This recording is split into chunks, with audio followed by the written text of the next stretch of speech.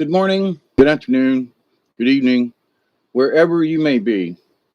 I am your humble host, Mr. David Null, also known as Hawkeye Two Feathers, and I greet you with the love and the honor of the Infinite Creator. And I do continue to pray that each and every day, that each and every one of you continue to learn how to accept and receive the knowledge, the healing, the wisdom, and the blessings from the universe. And as a slight addendum to that, I also pray that you will find faith in whatever it is that you need to have faith in. So, I hope all of you out there are well and have made it through the 9/11 stuff. This year, about 9/11, some folks have asked me, "Hey, Alexander, Travis, what's up?" I'm not high yet, but I will be. We got a 20 coming up, and I'm just about to pack one. So, you know, go ahead, quit typing and roll one, and I'll meet you here. And not a lot. Well, it could be worse where there's too much stuff going on, Yeah, 12, 12. Yep, that's what I got.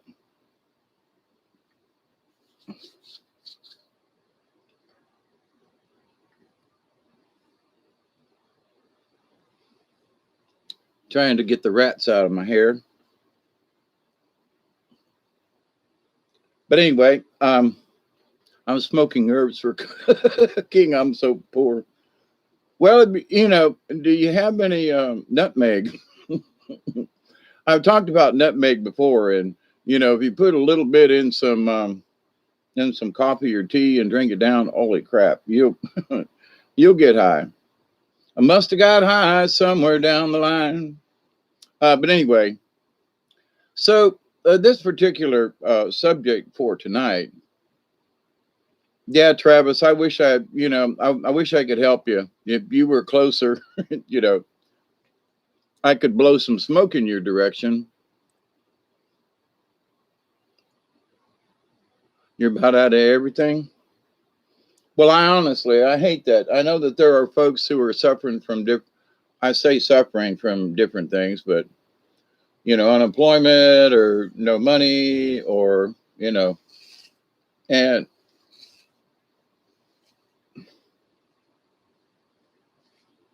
there are some folks who, say, well, gee whiz, Mr. Dave, you sure are lucky. And I go, yeah, about what? Well, your house and your land are paid off and you don't have any bills and, and I'm like, that's not luck. That's called planning, because I planned on this back 40 years ago when I bought this place. So this idea of somehow I'm lucky. Now, I do consider myself lucky up to a point in that I've been able to stay here and, I'm still here after all these years kind of thing. But this idea that, wow, you sure are lucky that your place is paid for and all this kind of stuff. And I'm like, luck, a lot of times had nothing to do with it. Sometimes it was sheer determination. And guess what? The topic for discussion tonight, or this morning actually, is faith. Miss Pearl, happy Sunday Monday to you. By my clock, it's still Sunday. So how are you, Miss Pearl? Now, what I was saying about the 9/11 stuff, about 6 years ago, I lost my dog on 9/11. We went down to the garbage dump and it was late and was making a trip into town and was trying not to let 9/11 be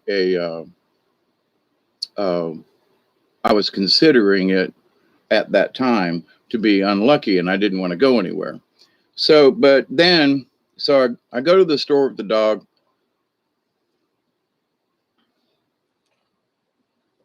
Sorry about that, Travis. I'll keep praying. And my little dog got run over.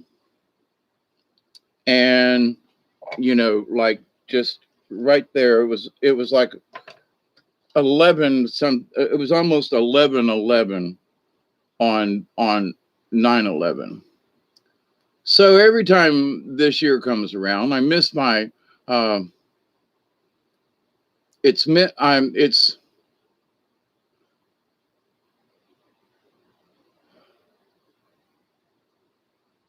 I miss my little Sasha dog. She was, this tall, and she thought she was a Great Dane. I mean, it just anyway. So I have missed her over the years. I still have some of her bones that I keep around. And people say, well, that's just morbid. You keep her bones? Yeah, she was a special four-legged that was sent to me. And I honor her by keeping one of her bones. But anyway, um, I cremated her down on the river. Also, ganja blessings, you're going to receive weed. I'll pray for that one. It's like the fabulous furry freak brother said, dope will get you through times of no money better than money will get you through times of no dope. But anyway, that's that. But also with that said, so people say, well, aren't you going to watch that special about 9/11? No. Aren't you going to watch it something? Nope. Well, you just don't. And I look at him, I go, y'all just hold it right there.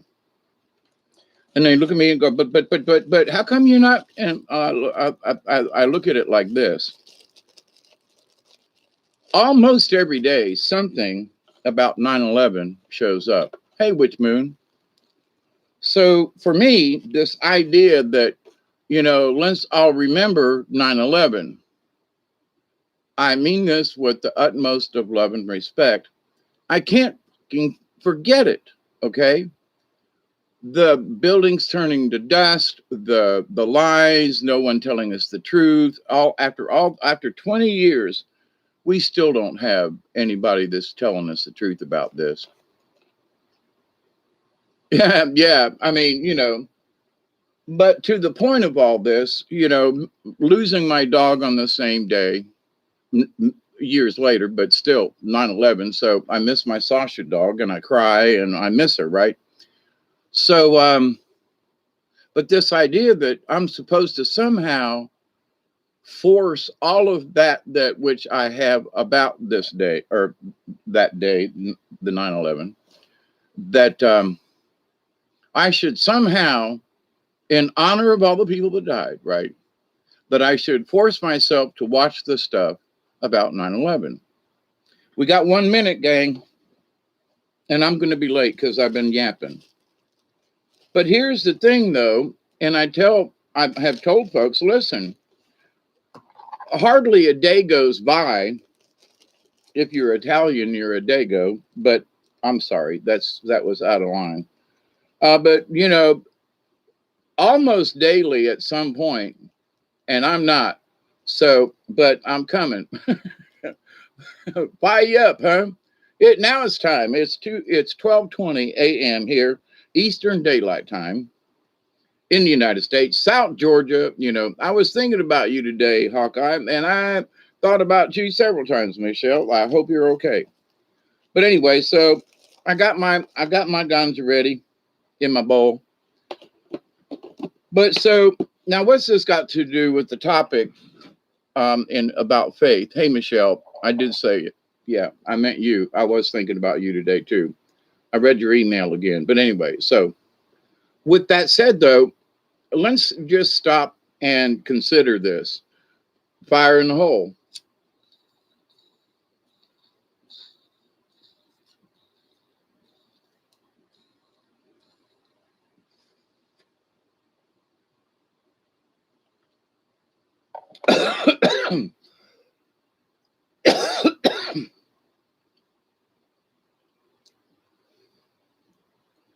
If I see something around the yard that reminds me of my little dog, Sasha, You see, that's a 9/11 remembrance, right? Was it that? Was it the day that everybody, perished? No. But it in remembering my dog, which died on 9/11 years later, um, it automatically sends me to the 9/11 and the towers. You see, and going through the news and stuff, there's always, hey, Witch Moon, did I say hi? I hope I did. But anyway, hi. Hey, David Castle. Did I miss anybody?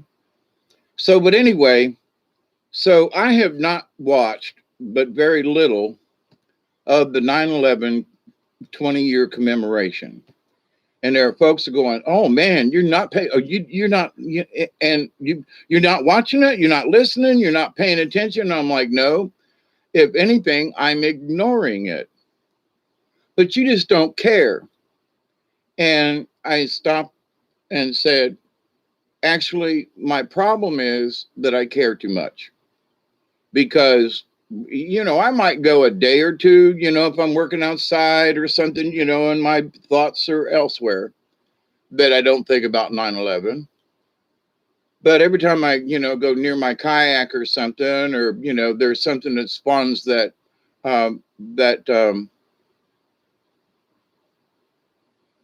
Spirit had me flip 9/11 to Romans 1:16. That's interesting, Pearl. But so anyway, I still remember it. Now I wasn't there, but I remember I was upstairs, getting ready to go to work, and when it happened, I'm riding on the way to work. So I remember the events of that particular day, and how everybody at work was just crying and this and then that, and then nobody could get any work done, and it was just really something, right?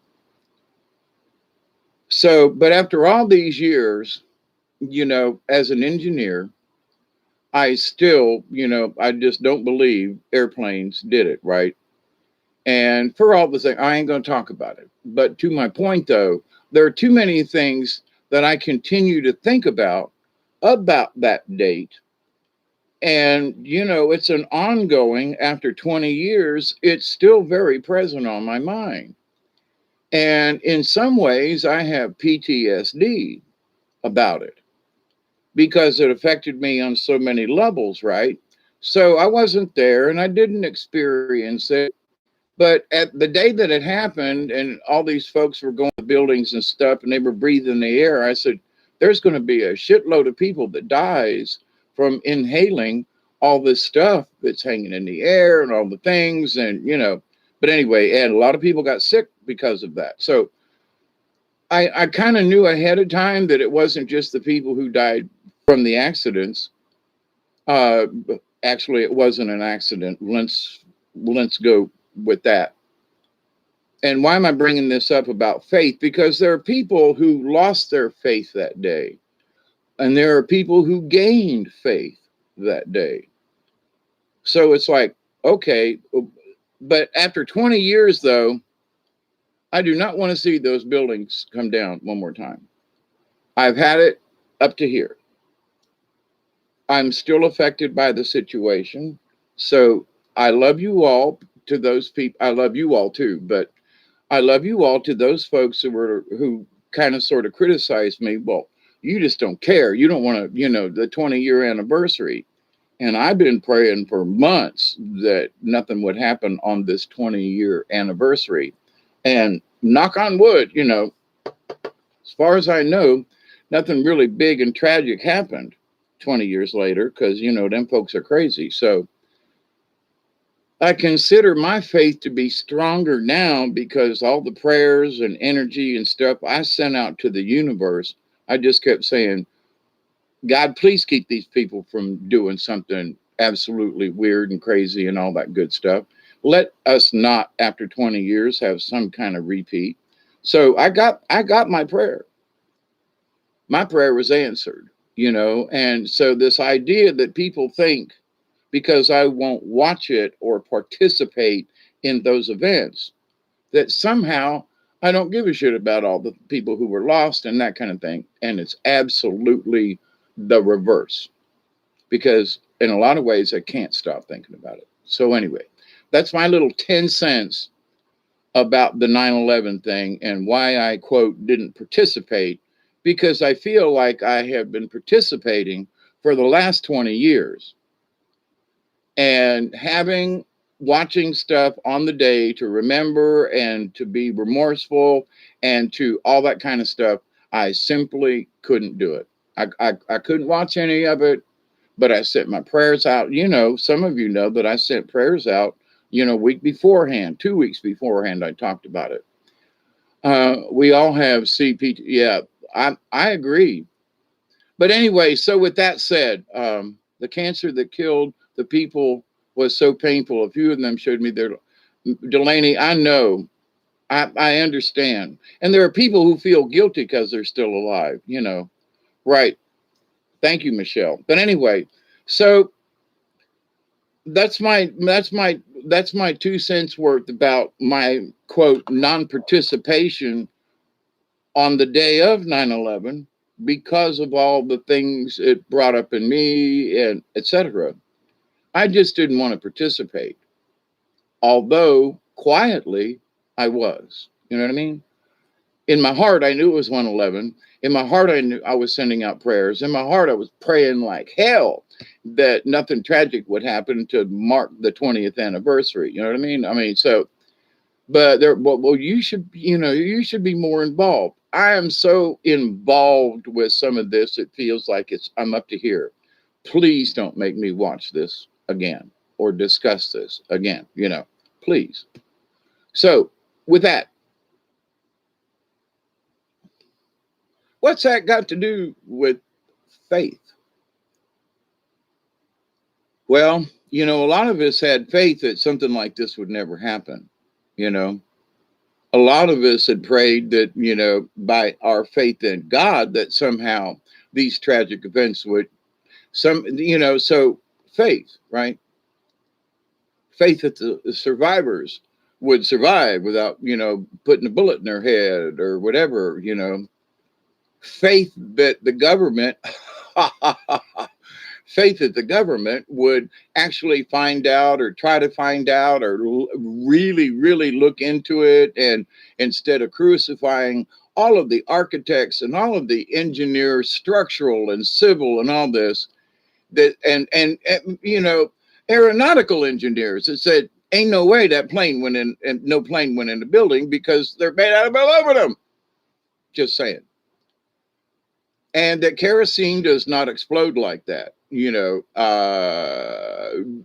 will go, but it won't keep burning. Anyway, so all of these things they did not address, when many of us still in our hearts know that it was a setup. Okay, so in that sadness, I will not participate.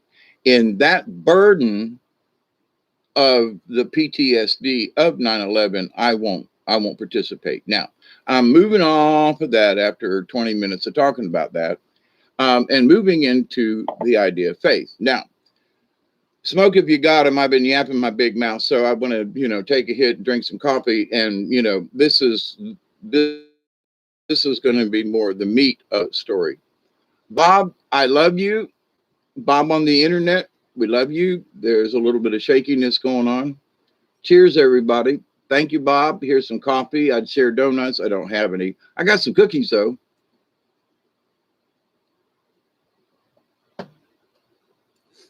So faith. Now, most of the time, I'm going to split this up. Okay. There is religious faith, obviously. And then, in my humble opinion, there is faith in other things. There's the faith in the nature of things. That, I have faith that the sun's going to come up in the morning. Okay. So some people go, I don't know if the sun's going to come up tomorrow night. Calm down. I have faith that the planet's going to keep turning and the sun's going to come up, which also means it's going to get dark tomorrow as well. You know what I mean? So sun comes up, it goes down, moon comes up, So that's an innate, natural, I have faith in this. Okay. Well, in this time of year, we're going into fall. Well, I have faith, a natural faith that the, oak trees and deciduous trees will lose their leaves. They change color. People go to the mountains, they all do these things. So we have faith in the natural order of things that in springtime, new plants are going to come up, your rose bushes are going to bloom. I mean, things are going to happen. In the summertime, we can have faith that it's going to get hotter than hell somewhere. You know what I mean? And we'll get thunderstorms and hurricanes. We have faith that because of natural order of things, these things occur.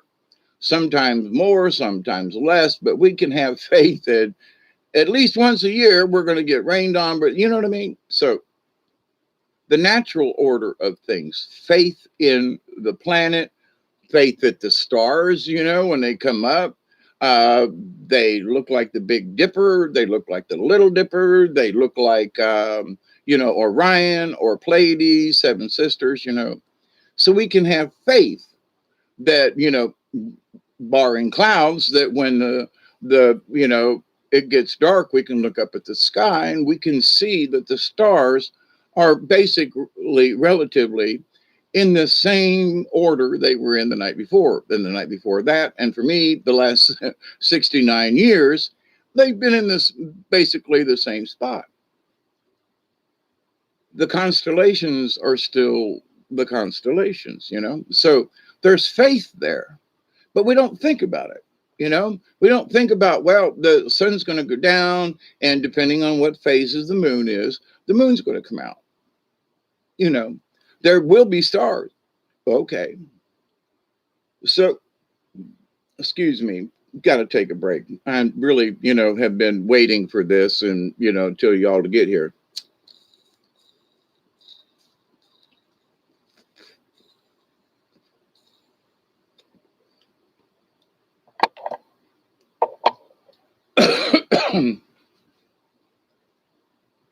Now, the next other topic of faith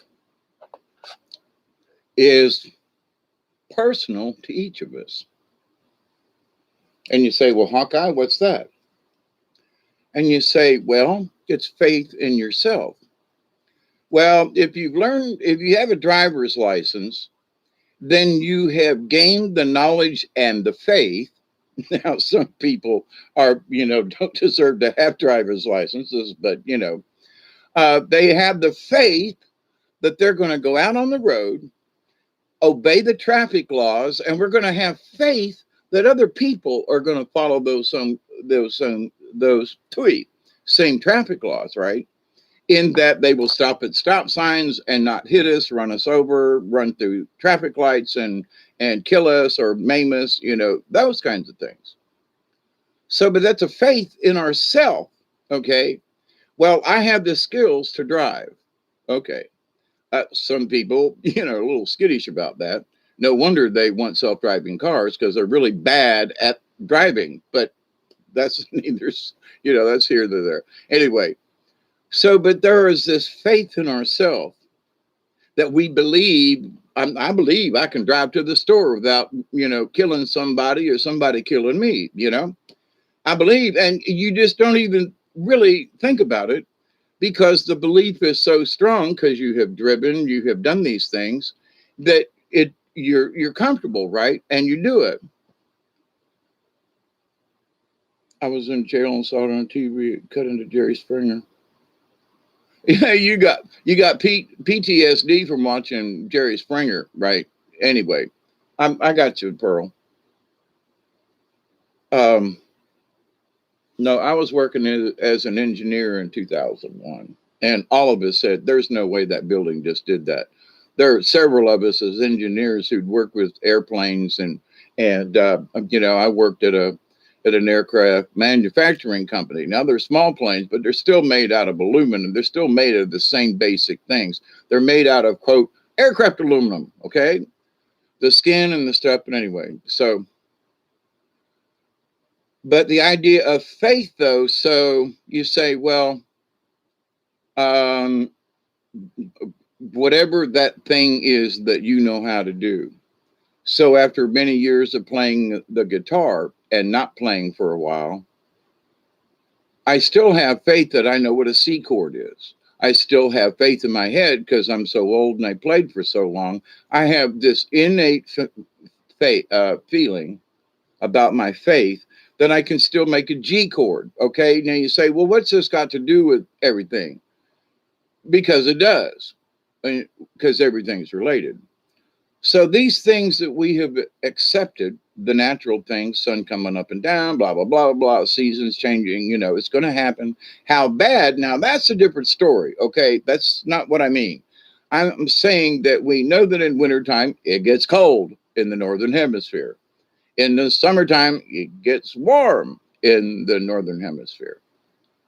And vice versa for those down south of our friends down under, right? So, but we know this, it's just there. The thing about what we have learned, we know that 2 + 2 is supposed to equal 4. Okay. Now, there's been some debate about that, but we won't go there. So, if you got 2 apples and you got 2 oranges, we got 4 pieces of fruit. I don't care how you look at it. 1, 2, 3, 4. Now, it's still 2 apples and 2 oranges, but we have 4 pieces of fruit. So that information, for whatever it is, if there's 5 people, then we ain't got enough. If there's only 3 people, we've got extra. Okay. Just saying. If we're trying to feed or divvy up or share or whatever, right? So there are certain things that we learn socially. Socially, it should be bad that we murder somebody or we cut them and slash them and beat them to death, right? That's just not acceptable. And for most of us, we have faith in ourselves in that unless put into a very nasty situation, I believe I would not harm another individual unless forced to, which is out of the norm, right? So, under normal circumstances, I'm not going to try to hurt anybody. You know, I don't want to run them over, not even by accident, right? So I have faith in that I know that within myself, I do not want to go on a murder spree, right? Now, something might make me go crazy or something I get hit. Something could drive me, and I don't mean from PTSD, but I mean for chemicals or getting hit in the head again. Or something could change my personality where that could happen. But as far as my intelligence and consciousness says right now, ain't no way, Freddie. So, and I'm confident. I'm 100.1% believe that I will not intentionally harm someone.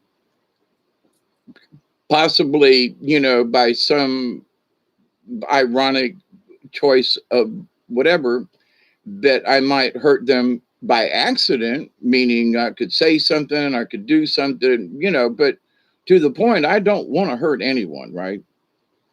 Now, there are times when you have to be that grown up in the room, as you hear me talk about.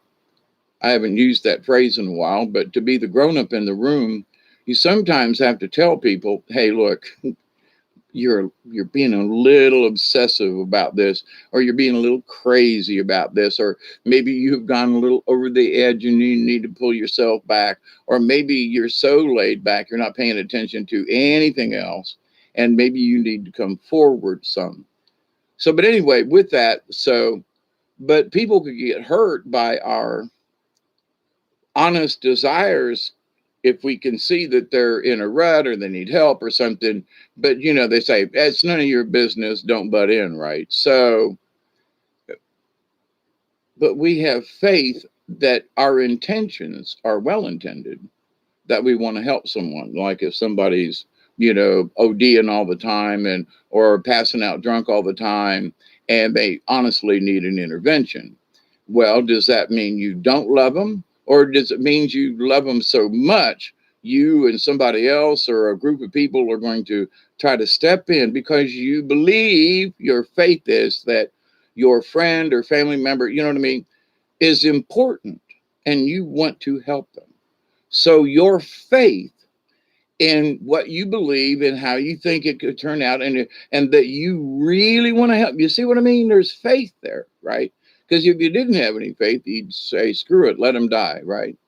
And there are people like that who go, nah, they stay drunk all the time. It's their fault. They're an alcoholic. So what about it?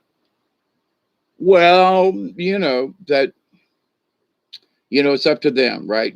So the whole thing, they don't, those folks who say that to you don't have the faith that you do, right? Okay.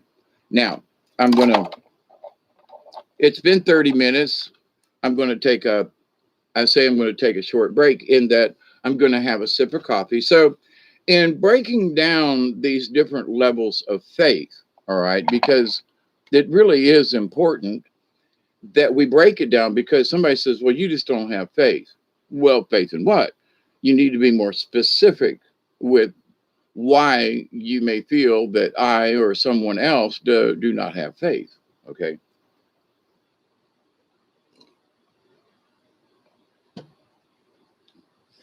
Thank you, Bob. Cheers, everybody. Good coffee tonight. It's a little tangy. I ran some vinegar through the coffee pot yesterday, and like twice, and then I ran clear water through it, without anything in it, and dumped it all out. So, but this was the first pot after the vinegar, and it's a little tangy. It's just a little tangy. It's okay. I'll drink it.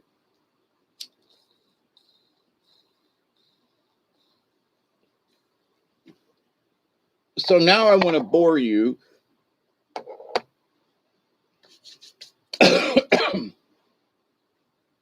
Now I'm going to bore you. Hey, that way. How are you?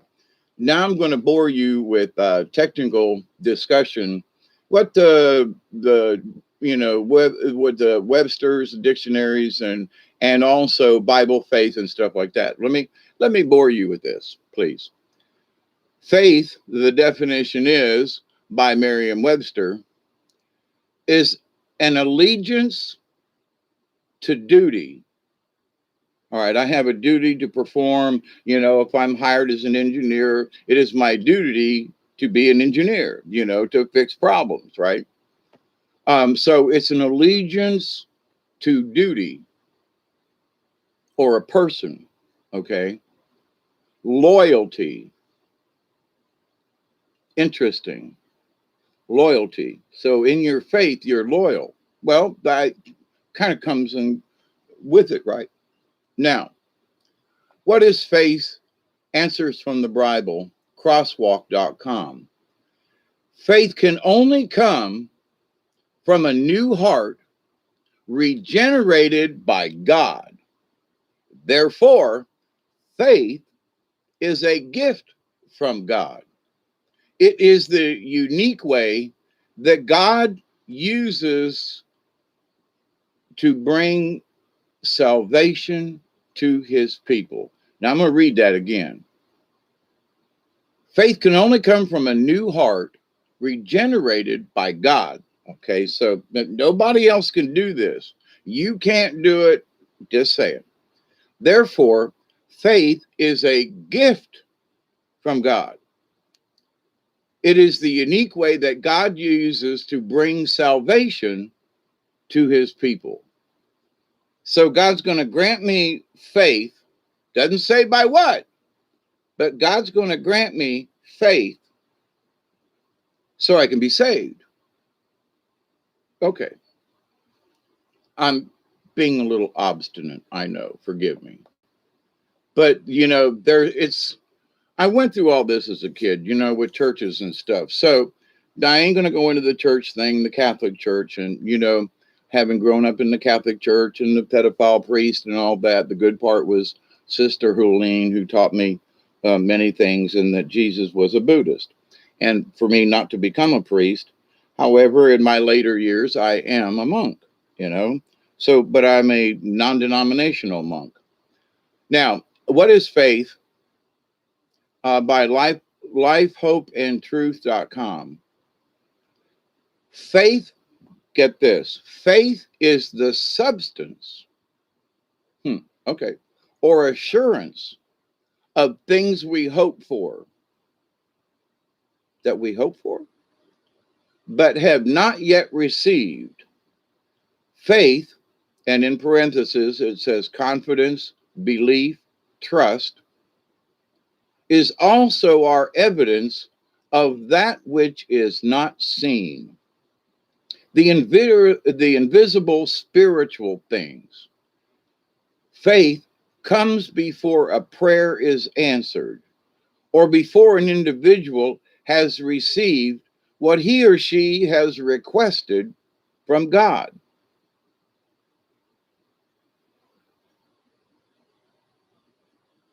Faith comes before a prayer is answered,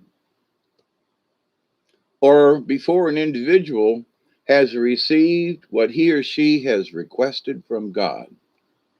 So now, if you have faith in God, have said prayers, but say your friend dies and you've been praying that they would get better and they die.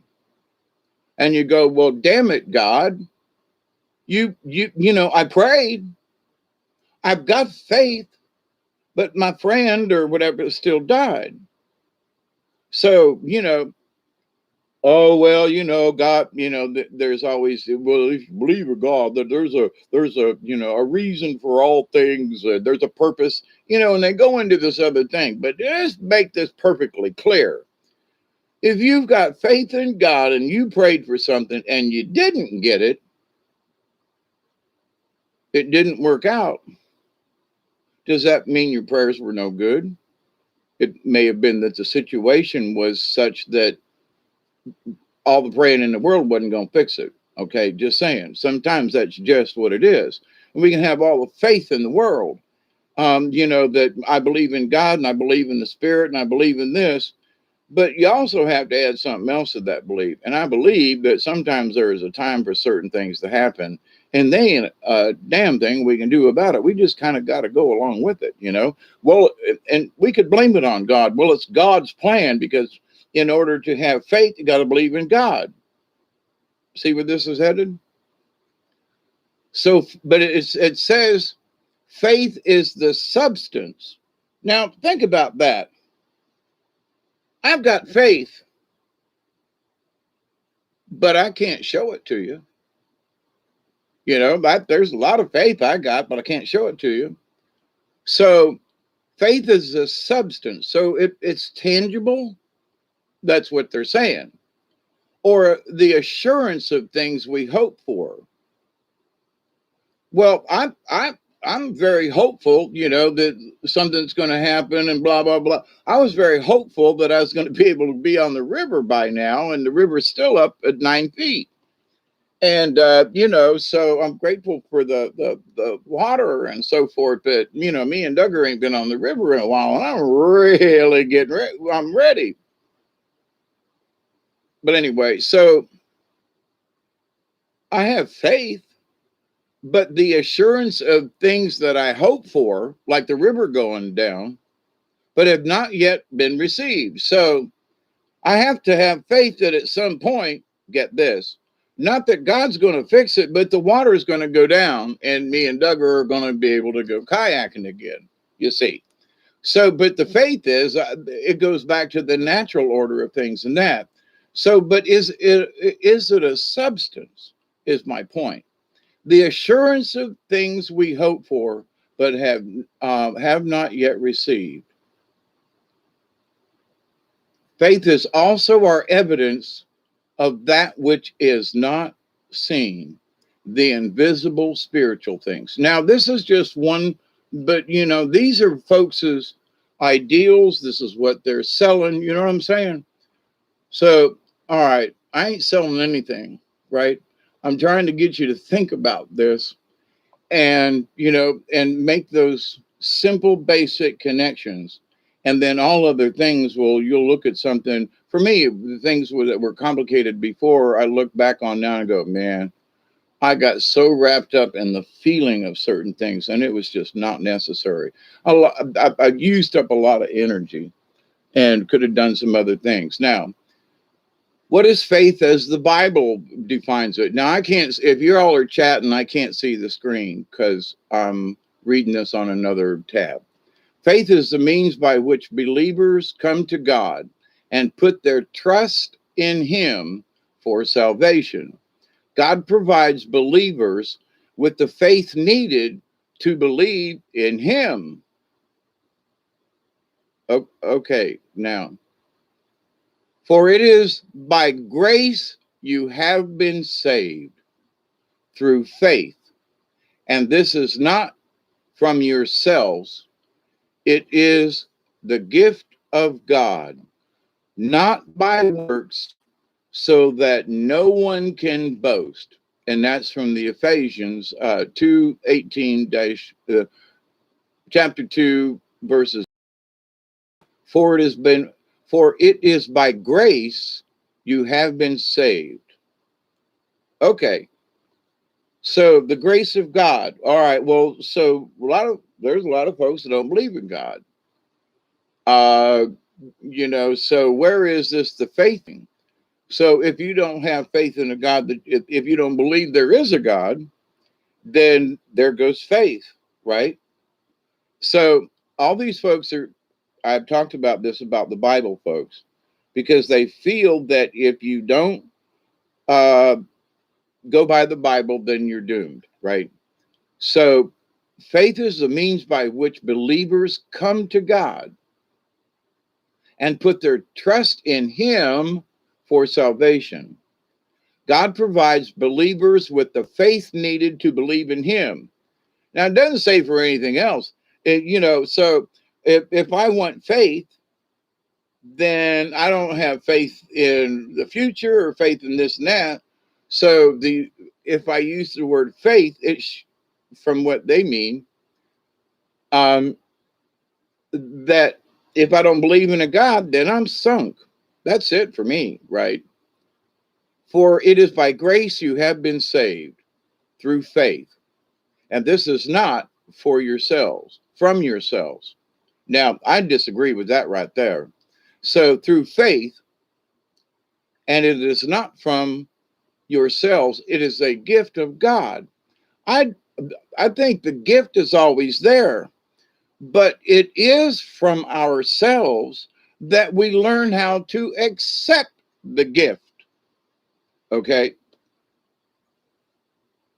So this idea that through faith, right?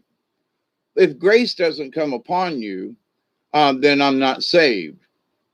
And this is not from ourselves. Well, but if we don't learn about ourselves, how do we know that grace exists? How do we know what? So, this is a statement from the Bible. So, I disagree with that statement because it must come from ourselves in order for us to learn about ourselves, to have the faith to believe in a God.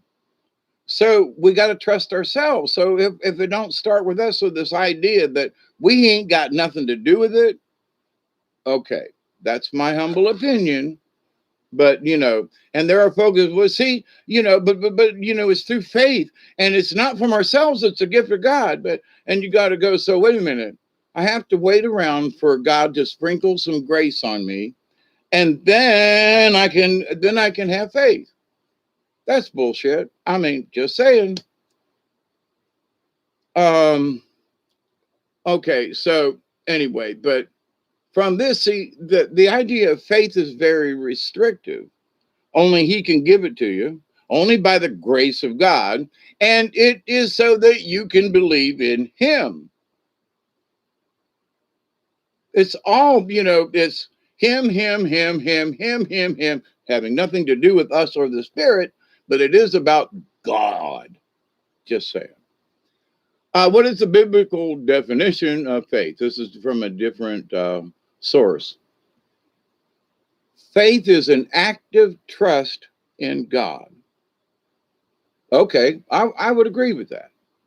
A belief in what He says is true that results in action. Now, here's the thing. a belief in what he says is true. Now, there's the Bible, but the Bible keeps getting changed and the words are mixed and things and stuff. Been through this discussion in previous video. But this idea, though, that in what he says, but we don't have a clear picture of what he says, right? So, this idea that I can't have faith in God because I don't believe in the Bibles, you see. I don't believe, quote, the word of God is really as he spoke it. There's a lot of shenanigans in there. So, when we have faith in God, we believe that we are sinners deserving of eternal punishment. No, I don't. No, I don't. No, we are not eternal sinners. We are beings wherever we may exist on this planet or in other places. But this idea that I'm always going to do bad things and be morally object or whatever, and that I'm going to break the big rule to do no harm, right? So, but if you believe in the Bible, that's why I say y'all be careful with that thing. When we have faith in God, we believe that we are sinners deserving of eternal punishment. No, no, no, no, no, no. That's Romans 3, verse 23. We believe that Jesus came into the world to live a perfect life, die on our behalf, and rise again victorious over sin and death. Now that's John 3:14 to 18. Okay. But now this statement, and this is, it's in Romans. When we have faith in God, we believe that we are sinners deserving of eternal punishment. Hey, that way, I'm Elf Self. Hi, I'm back to this to this screen. So this idea, now the Catholics are really into this, right? We all have an original sin. We all have to be baptized because of this original sin. For every church that you join, that you have to be baptized into their church in order for you to have faith.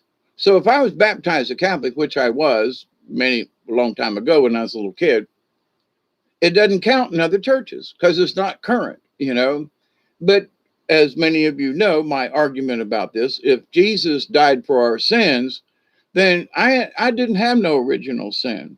Then because 2,000 years ago, if what they say is true, he died for our sins, then I came into this world a child, into this world, although I started out with in an orphanage and foster home for the first 3 years of my life. I was still here, an innocent child born here, to do whatever it is that I was supposed to do. And here I am doing it, right? Having this conversation with you. Because what the Bible says on certain things doesn't make any sense. In the practice, it doesn't make any sense. Because the faith is all around the God, but you can't have faith in yourself. If God said, no, you can't have faith unless I grant it to you. And if you don't believe in me, then you don't get it. So you got to have faith to believe to get it. And you see what I mean? So they spin this thing around. I mean, good golly molly, right? Confusing. So the Bible tells us that not one of us is worthy. We must accept that we are sinners and deserve eternal punishment. No, no, no, no, no. But that's what the Bible teaches. But we have sinned. Maybe, I haven't sinned lately, except maybe to myself. But that's between me and myself and I, and maybe Duggar, who's over on the couch, you would, snuggled up and doing fine. But this idea that somehow, though, I am the eternal sinner, and everything I do, everything I think, is all a sin in the eyes of God, and therefore I must be punished through eternity. No, I can't buy it. I don't buy it. No, I do not believe that. And I don't believe that, that God grants you the grace so that you can have faith.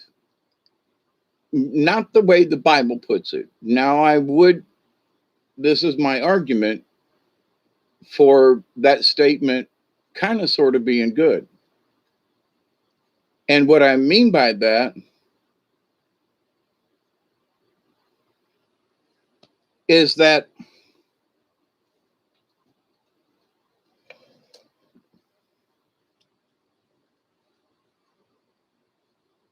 when as we're born and we learn in whatever society we're brought up in, if you're brought up in Mexico, there's different cultural things. If you're grown up in Spain or in Germany or in India, that society, you will learn by the society in which you grew up. Okay. So having been, born and raised, not born in Tampa, but raised in Tampa and Ybor City and the Spanish Park restaurant and frijoles negras and, it just, good garbanzo bean soup, Hey, SB, how are you? I've been thinking about you, and hoping everything is good. I missed you all yesterday, right? I think you were on last night, so I missed it. I was been trying to do stuff around here before it rains again. I'm thinking when I get done yakking with y'all, I'm going to go outside, and I got a big pile of stuff that I need to burn, and we may start getting showers again tomorrow, which means my pile will get wet again, and it'll be difficult to burn. So anyway. But I don't care. Middle of the night, fire would be working good. But so this idea, though, about faith, I think we need to have faith in ourselves without being boastful, because it said in there, that none of us can gain the grace. It's not through our works and deeds, which I kind of disagree with that too, because and in the Catholic Church, they, you can still buy your way into heaven, right? So, but this idea, though, that somehow by your deeds, you are proven worthy. Well, if you don't do anything and you don't really have any worthy deeds, then how are you going to get any grace from God? So that's a contradiction in what I read about the Bible, in that, wait a minute, we must have faith in ourselves that we can have faith in God. Okay. Well, I don't know. I'm just kind of stupid. I'm just wandering around here and I don't really know what's going on, y'all. But, so how do you get grace? I would think that by doing something good, not necessarily to earn it, by your works you shall be known, right? But if you help somebody out versus ignore them, the Good Samaritan, right? Guy is dying on the side of the road, like me and Tim that time coming home, that accident. We saved that man's life. We didn't save his leg, but it was in a plastic bag. But the fact that we stopped and saved this man from a burning truck, and we took care of him and helped him get in the so I could have just stopped and called up and said, we got a guy that's almost blew up in a truck and he's missing a leg. I ain't doing nothing. But that's not what we did. We stepped in and helped, right? So by our actions. Now, did I jump in to help him and, hold his bloody stump and that kind of thing? And no, it was not. I was not thinking about whether or not I'm going to get extra brownie points with God. No, no, it's not in my brain, right? So, but this idea, though, that I did what I knew was necessary without thinking about myself. Well, you got some guy's blood on your hands, and maybe he has some kind of disease. Did not I looked at the EMT guy and I said, at this point the gloves are kind of useless. Since I've already got so. But to the point though, by my actions, by at least trying. I hope I at least, if God was looking down and said, hey, them guys did pretty good, I think I'll sprinkle a little grace on them. Not because I expected it. I did what, and most people would have looked down at the guy and his missing leg and puked uh, and somehow we were able to deal at the time through the crisis. So I wasn't standing on the side of the road looking down at the gentleman and trying to figure out how I needed to treat him. And I was going through my head with what I knew about accidents and so forth. So, but this idea though, that I was looking at him and going, well, I wonder how many points I'm going to get on the God front. You know what I mean? So, there are people who say, well, I go down and I volunteer, once a week at the homeless shelter. Why? Well, I figure, God wants me to do this. What they feel is guilty, and they're trying to buy chips to get in favor to go into heaven, right? From a Catholic standpoint. So you got to kind of pay your dues, So you pay it in this way or that way. And the way you pay it is because you're made to feel guilty if you don't. Different reason, right? So by the grace of God or by the guilt of God that you are now doing whatever it is. And so, and you're participating and you're doing good, but by the definition in the Bible, so you do good things, it doesn't matter.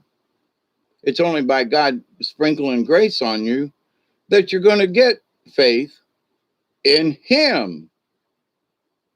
Doesn't say about anything else. It doesn't it just seem really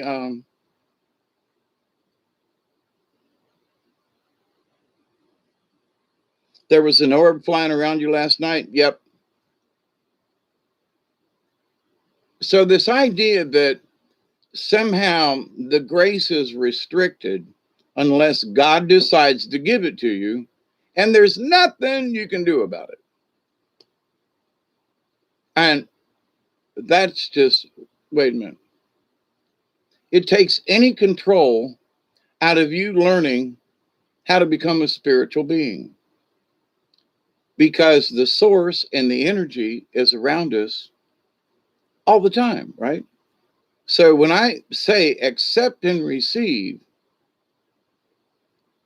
the knowledge, the healing, the wisdom, and the blessings from the universe,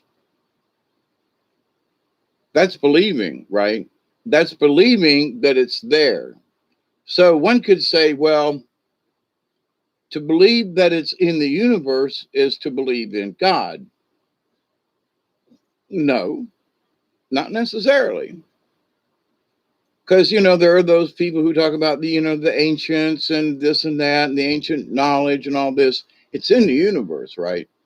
And in the cards and in the native, it's in the silence where all questions have already been answered. So we accept that knowledge is out there in the universe for us to understand, to learn to understand. And those would say, yeah, but it's only by the grace of God. You see, they got to throw this God factor into the faith part. So you can't have actually any faith in yourself because faith by its own definition through all this other stuff. Well, you could have, do you have faith in the king or the queen or the jack or the joker? Do you have faith in Mother Earth? Where does this faith, what does it mean to you? Well, if you're talking about in the biblical terms, We individually, because it says so in Romans, we do not have the right to get this on our own. And we can't do anything about it. It's all up to God. Now, let's just stop and be practical about this. Now, as a monk, as a shaman in training, as someone who's just trying to be the best spiritual person that one could be, meaning me, and not hating and stuff like that, it's a lesson, right? So with this idea that we don't have any control over it, that it's all up, and we got to believe that it's up to this divine being, and we also have to believe that we're sinners and we deserve eternal punishment. Nah, that right there, if somebody says, well, Dave, Hawkeye, you just don't believe in the Bible. I don't believe in those two statements right there in Romans and Ephesians, right? That I just, got done reading a little bit ago. I have been a sinner. I will absolutely go with that. But am I now? I don't think so. But because I don't believe in the God of the Bible, I am. You see? Because others would say, well, Hawkeye, you're blaspheming against God. Yes, I am. I'm blaspheming against the God of the Bible, but not against the creator and not against the universe and not against everything that exists outside of whoever whoever structured this nonsense that we have no control over any of it and that we just must have faith. Now, I grew up in the Catholic Church. Every single day in school, we had religion class or catechism or whatever, right? We learned about the church. We learned about this. But every day in school, all the way up through high school, we had religion class, okay? Mandatory. Catholic school, they can do that, right? So, folks say, well, you don't know what you're talking about, Dave. I had 12 years of schooling, all of it, and through a Catholic school. And you tell me I don't know what I'm talking about, having been fed this and indoctrinated and lied to and pedophiled by these people who say that I must believe in God, but only that God can give me the grace to have faith. Now, I knew when these guys were pedophiling me, I'm like, yeah, by the grace of God, you stop that. By the grace of God, save me from these pedophile men with all this power within the church who are using God as an excuse.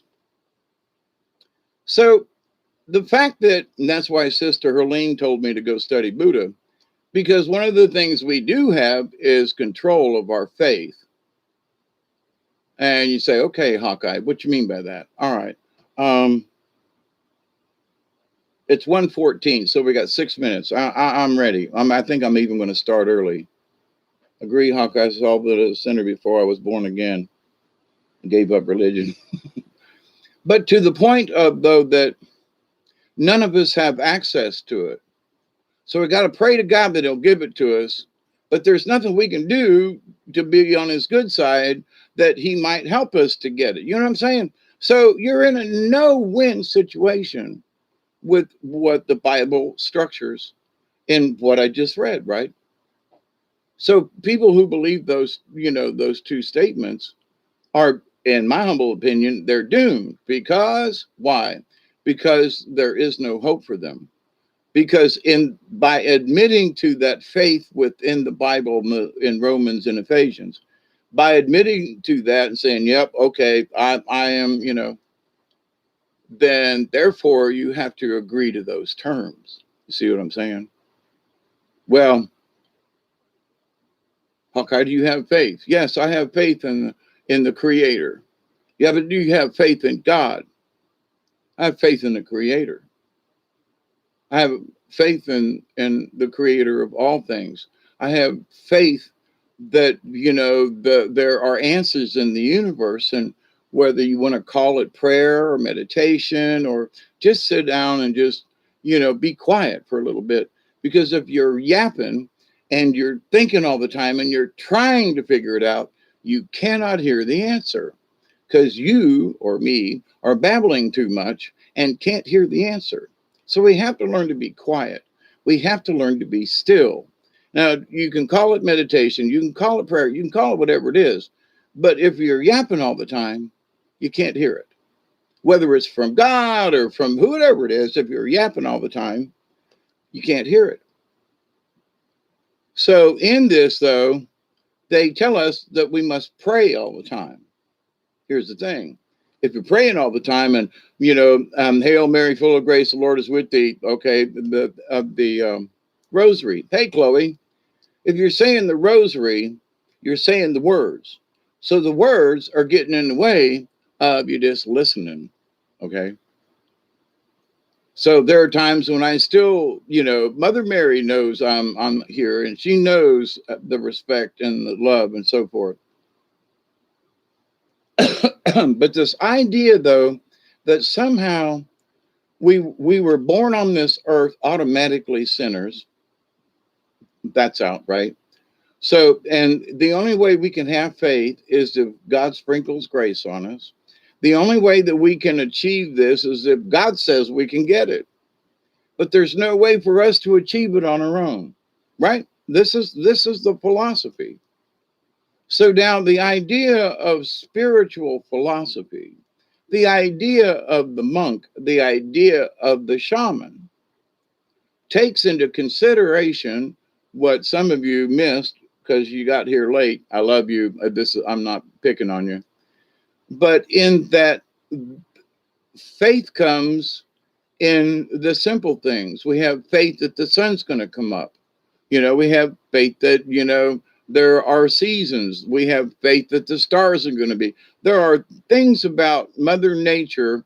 We know in the wintertime it's going to get cold. We know in the springtimes the flowers come out, usually, normally. Sometimes early, sometimes late, but that's not the point. So we have faith in the seasons. We have faith in these basic things that happen to us. And when we allow that to be our basis of our faith, so then on your journey, you say, well, I've learned things about nature and I've learned things about this. And, and I feel a spiritual awakening when I went to this, when I went to the mountains and sat by this waterfall, which is what I did actually, but to the point of other folks, I'd never been in this waterfall. It was so spiritual and that's good, right? It fills you with the Spirit. It fills you with grace. When you get that feeling of, oh, wow, this really feels spiritual to me, that's the universe giving you grace, okay? Because now you're learning how to, wow, I feel the presence of the spirits around me. I feel close to nature. I feel close to the Spirit. I feel close to God. I don't use that word. So, but this is a Bible kind of discussion about God. But the God of the Bible is not the creator. They think he is or she, but it's a he. But to the point though, mean and cruel son of a bitch, right? No, do not believe in it. Do not believe, that any God of my belief would make, a roll of the dice with Satan and say, hey, you see that guy over there? His name is Job. I'm going to pick on him, and let's see if he loses his faith in you. Okay, go ahead, pick on him. So that God allows the Satan, the devil, to kill his wife and children and burn his house and farms and make him destitute and all that, just to find out whether or not he would lose his faith in God. That's cruel and unusual punishment. It is cruel and unusual punishment. The Creator would not do that, okay? We may find ourselves in situations, but if you've got higher beings that are playing with your soul by tempting you, not tempting you, And then when you die, you get to the other side and you find out that that some bitch that they called God, who was working, playing with Satan, wasn't any kind of God at all. He was just some guy that was filling in, and he took the guys and all this. So anyway, whoa, 121. I missed it by a minute. So fire them up if you got them. Fire in the hole.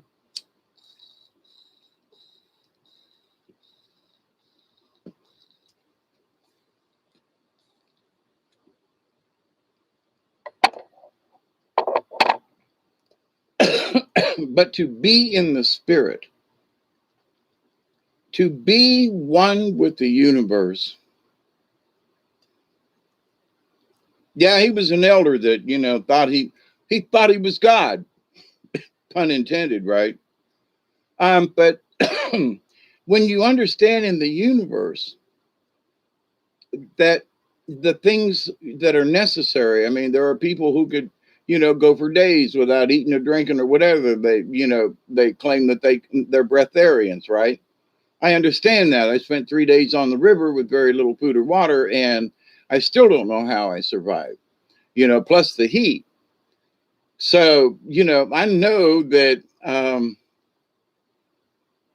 there are those things in the universe, especially when you allow them to show you, okay, you accept, well, is there help in the universe? I'm down in the middle of the swamp. I have no food, got no water, and I can't walk, right? The water's so low that I can't float back. I can't walk back. I'm stuck. My poor little dog, Sasha, who the anniversary of her death was on 9/11. But two positive notes about 9/11 that I talked about earlier, but I didn't mention this. Gooden token. Yes, thank you, Isby. That my dear friend, Miss Emma, turned 13. And she got her phone for her birthday. She hasn't had a cell phone. And so I got her numbers from Paw and called her and wished her a happy birthday. And she called me back and said, thank you. She had a party and everything. And my next door neighbor, her granddaughter had birthday on 9/11 too. So they went and she brought me back a piece of birthday cake. So from her granddaughter. So two people that I know have children or grandchildren that were born on that day. That is more to celebrate the life than the death. Okay. So with that said, but in the universe, there is that. So let's celebrate the life that is. Now, should we remember the past? Yeah, but like I said earlier on, that some of you didn't hear, but I'm just mentioning it again because I'm stoned and it's an hour later, and I'm just sort of doing a slight, recap. Is that I still live 9/11. I don't need to spend a day to recall on it. I can't get the images out of my mind. I can't get all these other things. So not a day goes by hardly that at some point during the day there's some flash image message or something about 9/11 or the people or the bombings, something, right? So this idea that I don't want to remember it again, all those tragic events, and sit down and mournfully go through all this stuff, does not mean I don't care. Okay, that's not it, right? I have had enough up to here of the visuals, but I'm always praying, and they're always, but they're in a better place than we are at the moment. The people who suffered were the people who died of cancer and things. So let's pray for the folks now, not them back then. The hippies were right and still are. Yep, that the hippiedom. Yep. Now being a hippie, long hair and all, there were some of the things back then that was like love and peace, man. Look, love and peace, okie dokie, but you just don't let anybody in your yard. What do you mean by that, man? We're all people. Yeah, I have done that and gotten mugged. People steal from you, and So if you are of like mind, then yeah, it's okie dokie. But the most of the communes and stuff like that, and we're going to share everything. Okie doke. But when it boiled down to sharing everything, people are possessive. Well, this is mine. I bought it. I found it. Somebody gave it to it. This thing's mine. Well, if you're of the commune thought pattern, it doesn't belong to you at all. But we are still possessive. I mean, I got a necklace. It's mine. Well, no, but it doesn't really belong to you. Yes, it does. No, it doesn't. It belongs to the communal. So it depends on how crazy this can get, right? But so some folks worked out of the job, other because I know of a couple that were up in the mountains and other places. But so there were folks who went out to work to actually earn money to pay, for the electricity and gas and stuff like that, or tax, property, whatever. So, and then there were the people who stayed at the house and did the farming. They did the this and they maybe were doing building, maybe they were, gardening, whatever it was. But those people didn't quote earn money, but the people who did were very possessive of that money. So the people who worked at the farm, making vegetables, wow, these tomatoes sure are good. You go, yeah, and I've been working in the garden this last 2 months, and here they are. Well, good on you. Hey, give me $1 for that tomato.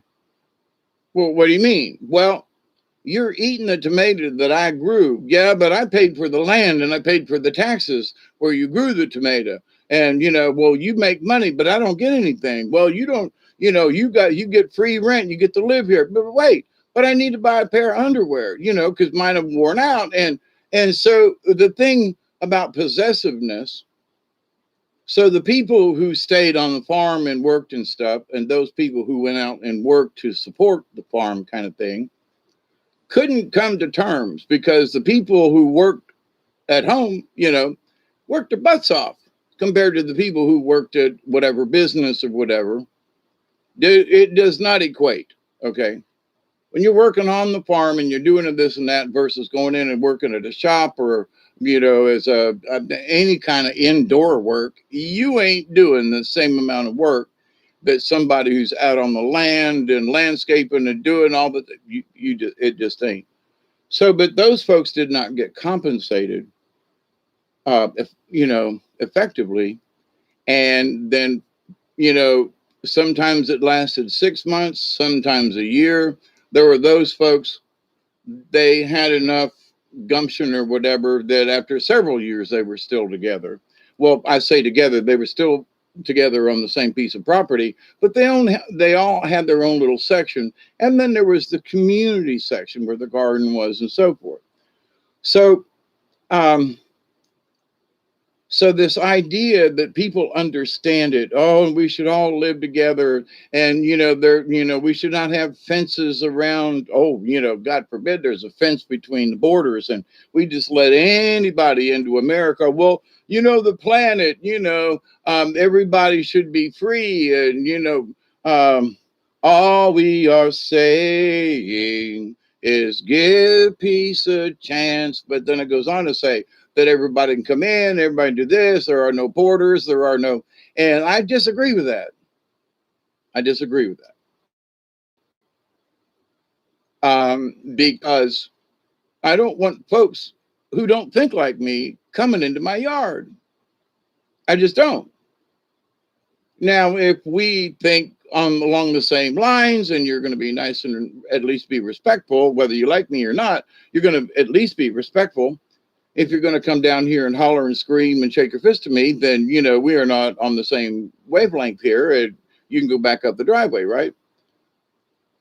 But this idea that we should just have no fences, have no borders, then and here's, people in New York City should just think about this, because that's where John Lennon lived, and was shot and killed there because, he thought peace was, not to say he was wrong, but this idea of that no fences, no borders, everybody gets to go wherever they want to at any time.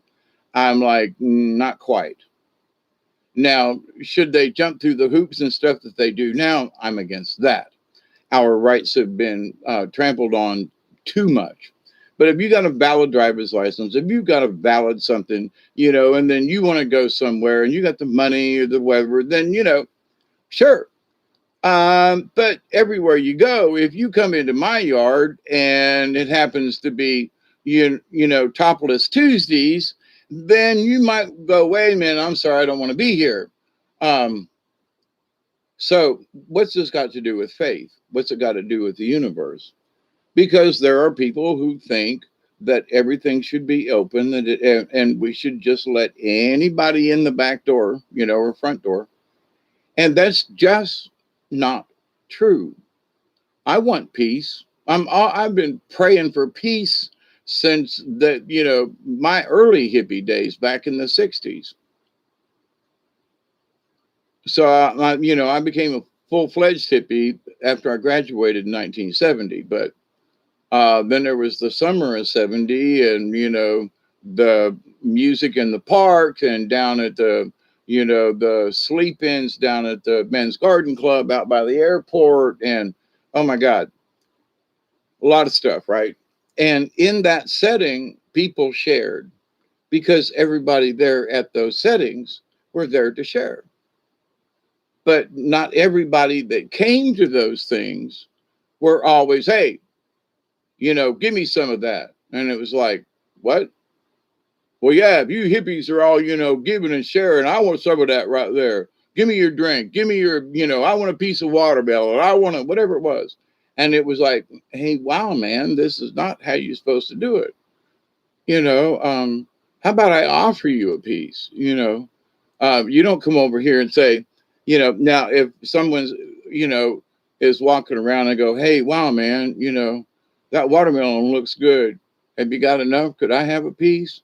Well, now that's different in how you approach someone, right? Versus going over and sitting down and say, hey, give me a piece of that. And then you haven't asked or shown any courtesy, any honor, you know what I mean?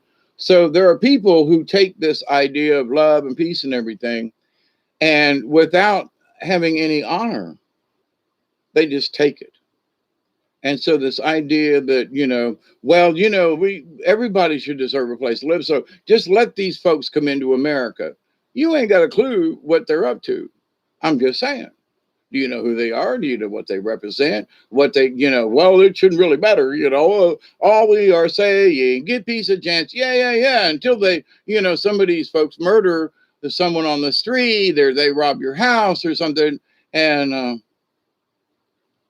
so anyway, so this idea, though, that somehow our faith in the universe and our faith in God is attached to these social things. And I would say, look, I'm all for, love and peace and honor. But, is there a rule? Well, it common, respect for each other. I mean, but sometimes it just gets, folks just cannot understand that. Why? Because they don't have faith, or their faith has been skewed. Okay, look at the things I read from the Bible, right? So only God can give us faith, and if He does, it's by His grace, and we have faith to believe in Him. That's what it says. So this idea, though, that wait a minute, I have faith in the universe. I have faith in my friends. I have faith that all of you, dear folks out there, that you're doing the best that you can do under the circumstances. I continue to pray every day that each one of you are doing the best you can to get wherever you need to go, right? And wherever we need all of us to go is awareness. But if we're told by our religion that we can't access this because God said, didn't sprinkle grace on us, that leaves a lot of people out. So you are defeated by what the Bible says before you ever start. So now let's change that. So the premise, though, that the faith, okay, so what I did, and this is it's not a hard thing for you to do.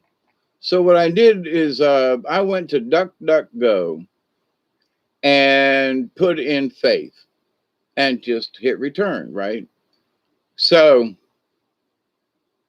faith is an active trust in God, a belief in what he says is true that results in action.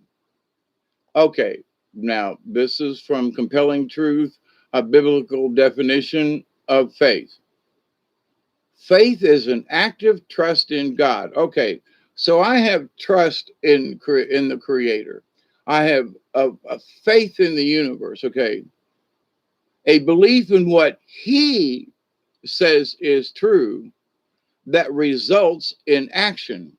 Okay, so here's the thing.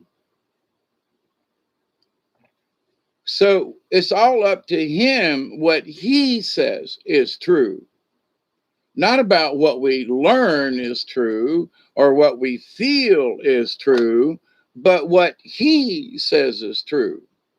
So it's leaving out the universe and the answers therein, and it's constraining it to only God can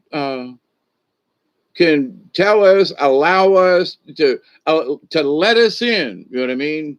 Because we are sinners and we agree that we should all live in perpetual, penance. That we should all be punished for eternity. That's what it said, right? No, no, no, no, no, no. So number one, for me, I want to have I have faith. Now this is how I got to where I'm at, kind of thing, in my outline of things, right?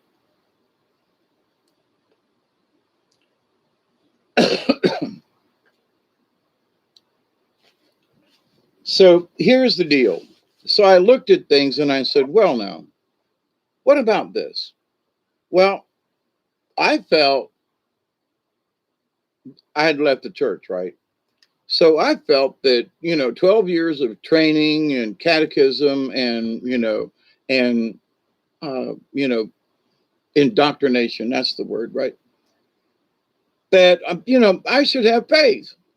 But then those people of the faith pedophiled me and did this and that, and those people that I had faith in, which also meant I believed in God, that God would, because I had faith in God, that these people who represented God and all, and all that was like, whoa, that's crazy, right?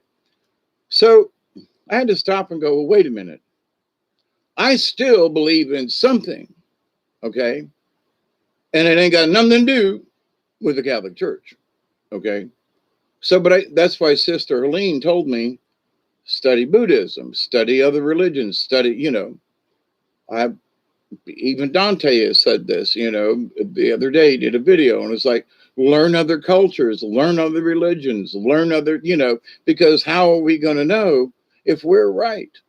If you've grown up with only this idea, like if you've only grown up a Catholic, then you think the world is like this. And you cannot, because the church says so, accept anybody else's belief, because then that's upsetting what the church says about God and all this. So anyway, but to the point though, but what we feel inside is our faith, right?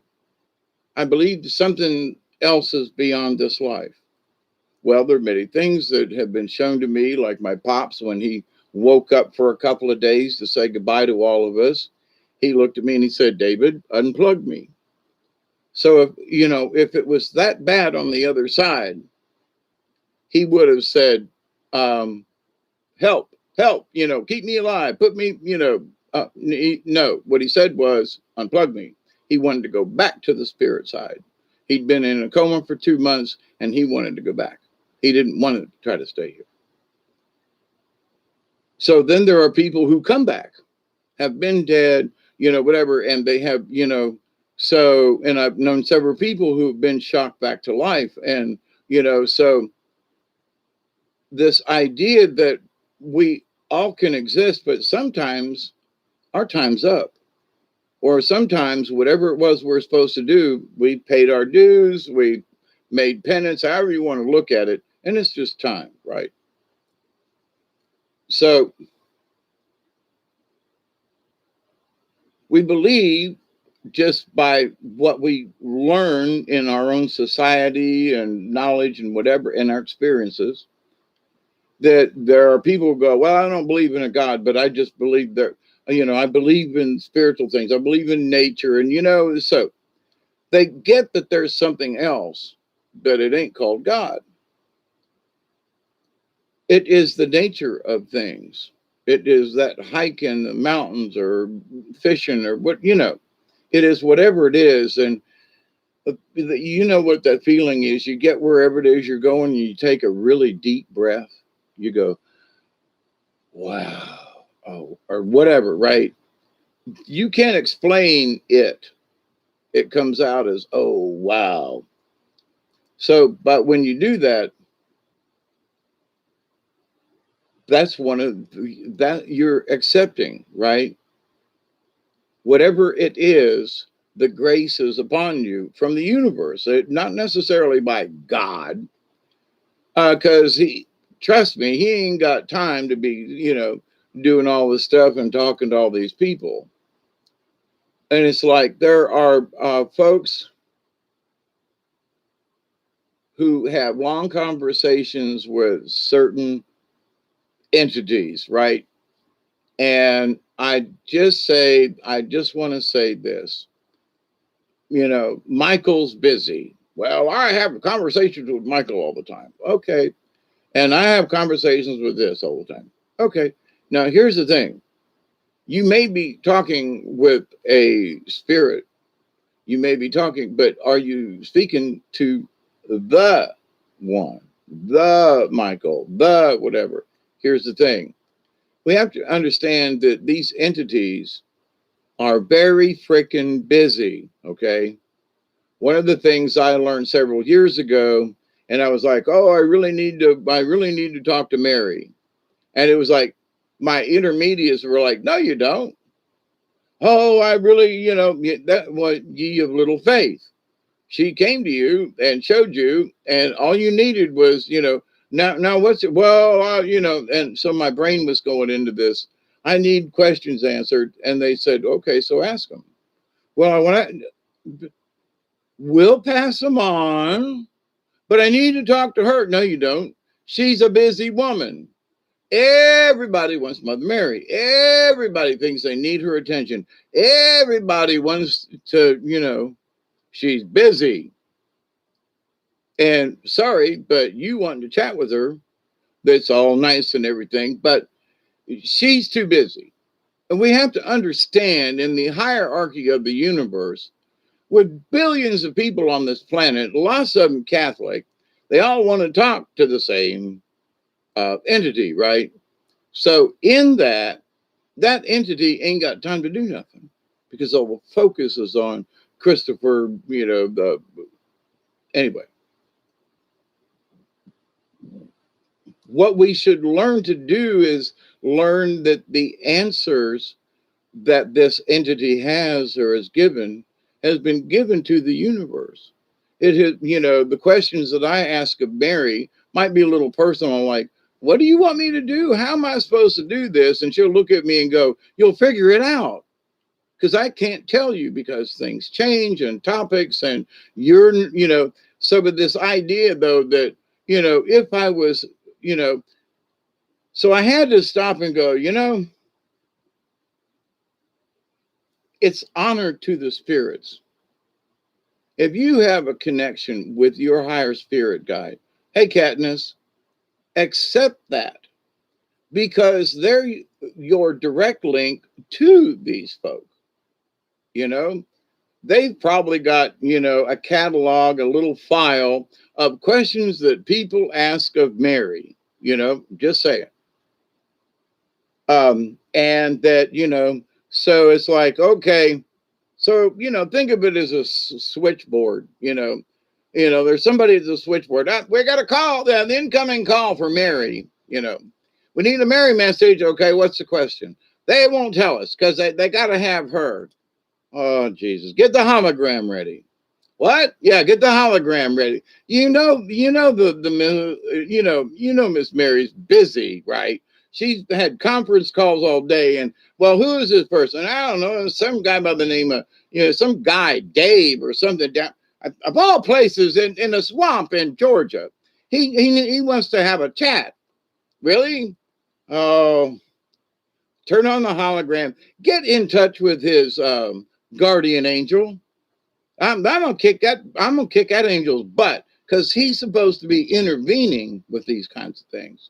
Now my guardian angel's up there playing, uh, blackjack or whatever, and with one of the other guys up there, and they're going, "Oh, holy crap! He didn't ask us.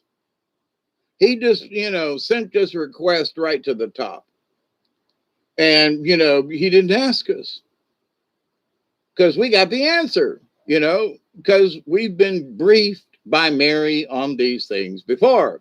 And we've got access to this special file with all these Mary questions in them. And they are from her. Okay. So let's get this straight. It ain't that we're making up something. She's answered so many questions. We have a Mother Mary database, and that anybody that needs to have a chat or a question answered will fall into this category. If it's a really special, uh, honest to God, really sure enough, it's important to us, but it might not be important to the bigger things, right? But that you say, okay, but Mother Mary came. Are you sure? Because, these entities, it requires time, and sure, they can be in more than one places at once, but it gets very confusing if you think that, well, but, I deserve this entity's attention. Seriously? Because that's what I thought. But, Mother Mary, you sent me on this mission, and now you just kind of leave me here and go, you'll figure it out. Gee, thanks. You left me here all these years, and I've been waiting, and now you can do is just go, you'll figure it out. What? That's not fair. Careful now. Careful, right? And that's when the messages started coming back in. You don't need to have her specifically, because we've got this huge Mother Mary database. Chill. Trust us, your spirit guide, guardian angel. Trust us. We will give you the answers. And if it's something specific, we'll send it through the lines. And when she's got a moment, she'll answer your email and we'll get right back to you. And that's the way it has evolved. And I've learned a whole nother level of honor, understanding in the universe by this fact that, wait a minute. Well, I prayed to St. Francis. Okay. So here's the thing about that: we have to have faith and we're praying to God. But what if you don't get what you've been praying for? And so this statement, I got to go back to that page. I got to go back to this page. So I got to switch screens a second. Faith at DuckDuckGo. Faith is an active trust in God, a belief in what He says is true that results in action. Okay, so God says the world's going to come to an end. Okay, well, it hadn't happened yet. Hadn't happened in 2,000 years. And so, but He says it's true. Okay, so we got to believe that, right? He says that, we can't, he says that, we have to believe him when he says that we can't do anything about this. It's all up to him and grace, or Gracie.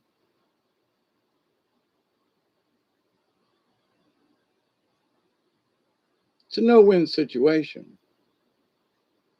Well, it's the God of the Bible, and to my point, it's what whoever wrote it down is what they created, right? So, but anyway, um, as I've gotten older, after leaving the church, I don't mean necessarily now per se, but I got to hate God.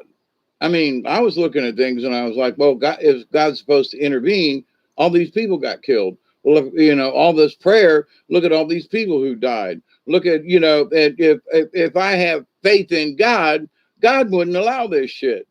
God would have took care of Hitler. You know what I mean? So did God allow it to happen? No, we did. We as a human race. Were there things, were there stuff? Yeah, but in trying to be nice, to my point, well, we all got to live in peace. We all got to learn. Anybody, and then all of a sudden some crazy guy goes, okay, well, let's put all the puzzle pieces together that we've been lying to you about in the shadows. We haven't been, telling you the truth. Um, you've been working on this hippie commune with all these other people who go out and work every day, and they come home and work around their house, and they build and they farm and they produce. And but what we've been doing in the background is you don't know this, but in about 6 months we're going to come in and murder your ass and take over your property. And what? Oh yeah, but it's okay. You're a really good citizen, right? You keep up the good work. So, there's something similar that's happening right now. We're coming up on a 20. No, not quite. I'm light and you're light, and you will be the light of the world.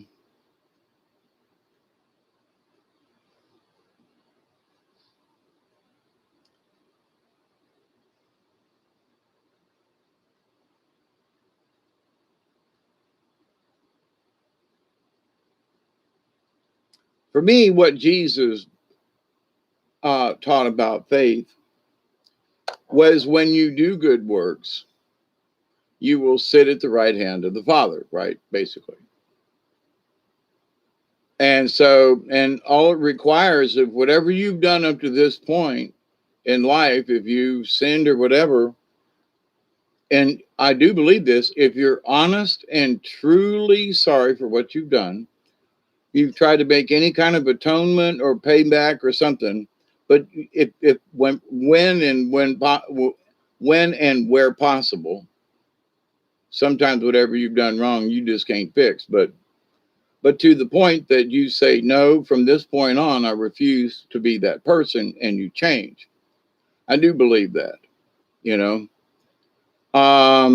But all this rigmarole that you got to do it um, through God, Now, through the Christ, through the Christus, through the Christ consciousness, absolutely. Not necessarily what the Bible says, okay? So what would Jesus do? He would not throw the first stone. He would feed people. He fed the multitudes where he could. He healed the lepers, and he brought Lazarus back from the dead. Um, you know, and there was a centurion or something that went up to Jesus and said, come to my house. My child is dying, or something. And Jesus said, if you have faith, go back to the house and she'll be okay. And he was like, but Jesus, you need to come with me. And he goes, do you believe me or not? So in that, he, well, do I believe in you, Jesus? Yes or no? Well, go back to the house. Your child's fine. Then he went back to the house and his child was fine. That's what I'm talking about now, is what he talked about, faith. So the faith was that if you believed in him and did work, well, um, worked for the betterment of humankind, that's you will, if you have faith in that, you will have faith that when you pass on, it'll be good for you, right? Not like the Catholics that you're paying your way into heaven. That's not it. But if you go through your life and you're just a sumbitch all the time, I mean, Scrooge, but at the end of Scrooge's life, he changed. So all the years of being mean and so forth, but he changed. And as the story goes, but to the point though, it's like he spent the rest of his life trying to make up for those things. When you see someone in need, to help them, be kind, be compassionate, right? And there are some times when you can't help somebody. But here's the thing: when you turn your head, when you ignore that which needs done, you may not be able to help them, but you may be able to help them find somebody who can help them. Okay. Well, I can't help you, but maybe I know somebody who can. Well, I'm not a mechanic, but I know this guy that works on stuff. Okay. Maybe he can help you. Okay. So that's how you help, right? Well, I don't know nothing about cars. Somebody broke down in the middle of the rain and they're sitting there and they're, waving, help, help. And you just keep driving. Well, it's raining. I don't want to stop. Okay. That could be you someday, as it was me several times being broke down in the rain. But to the point though, I had it under control, and then there was a time or two I didn't, So it's like, and when you live way out in the country, way before cell phones and that, when your car or truck breaks down, you got to walk. In my case, it's 14 miles to town this way or 20 miles that way, 18. So the big thing about this, as I've talked many years ago, about being the compassionate observer. So you watch what's going on in the world and you help where you can. And you do as much as you can without putting a burden upon yourself. So as the title of this thing, 2 hours later, the burden of faith depends on us. So, and it is a burden because there are people who would disagree and say, well, Hawkeye, if you don't believe what it says in Ephesians or Romans, then, you don't believe in God. You don't believe it. And you're absolutely right. I don't believe that. I don't believe those phrases that I read. I don't believe the content. I don't believe that the God that I believe in would make such demands, because the information is supposed to be free to everybody because it's just there. It's just in the universe. We don't have to pray to anybody. Now, praying to me, back in the days of being a Catholic, our Father who art in heaven, hallowed be thy name, thy kingdom come. Okay, I ain't going any further. That's enough. Thy kingdom come, thy will be done. Thy will, his will be done. So I think all you people need to be destroyed. I'm going to send some locusts down there. And, there you go. You deserve it. Because as it says, that if we have faith in God, then we must admit that we are sinners and that we deserve eternal punishment. That's what it said, right? No. To the universe, to natural beings, to the native beings of the earth, understood their connection with Mother Earth, their connection with each other, and that there were just some things that you just didn't do. If they taught you respect for other human beings, but this idea of Native Americans raping another person was just not heard of. Was it done? Yeah, but it wasn't appreciated. And sometimes they would castrate them, and do other nasty, mean. And the fact that you could live, you may never have sex again, but you might still live. They'll turn you into a missus. But this idea, though, that, you say, look, rape is wrong. Yeah, why? Well, because they'll cut your nuts off. Well, but wait a minute. No, whoa, no, because it's wrong to harm a woman or a man if that, the rape goes to, So this idea, though, that somehow God had to intervene, people in the tribe just knew it was wrong. Period. It's just wrong. You just don't do that. And the people say what's right or wrong, not necessarily God. But through native traditions, though, the Creator made us as equals. Okay. And we should have respect for one another. So Creator says all things need to be honored. That we need to honor and thankful that the sun comes up. We're not worshiping the sun, you know. There ain't nothing about where it's honor. We honor the planet. We honor the universe. Thank you for the sun coming up again. It's a brand new day, and we're looking forward to it. And I'm standing here as the sun rises, and I'm saying I'm grateful to the universe. Thank you, and blessing to all my friends and everybody. And wait, where's the worship in there? Well, I might say something like, I prayed that this day will be good to all those that I know and bring peace upon the earth. That's so I say these words and I mean it, when I say it. I'm hoping that in my prayer that it will join with other people's and that together our prayers will be heard by the universe and peace will come about.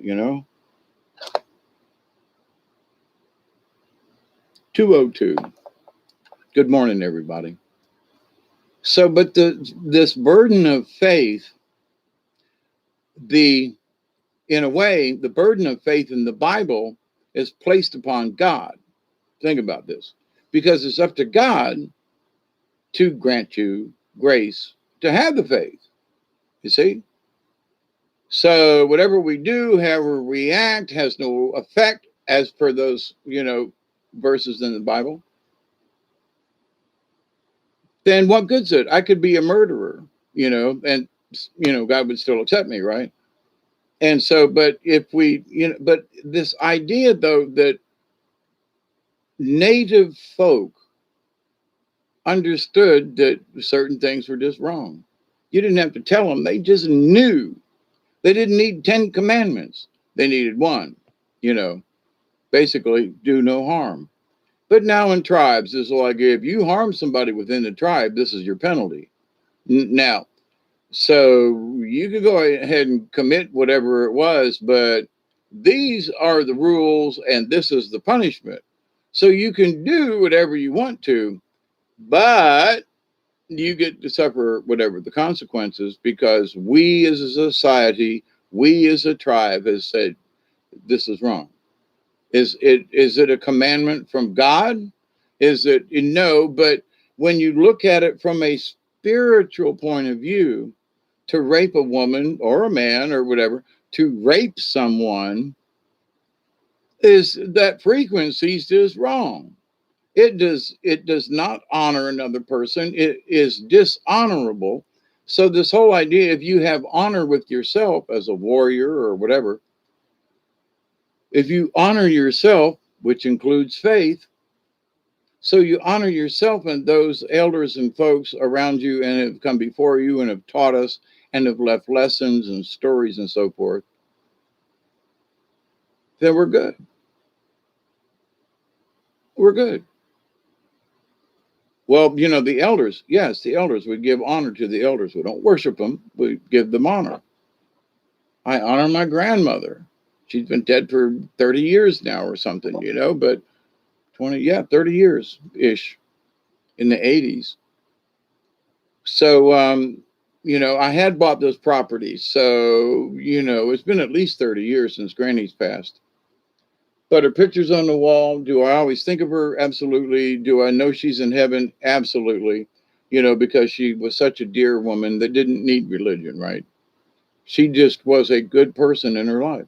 So, but anyway, so if we rely on religion to tell us whether or not we're faithful in the eyes of God, okay, so the religion wants to judge us, but they're using in the eyes of God as their. So each church, the Catholic Church has got their own rules, Baptist, Methodist, Episcopalians, they got it right. That whatever you may do wrong in more, within the church or the rules or something like that, right? So and they will always say it's an offense to God. No, I didn't offend God. I offended the church. If I said I thought confessionals were stupid, evil, wicked, mean, bad, and nasty, because the priests used it over the many centuries to listen in on what people were doing so they could, use that against them. They bribed people. They did, well, let me confess my sin. And then the church knew all the dirt, right? So it's like this idea that you must confess your sins. All you got to do is just go outside and look up or look down. I don't care, but normally the idea is to look up and say, I'm really sorry for what I've done. I really want to do better.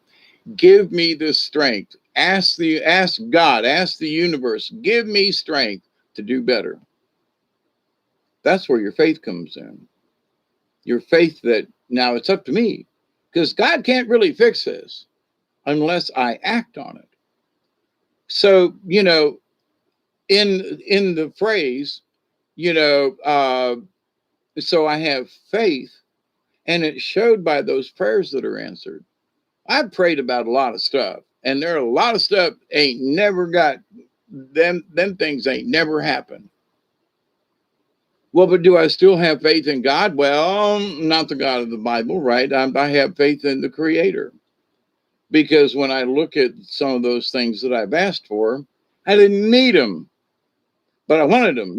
I want this, and I'm going to pray. And then later on, you go, I didn't really need that. I wanted it really bad, but I didn't need it. It's 2:08. We got 12 minutes. So I'm already packed. So, but yes, Isby, they're judgmental. So the churches are judging me when they preach from the Bible that only God has the right to judge. But the church does it all the time. Judge ye, lest ye be judged, right? So, and those without sin cast the first stone. Well, there are a lot of people in some of these churches that have sinned way more than I have. Love you too that way. Religious people are the most judgmental. Yes, absolutely. Do as they will, but don't tread on me, right? So, but anyway, so we know about this. And some of them Bible thumpers are some of the worst, right? They're going to judge you. And they say, do you believe in this or that? And I go, no, but I am a warrior for Christ. And they go, well, what does that mean? I am a warrior for Christ. The Christ consciousness, the goodness, those things, the one law, do no harm. And see, in that one law has nothing to do with God, where in the 10 Commandments, 3 of them have to do with God. You shall obey him, no other gods before him. You shall, go to church on Sundays and have no gods before him, kind of thing. So, but wait a minute. But if there are other spiritual entities, and in the Bible it says that there are the elders that sit with God in heaven, right? So, wait a minute. They're not gods, but they're the elders. So, but a lot of discrepancies, right?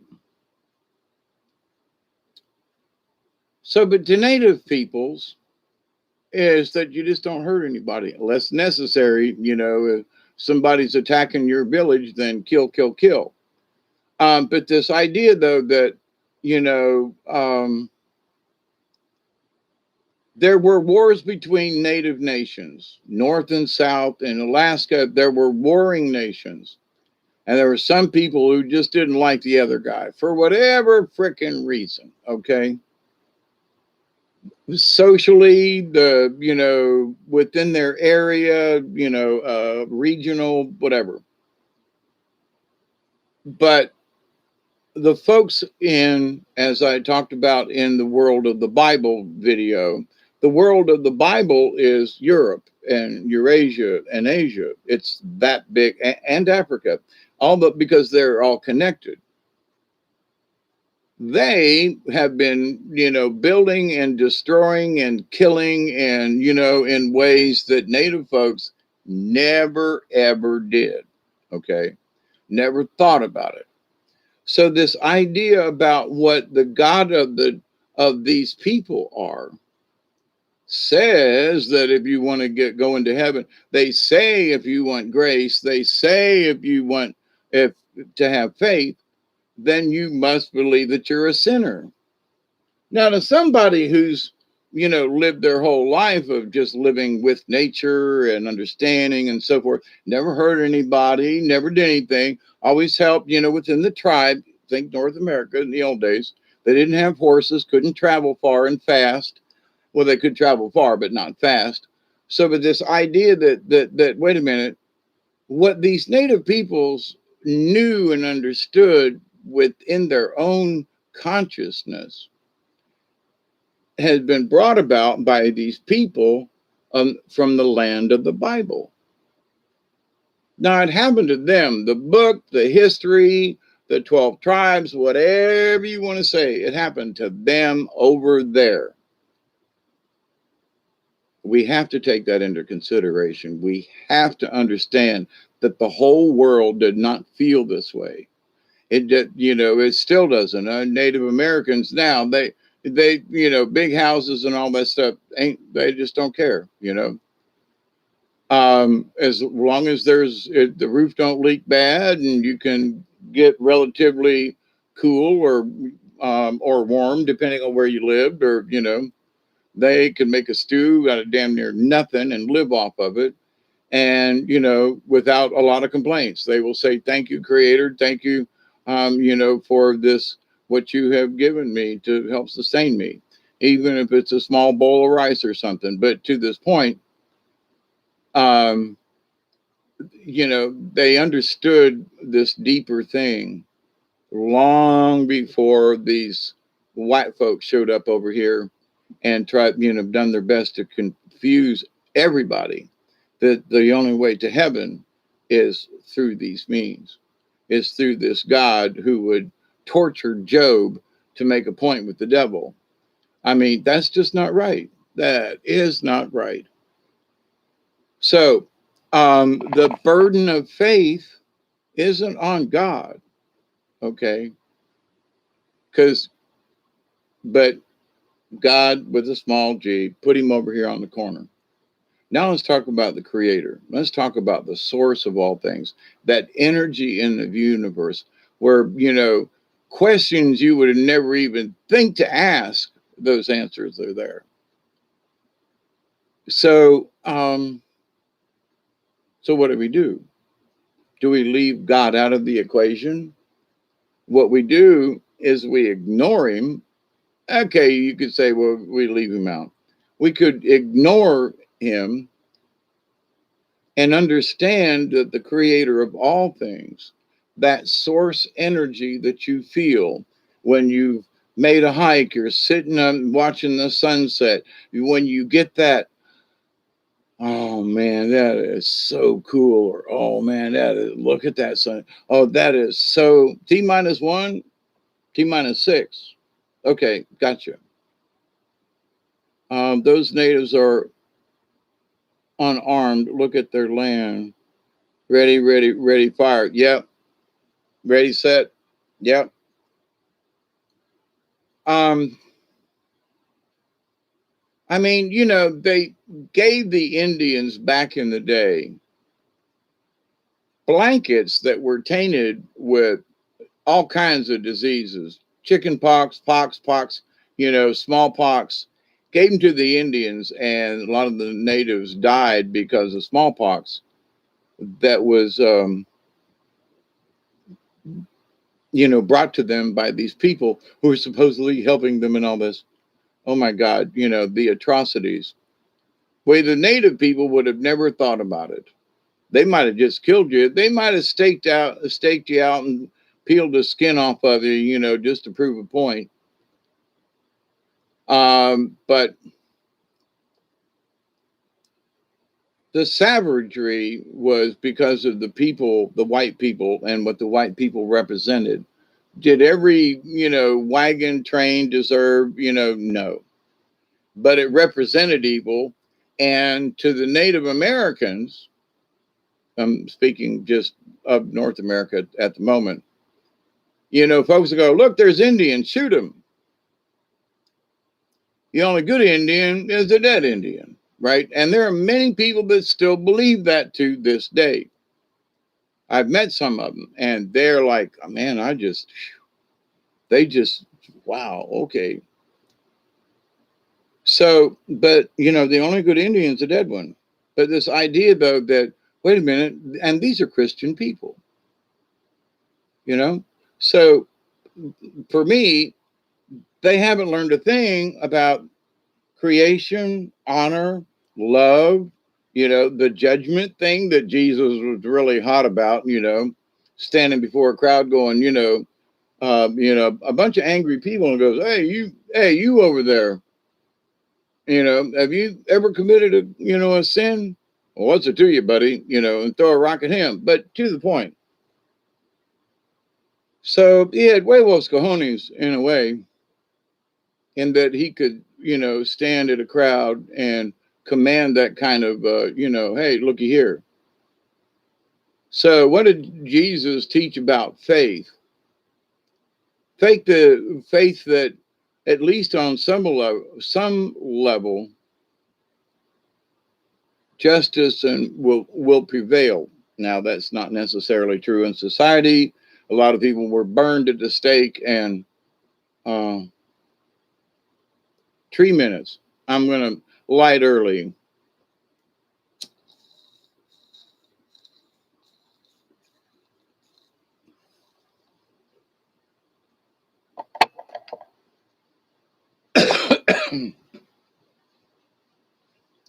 But for me, for example, I'm learning about the difference between God of the Bible and Creator, right? And I'm saying, well, do I see God in that? And I go, nah, but I see the Creator, you know, down in the swamp, up in the mountains, over, you know. Now, you know, do you see God in that? Nah, but I see the Creator. Well, why? Well, because the God of the Bible don't give a shit about this kind of stuff, but the Creator does, and Mother Earth and the energies and the spirit of these things. So they say, well, what you know, but you know, in the Bible, and you know, these spirits, these natural spirits of the woods, are demons and devils and wait, what? Only God, the angels, well, aren't they spirits? Yeah, but they're the good ones, but they're spirits. Yeah, but you know, so how do you know that these natural spirits, you know,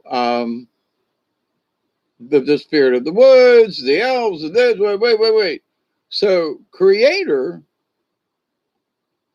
great spirit, knows of all of these things, of all of his creations, of all, you know, whereas God, and well, you know, and then the people, and then the church, well, you know, those are bad, and those are, you know, okay.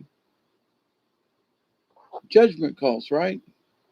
But in the eyes of the creator, is this bad? So, for example,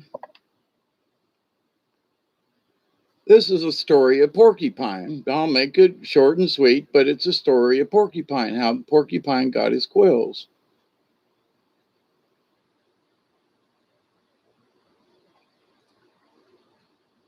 So, Porcupine, you know, creator had been going around and making stuff and putting things here and there, you know, so he made this porcupine. And, you know, Porcupine's wallowing around and he's eating roots and stuff, you know, and not being a menace to anybody, right? A little slow, you know, peaceful beast that, you know, everything's groovy.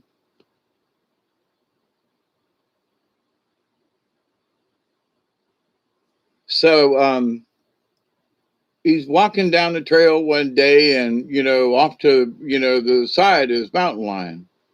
You know, he's like, what's that I smell? I smell porcupine. What is it? What is a porcupine? And so the porcupine's walking and waddling along, and mountain lion says, what are you? And he goes, well I'm a porcupine. And he leans over and sniffs at him and goes, "For a porcupine, you sure smell good. Porcupine." Porcupine looks at him and says, "Please don't eat me." And Mountain Lion is licking his lips, going, "I ain't had a meal in about 2 days. My belly is really hungry, and I really don't feel like going down and fishing or scavenging, but Porcupine, you sure do look some smell. You are smellicious. You smell so good I could eat you with my nose." And so Porcupine, he's backing away, right, and gets in a spot where he can go down underneath the briars and Porcupine, where's that porcupine? I'm gonna get me some porcupine, right?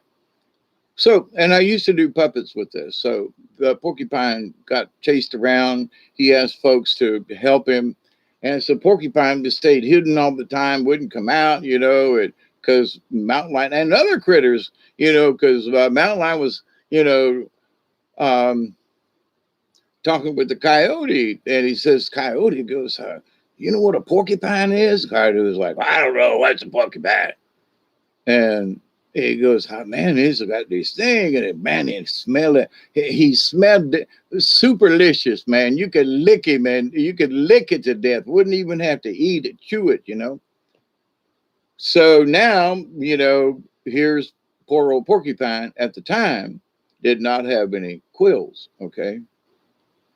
So he was basically didn't even have any fur. He had a little bit of hair on him, but not much. He was pretty much naked, right? So he wore a shawl to protect him because he felt so uh, you know, unsecure and everything because he was naked. Okay. So he went to talk to Turtle, and the turtle, being old and wise, said, "Turtle, you have a shell. When they come to eat you," he said, "you just pull in your legs." And he said, "I wish I could do that." And he talked with some of the other critters. And so um, Turtle looked at him and said, "Porcupine, what you should do is just find you a place down by the river and just go and sit and pray and ask the Creator and tell him your problem and ask him if there's something he couldn't do." So Porcupine went down by the water and he was sitting there and he made a little ceremony and, he looked up to the sky and he said, "Great Creator." He was hangry, he was, that's right, for Hunger Jacks. So, and he was crying and weeping. And he looked up and he said, "Creator, I'm so glad I'm here. But, you gave the mountain lion sharp teeth and sharp claws to climb and catch things. And you gave Turtle a hard shell, and you can give Armadillo can roll up and be protected." And he named all these critters. And he said, "But Creator," he said, I just got a little bit of hair and I'm bald and naked. Ain't there nothing you can do for me?" So Creator looked down, heard his prayer right away, and he said, "Porcupine," he said, "I see that I wanted you to be just a kind, docile animal, and which you are. You don't hurt anybody. You eating grasses and things, and you're what I wanted in my creation." But he said, "I did neglect to give you any kind of protection. You don't have any sharp claws. You don't have any big teeth. You can't run fast." And he said, "So I need to do something." And Porcupine was like, "But Creator, what can you do? I mean, I'm already here," kind of thing, right? And Creator said, "Do you trust me?" Meaning, do you have faith? And Porcupine said, "Yes, I do." And he said, "Good." And he said, "Go over down the river ways. There's a mud hole. Go down there and roll around in the mud." And Porcupine was like, A van's out by the river. Thank you, Brandy. Yeah, I've had that vision always, but I've been trying to get to my river, but that's another question. There's water though right behind the house. Um, so Porcupine went as he was told, and he was thinking as he was going. He goes, "I don't know what Creator wants me to do, to go down and roll around in the mud, you know, covering myself with mud. I'm just going to be like a hog or a pig. At least they got some tusk and they could run. So Creator said, roll around, have faith, roll around in the mud, Porcupine. So he did. So when Porcupine got done, he had a good thick coating on him. Creator reached a hand down from the heavens and took from a thicket nearby some brambles and some, thorns from the thorn bush, and vines from the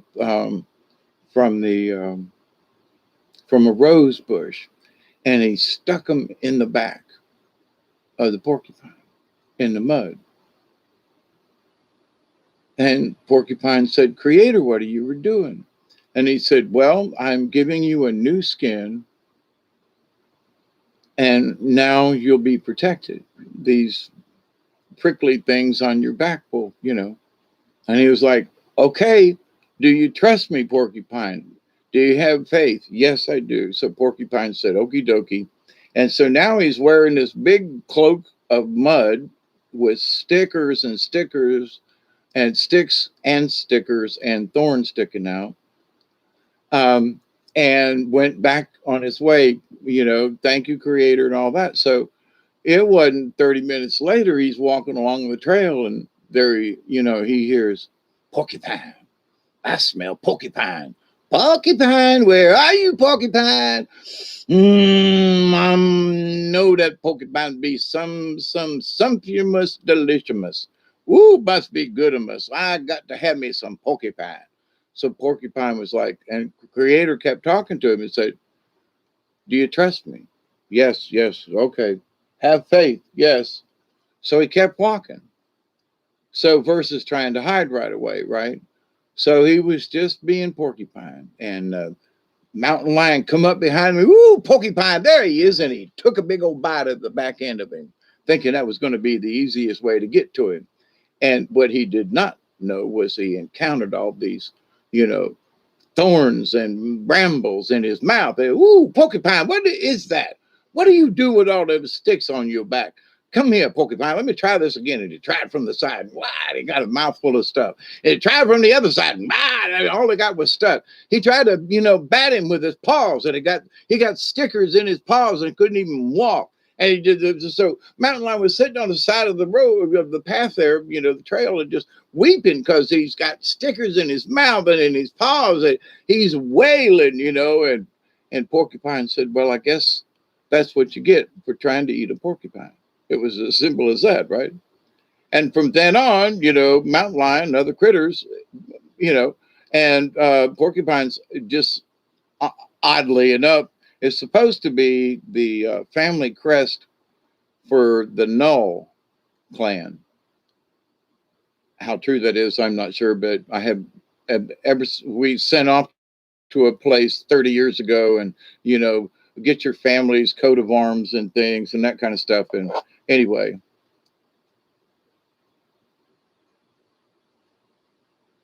Porcupine should have made him a soybean salad.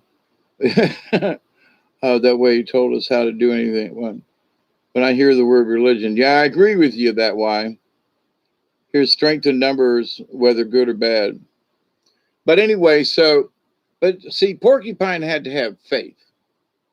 And so as Porcupine, as the story goes, then those sticks became quills. And, to many Native Americans, native porcupine quills are, they're special. They are very special.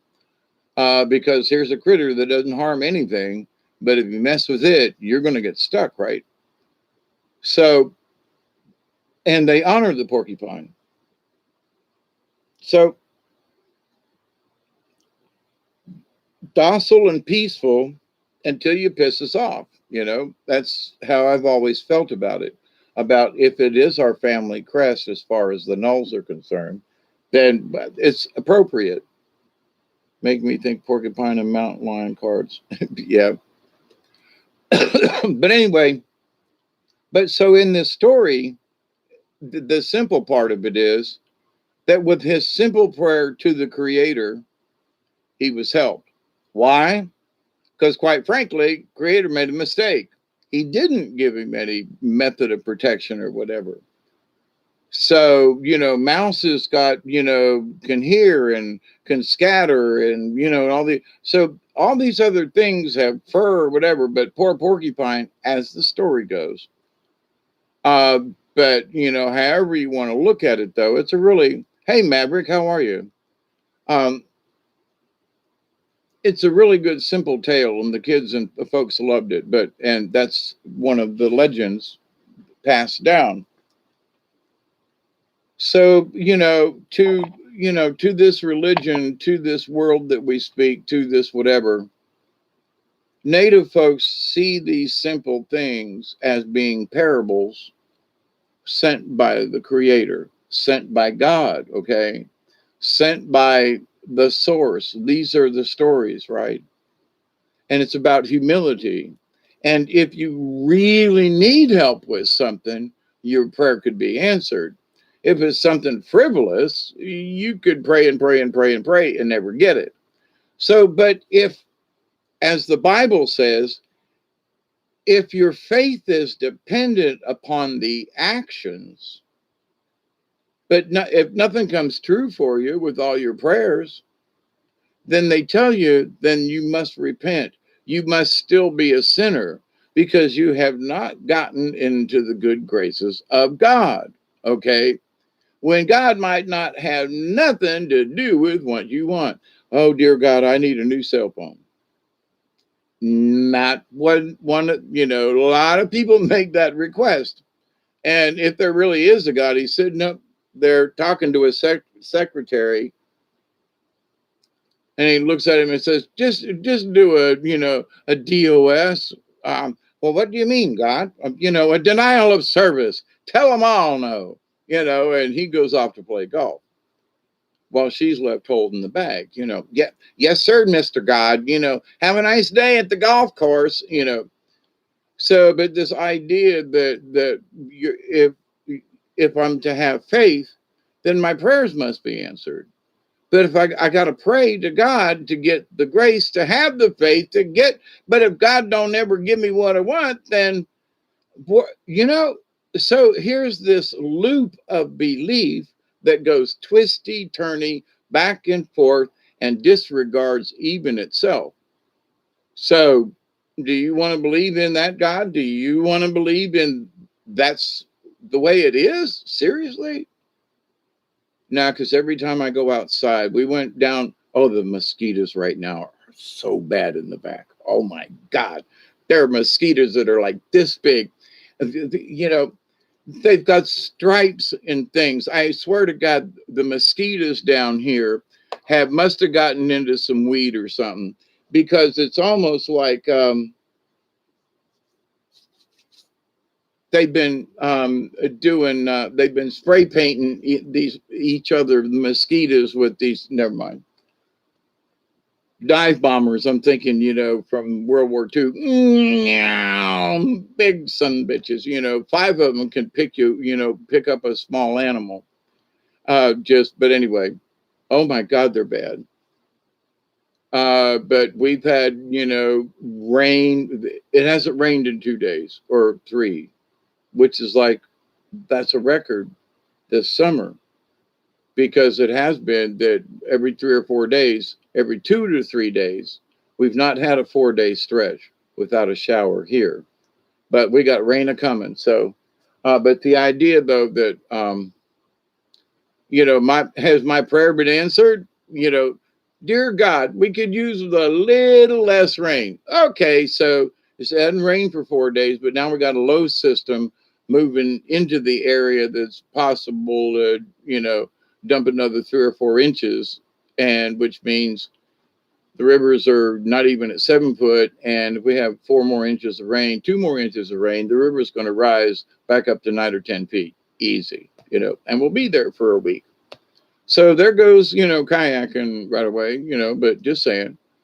But so was my prayer answered, along with a lot of other people that said, please, let's have a couple of days without rain. We got it, right? Or is that just because we're in between systems? Did God really have anything to do with it? I know I'm probably being a little belligerent about this, but to the point, did God really intervene? Because there's this big ass storm over the Gulf of Mexico, and I think somebody else might have something to do with that. They think they're gods. Put that in that little container of who's God. The God of the Bible, the God of, the God of creation. Well, who has decided they've created us? Well, some of them alien beings a long time ago said they had something to do with transplanting us here and our DNA and all that. Are they the gods? Well, then if they are the gods, then they're not the creator. They're the gods. Well, what do you mean? Because they're the gods. They're not the creator. They may have created us on this planet like a bunch of clones or, in a DNA factory, but they didn't create the universe. So in that respect, they are gods, but they're not the creator. It's not the source. It's not the great spirit, okay, that dwells within us all. Because each one of us, and this does correspond with the Bible, that each one of us are a part of God because we're all made of things from the universe. We have this molecular structure, right? And that even said that that faith has to have has a substance to it. Really? Can you touch faith? I know there's some people who played with their faith. Take that where you will.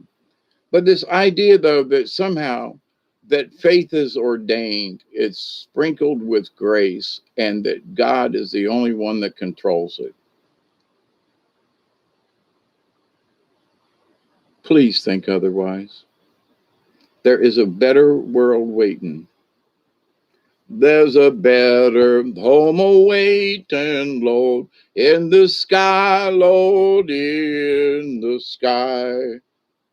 Oh, the circle be unbroken by and by, Lord, by and by. There's a better home awaiting, Lord, in the sky, Lord, in the sky. So, but to the point, the circle won't be broken. And there's a better home awaiting in the sky, Lord, in the sky. Pretty basic. But to me, it really does make sense. The so above, so below, okay, but the circle, we're like water. Water's in the ground. It is absorbed by, the sun, and there is evaporation. Then it turns into clouds, and then it rains again. So we are this transformation. We are this process. It's slightly different, but in that we're made of galactic particles. We're made of, quantum particles that even after the body dies, there is still our spirit and our soul. To me,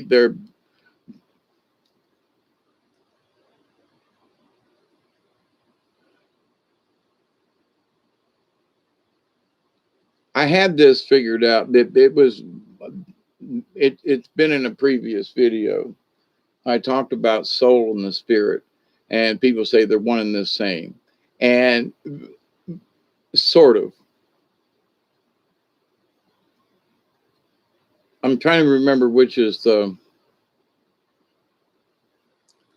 soul is what gets transferred each time. I am in the spirit right now because I know I have the spirit within me, which is my soul. That's just energy, right? So, but the spirit at this moment attached to the soul, right? My soul's going to get reincarnated, where not necessarily my spirit, because wherever I go next time, I will have that experience, which will be spiritual in its own different way. So, what am I doing? My reincarnations, I will never die. Okay, I might not come back to Earth, though. I might end up somewhere else. I might end up as a fish. But to the point, though, whatever the lesson is, that's what the next one will be, right? So, but we'll have a soul. My spirit will be as a fish, but my soul is the eternal. My spirit is each time I'm here, the spirit is what I accumulate that goes with the soul. Okay, so yes, they are connected. They're not necessarily the same thing, because I had questions about this years ago, and they were like, think of the soul as it gets reincarnated, but the spirit is this time around I'm Hawkeye. 20 years ago I was Dave, right? And then I made the transition into Hawkeye. Still working on it, but to the point though. So same person but a different entity. So we're both the same.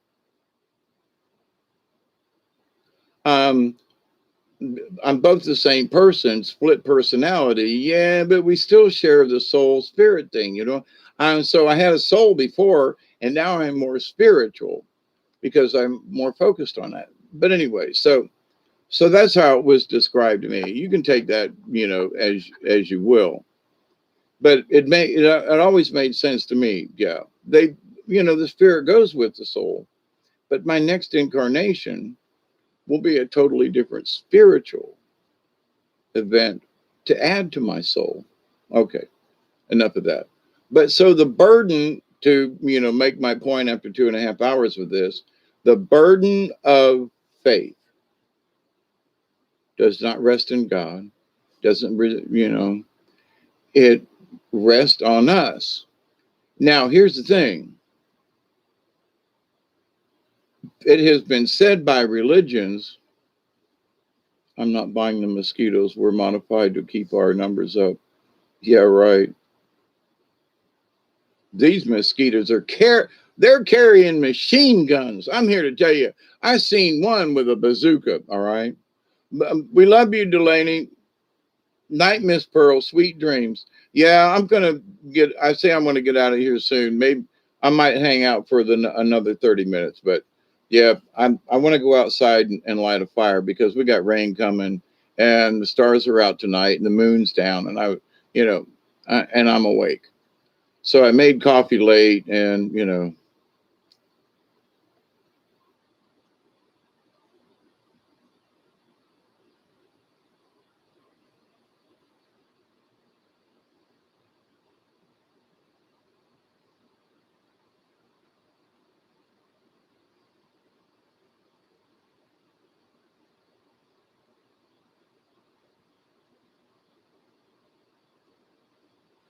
The spirit gives our body the ability to be alive. Not necessarily, because there are some critters that are alive that ain't got no spirit, Isby. So uh, I kind of see where you're headed with that, but there are some entities that some of us know about, and it just, it isn't there. So, but I think of Duggar, that he has a spirit, but he didn't have a spirit till he was born. So I'm not quite sure where the four-leggeds fit into this. And the local birds, my kitty cats, they all got their own personality.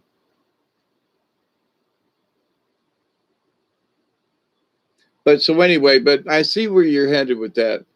But as far as human beings are concerned, we brought our soul with us, okay? And critters, I'm seriously wonder if Because in the Buddha type thing, you could, or the Hindu, you could become a fish, or you could become a cat, or you could become someone's familiar, and that would be your reincarnation. But if that's true, it's like my little dog Sasha, that when 9/11 was here the other day, I tried my best not to think about her, because I miss her still after all these years. You have no idea how this little poodle dog was such, so she swam a flood to get to me. Oh my God. But anyway, so the strength and the energy, she had a soul, and a spirit. Duggar's got a soul, but he's also got this spirit about him too. So I kind of think that any critter, has got them both. And when they die, for whatever that means, it may be that, for example, you know, as a shaman, who's not necessarily me, mind you, but as a shaman walks this earth, he sees the birds, and he sees the sky, and he sees the dolphin, or he sees the whale. And he said, and he sits there, and Mr. Whale, I honor you and thank you. And, out on the water, when I've had porpoises come right up next to the boat, especially I slapped them, they came. It's amazing. But so, to the point though, so do dolphins who breathe air, and mammals, and they're smart like whales, and whales are supposed to be the oldest, and whales contain the knowledge of all of us going all the way back, kind of thing. So do they have a soul, or are they just critters? Well, um, I would say that because of the connection between spirit and the soul, that there might be little spirits hanging around, that as a shaman, and who's walked and saw all these things and said, I have experienced these things through the spirit walk and my connection with nature. But I would really love to feel what it's like to swim in the ocean as a whale. So the next time around, his choice might be to be a whale. Okay. And that there would be honor in that. So, Hawkeye, you decided, what do you want? Well, everybody called me Hawkeye this time around. I think I'd really like to see what it's like to be a hawk. I mean, honestly, not be cruel, right? But to be a hawk, to be that warning, to be that messenger, I think I would like to try it. I'd like to fly around. I used to fly around in my dreams and so forth when I was a kid.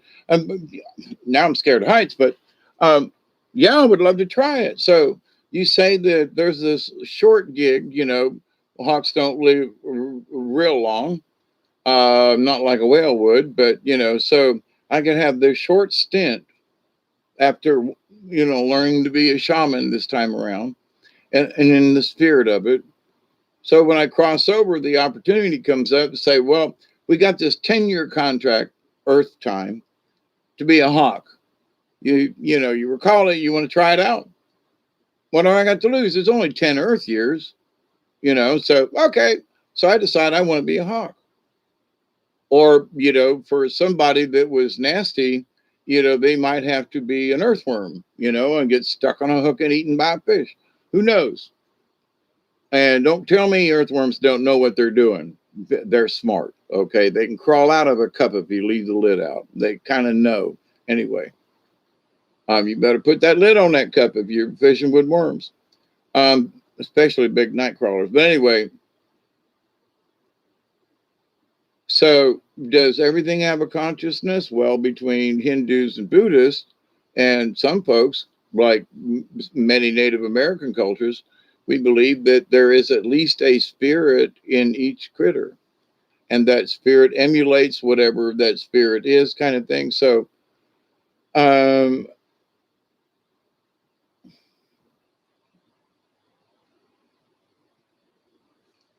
it feels like something's over my shoulder back here moving around.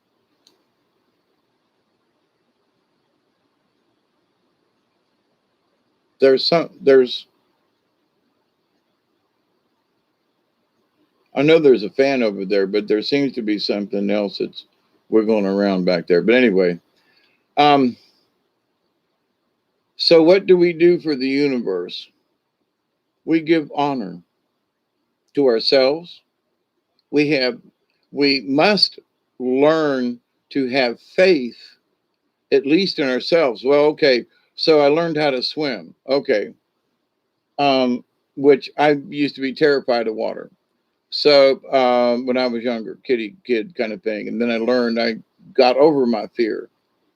So water doesn't really bother me anymore about drowning or whatever. But, and since I've been drowned a couple of times and that kind of thing, I know what that feels like. It is not fun. So it's like, don't want to go there. But um, I had to, when I was under the water looking up, this is what I remember thinking. I know how to swim. Get up there, kick, swim. You know how to swim. I got dumped over in a kayak, right? And you know how to swim. Get up there, swim, get up there, and that's what I did. But holy crap. Um, but anyway, in this lifetime of us,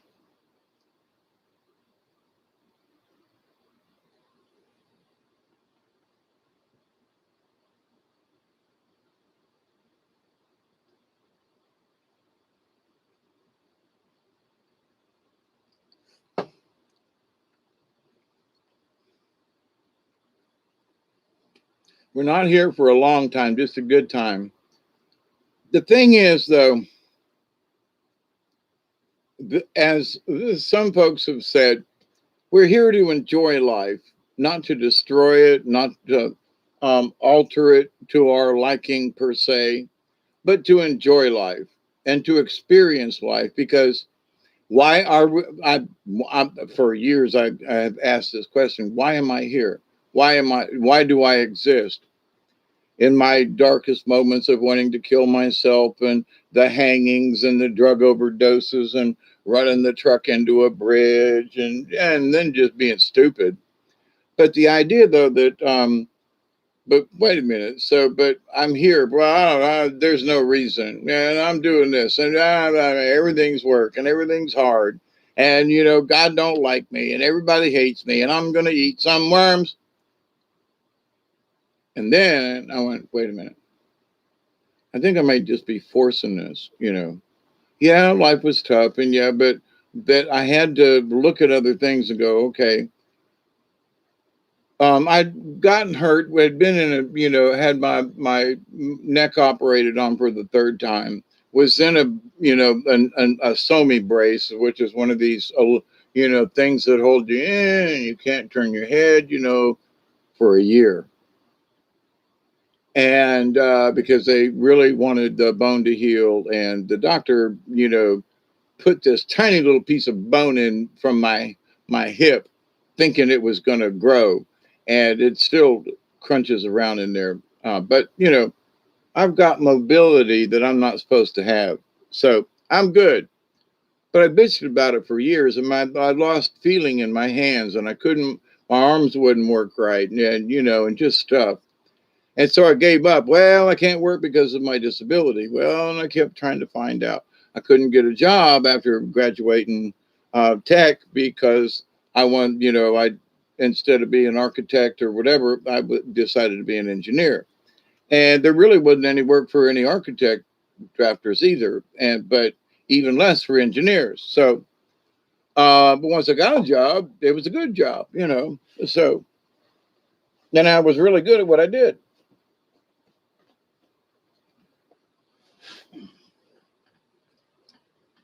Because I was a straight A student until after I had my third operation on my neck, and I wasn't. Oh, Isby, we have to kill to live. That is not necessarily true. We could eat the fruits of many things that would give us all that we need without having to kill anything. So, uh, we were put here, though, as carnivores, not as vegetarians.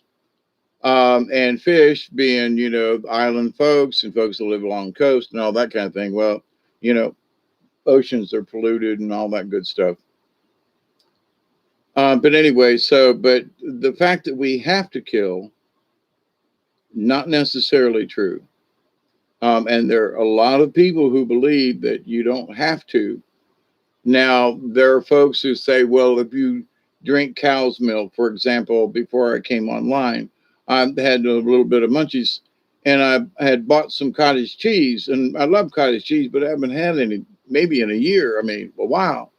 And I used to buy, at least one container a month just to have a little cottage cheese. Sometimes add some applesauce with the cottage cheese, or I love that way. But anyway,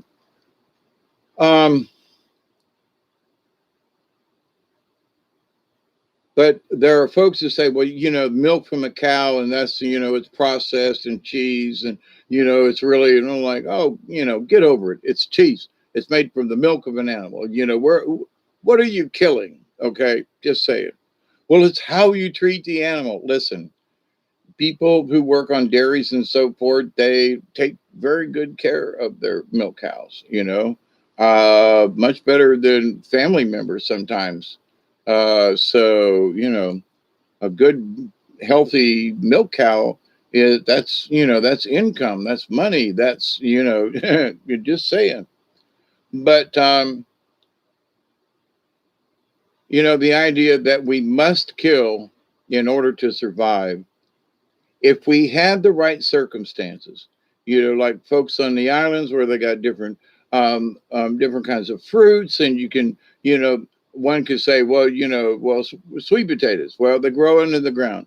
Well, you killed the plant. It was probably going to die anyway. Okay.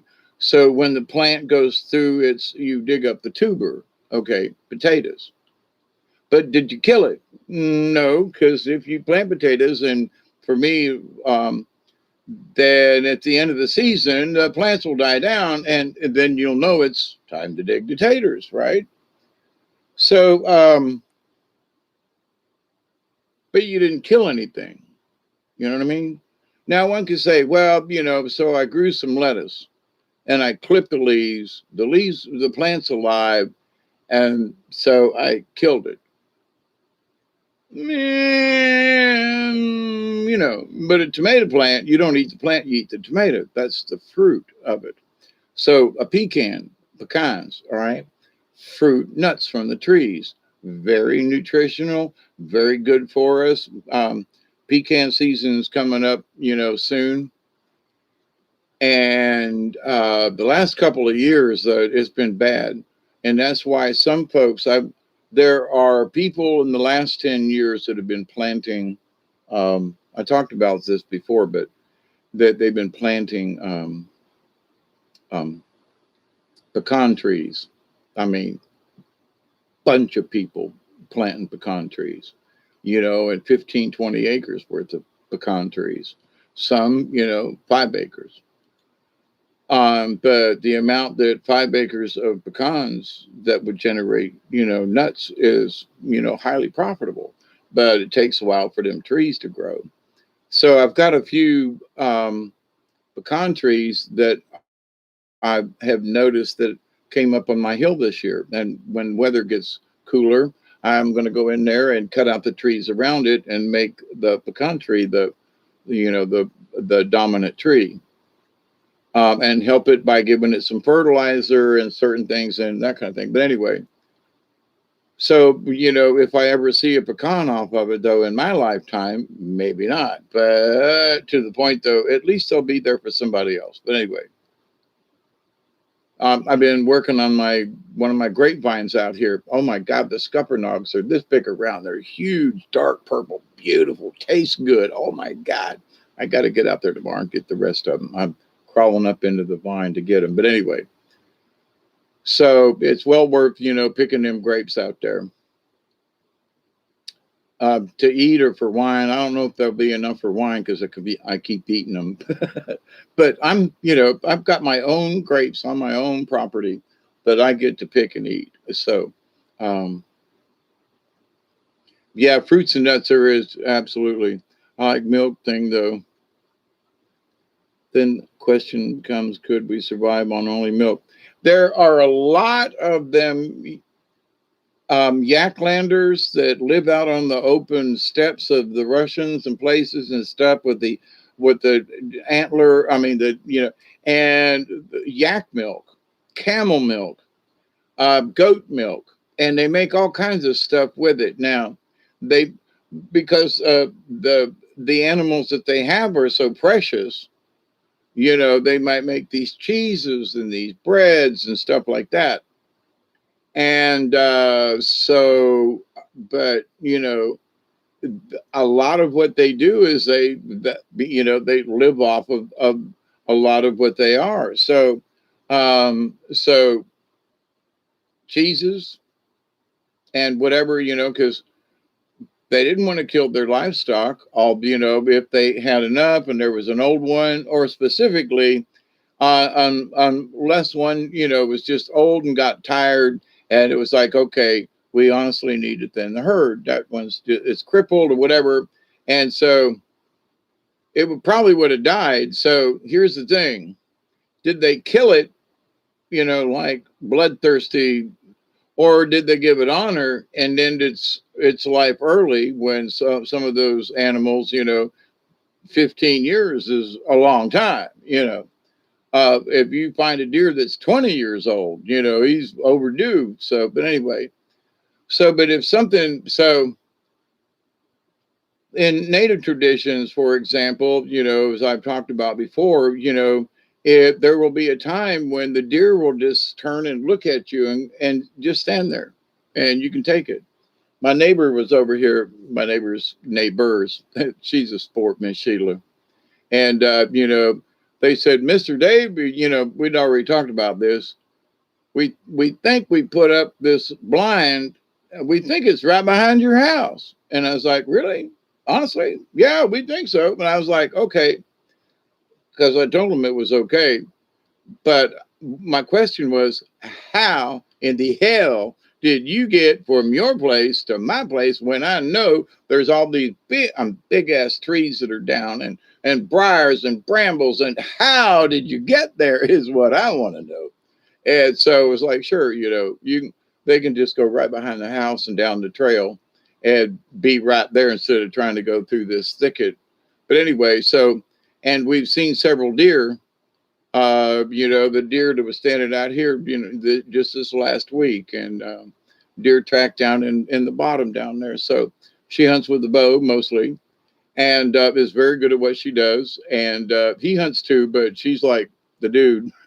I don't mean the dude, but dudette. But anyway, and it's like, okay, and they put the deer up. She cleans them, knows how to skin them, and put them in the freezer, and they eat off of it. Have brought me several meals, so it's like absolutely.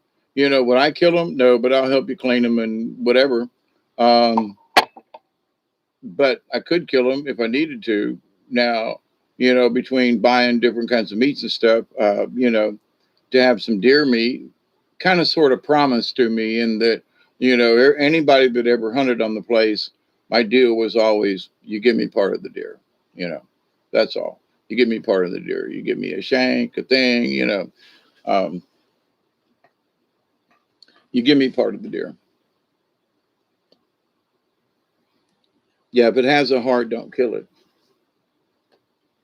But to the point though, in many things like that. So in a perfect world, there were fruits and nuts and vegetables, and that sustained us a lot. And we didn't have to kill a lot of things to get by. Now, out on the open plains and stuff, they had buffalo, but the buffalo were given to the people. And Great Spirit talked to them, and the people understood, and that, they would pray and fast for days before they went on a hunt. So you go hungry, Yeah, that'll make you want to kill something quick. Fruits, grains, vegetables. The real problem we have is wastefulness. Absolutely. There's enough food and method enough to feed us. Absolutely, Maverick. I mean, back in the day when I was really poor, and they would now they lock the garbage bins. But I'd go out behind the local Winn Dixie and some of the grocery stores and get the vegetables that they that were outdated, had some brown on them, whatever. And I'd bring them home and cut the brown off. And then after a while, I was like, screw cut the brown off. I'm going to cook it. And the brown just added flavor to the stew, but you make a hobo stew. So you're in a garbage dump, and there's some squash in a pack that's outdated, and it's bruised and turning. Are they bad? No. Are they rotted? No. You take them. It's got brown on them, so you chop them up and throw them in the stew. You ain't gonna know. Well, what about this over here? Well, it's got some of the leaves around the edges of this. You cut them off, but the inside is still good. Boom, that goes in. There's some of this. Well, it's outdated. So, is there mold on it? No. If there is, wash it off and boil it good. There won't be any mold on it then. Pour the water off, and then you cook it again, and then you got. Oh, but so for almost a year, I ate out of the garbage cans. And so then they started locking the cans or getting you into trouble. So then here's the thing, I was out behind one of the stores, and and the guy was coming out with a crate full of vegetables that he had to take off the line and throw away. And they were all in the crate. He goes, if you will let me know, he said, he gave me the days, it was like Tuesdays and Thursdays or something, certain days when they would swap out the fruit and the vegetables, right?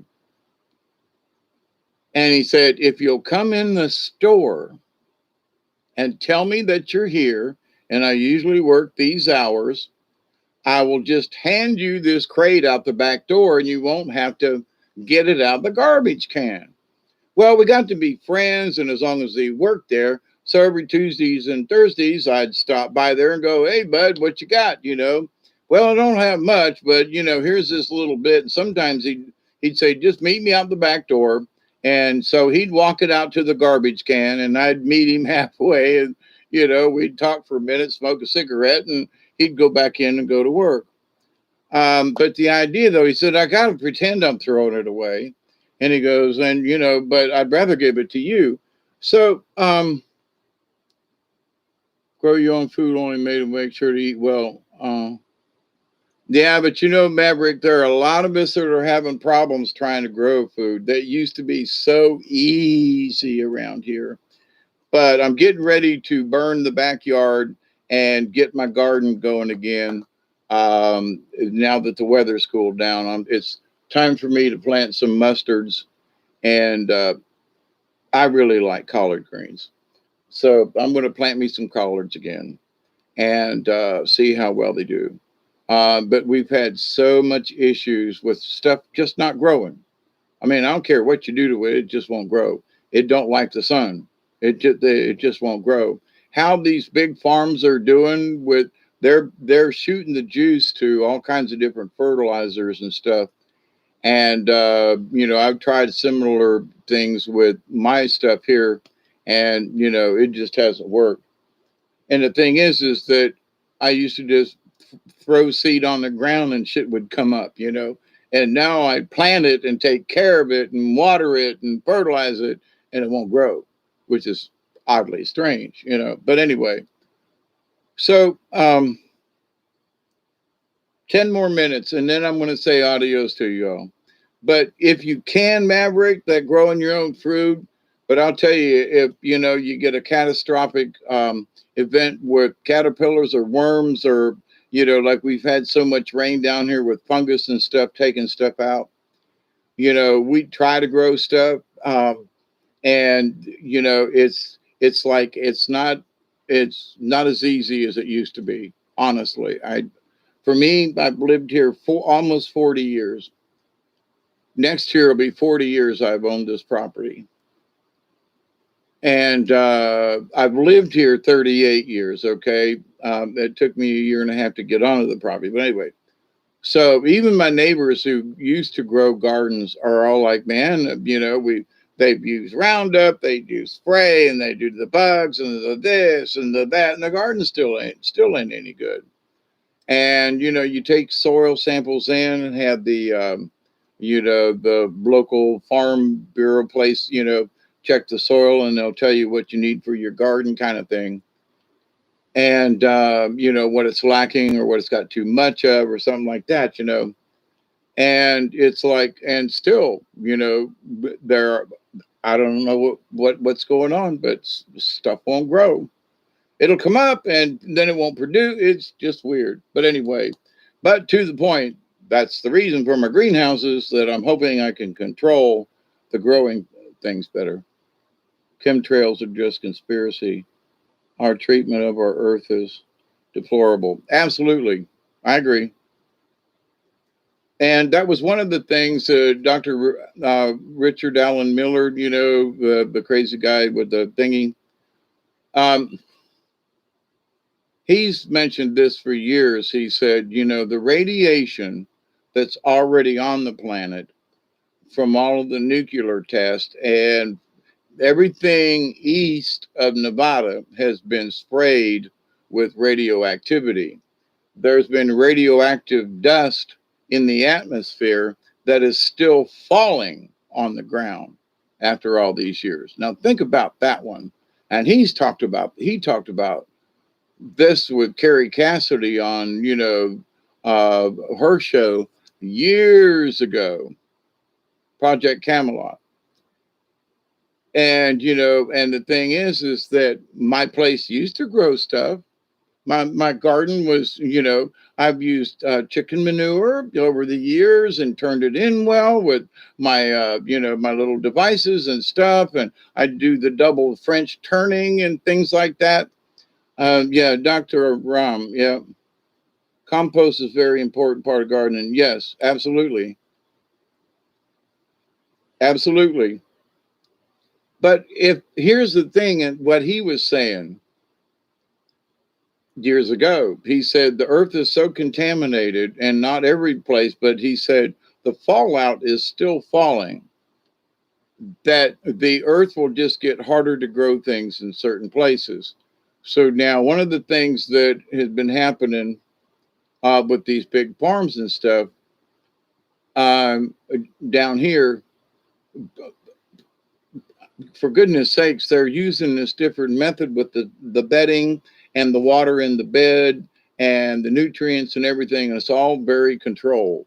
And they're having really good luck with it. So I'm wondering if by putting the black plastic down that covers the bedding, if it isn't doing something to the earth, good or bad, as far as the radiation is concerned.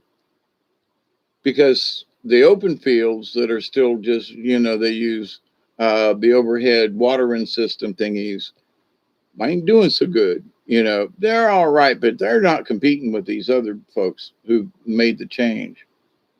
3:14, 6 more minutes.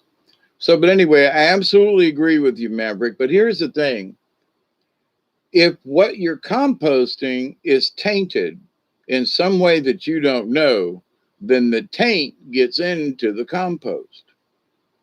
And I think somehow that's what's happened to my garden, because over the years of having chickens, and I always wait till the manure is, I take it out of an area, I let it sit, and then I add it very sparingly to the rows and stuff. And there are there's stuff growing out of my pile of chicken manure, right? I mean, it's like healthy as hell. So, but I know that you should still be careful, and I'd mix it up and spread it out. Um, but if something somehow through the feed or whatever, now I always fed them horse pellets. Just saying, it was cheaper, and they always produced well. But was there something in their diet? Because that's, I fed them scraps and bugs and, stuff like that. did somehow the chicken manure get tainted through the process of whatever the chickens ate, whatever's in the thing, at the fallout, the thingy, the change in the color of the sky. And is that why stuff won't grow in my garden like it used to? I don't know. But anyway, they got a sale on compost because it's the compost dirt and stuff. That's because it's the end of the season. And I'm going to buy up some and put it aside. And I'm going to do a test of my dirt, mixed dirt, and just compost, and see what happens. Same kind of plant, same kind of thing, and I'm going to grow them side by side and see which works. But anyway, that's my own. Yeah, so with chemtrails and everything, and God knows what else we're getting. I was looking at some of the the Shaman earlier, for one, and that uh, there are different colors of the magnetic stuff that's coming in, and and gamma rays, whatever, right?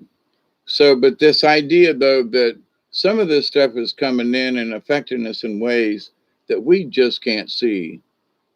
So, not everywhere is affected, but some places are very affected. So, don't know what it is. I have, used to have a green thumb, and now it's, rotted and fallen off as far as that's concerned. But anyway, we still keep trying. We still keep praying. We still keep trying to figure out what the hell's going on with some of this stuff. Some things are growing great, and other things won't grow at all. But the things I need to eat aren't growing. However, had good with the blueberries, had good with the mulberries. I'm having really nice results with the grapes, the scuppernongs this year. Big purple. Oh my God, they're great. And so there are natural things that are growing here on their own that seem to be doing very well. I just need to help them along. But they've adapted. They're from here. They've been growing here. And so here's the thing that the old farmers always told me. Let whatever you got in your garden, let it go to seed. Let at least one plant go to seed, right? And I said, why is that? And he goes, because if you could grow it and it did well and it produced, like you'd let a squash stay on the vine longer, and then you'd take the seeds out and dry them and plant those. Because if the squash made well and it lived on your dirt and all that kind of stuff, then the seeds from one of those squash, and it would be true. I could take the squash back in the day and I'd take one squash off of one of the plants, the best one, and let one of the squash go to seed. Or, collard greens. There was one collard plant that lasted 2 seasons. I didn't dig it up. I just wanted to see if it would stay there. It might still be out in the garden. It's covered with weeds and stuff. But to the point, though, so when it has seeds, then I take those seeds from that plant and plant those. And with any luck, they'll come up because the parent plant liked it there and stayed there and was acclimated. That's the word. But anyway. Oh, 320, 320 or 321. Anyway, close enough. Our moon has moved. Absolutely. There's a lot of stuff that's changed. Okay, 320. 420 somewhere in Newfoundland. Maybe. It's just 220 here at the house.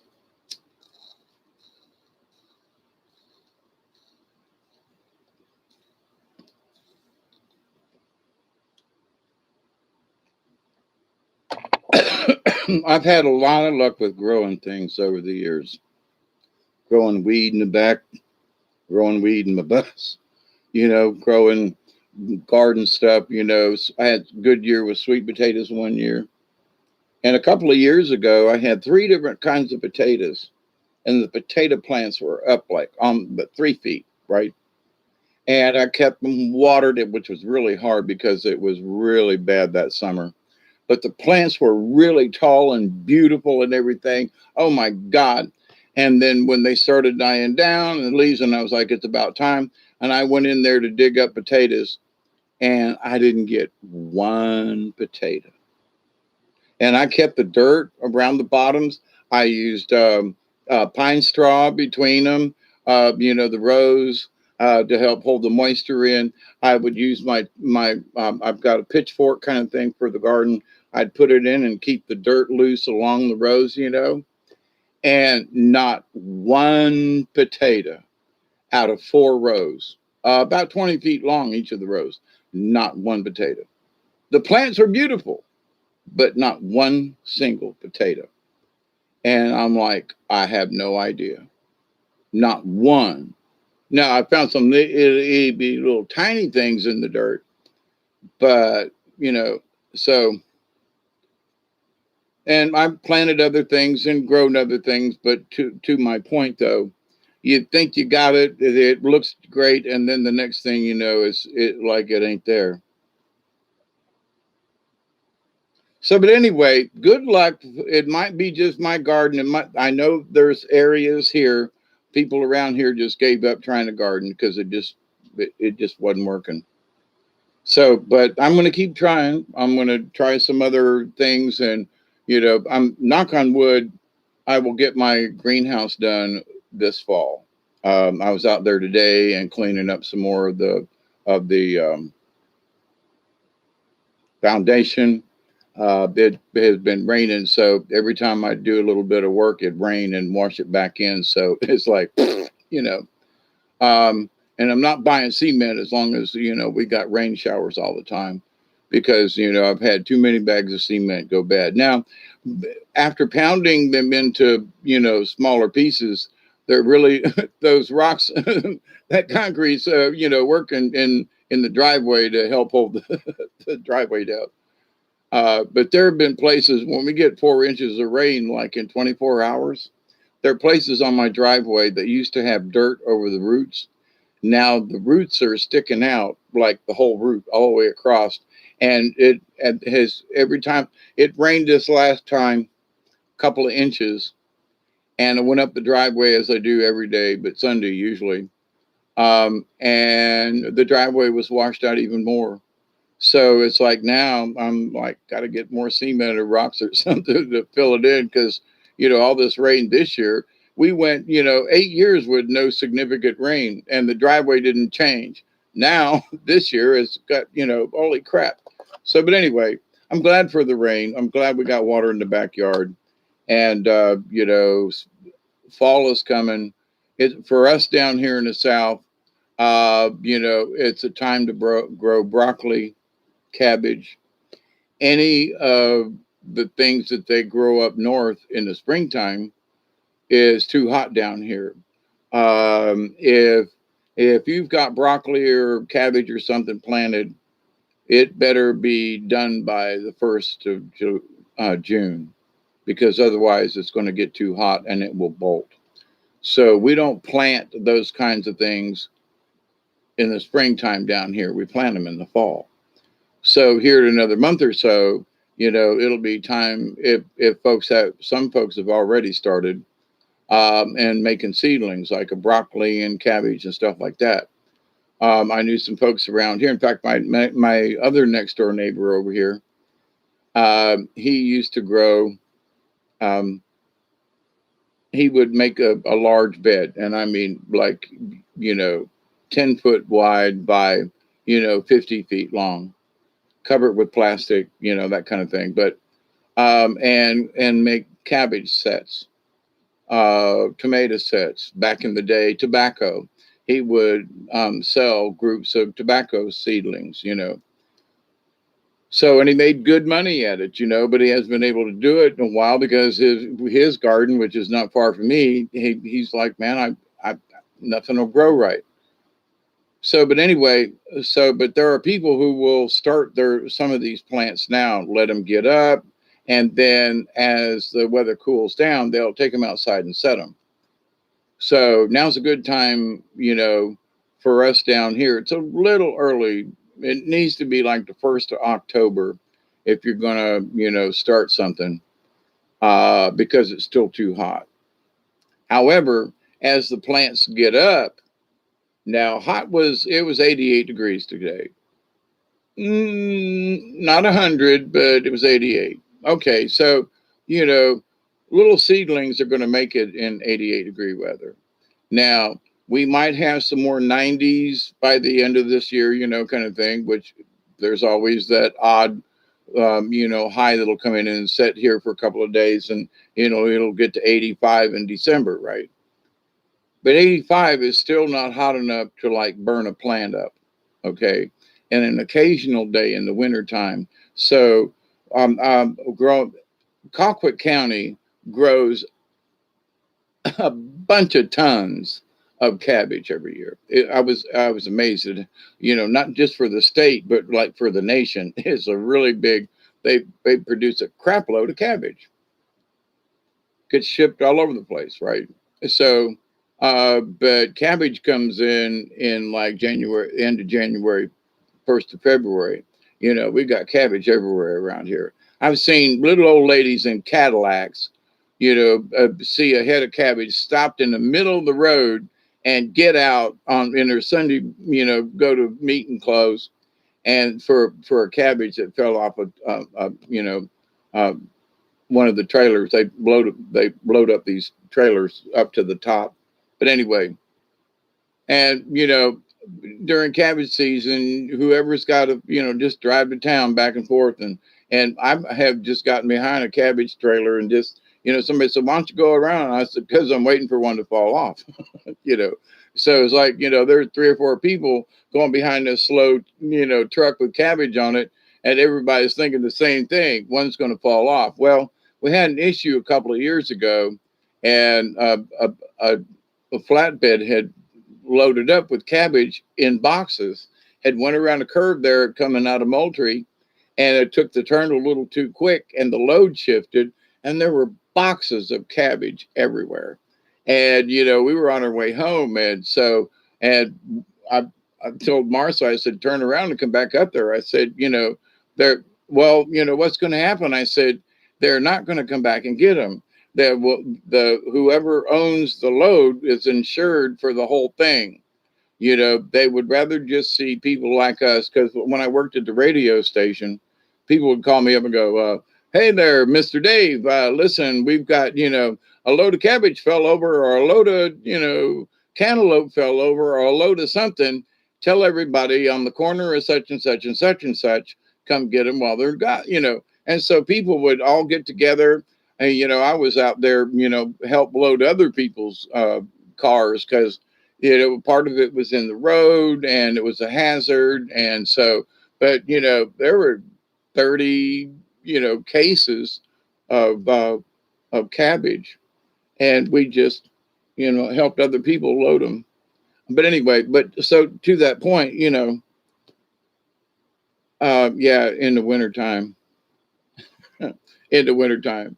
It used to be, tobacco wagons going into town about this time of year. Very shortly, because of all the cotton around here, they will be, it'll look like you're driving down the side of the road, and it'll look like it snowed. And it'll be where cottons come from the combines and from, carrying it. They've got different methods of how they get it to the gin. But there's a big Four Corners cotton gin is up in Meigs, and everything goes that way around here. So, and it's time for peanut season, and there's going to be a lot of fresh peanuts here in about a month. You got a big drive tomorrow?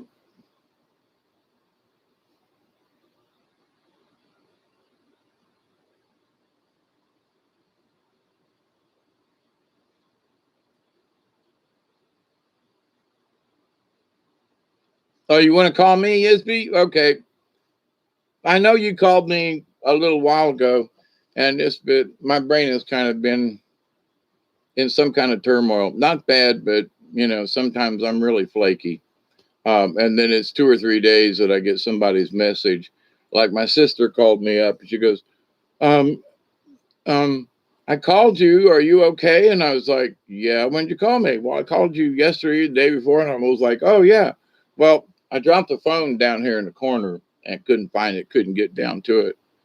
And then I just forgot. But anyway, so I was like, yeah, I guess old age is kind of setting in with that. But yeah. Um, but anyway, so consider, that which was brought up as the main theme tonight after 3 hours. On 20 minutes, there's another 20 as I get ready to.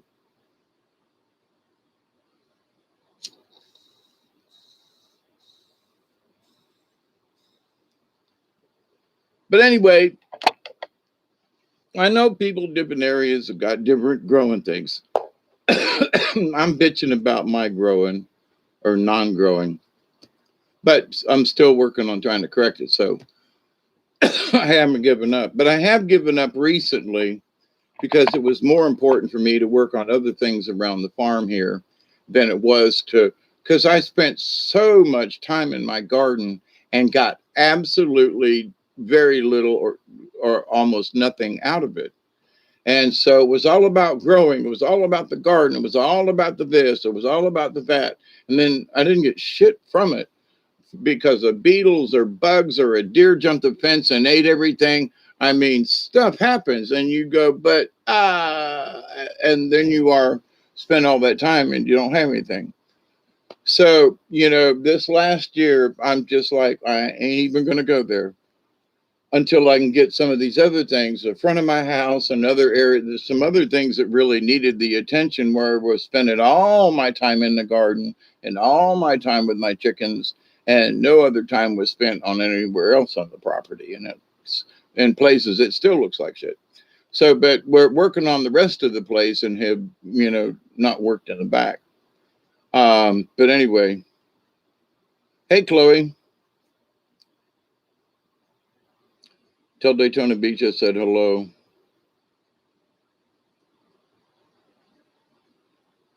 Yeah, in Daytona, is that what you said? Yeah.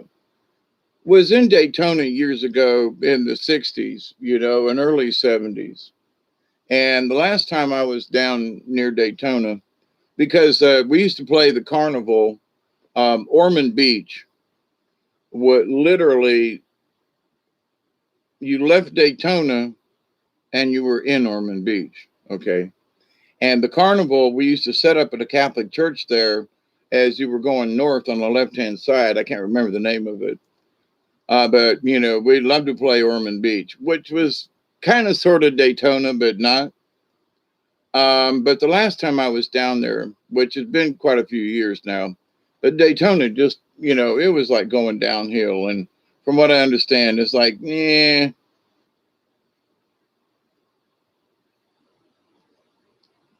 Work today, off the next day. Hey, Chloe. Well, it has been an interesting evening. And I know that for some folks, that the topics that I bring up, really kind of gets them in a cranky mood or whatever. But I, through different channels that I have for that confirm to me whether or not I'm on track or, if the subject matter, is important. And it seems like the answer is yes. Not that I'm right, but that the topic is right. That we need to talk about this before folks go getting committed on things. When they're reading the Bible and they're reading it, and because it's the Word of God, it's like, in order to get grace, that you have to do this, and God is the one who's going to give you grace so you can have faith in Him. That's what it says, right? But if you stop and look at what they're saying logically and quit going into the God fever, um,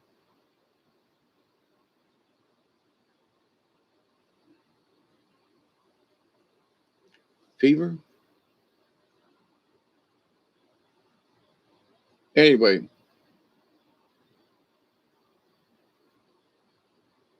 thousand-mile journey begins with one step. Right.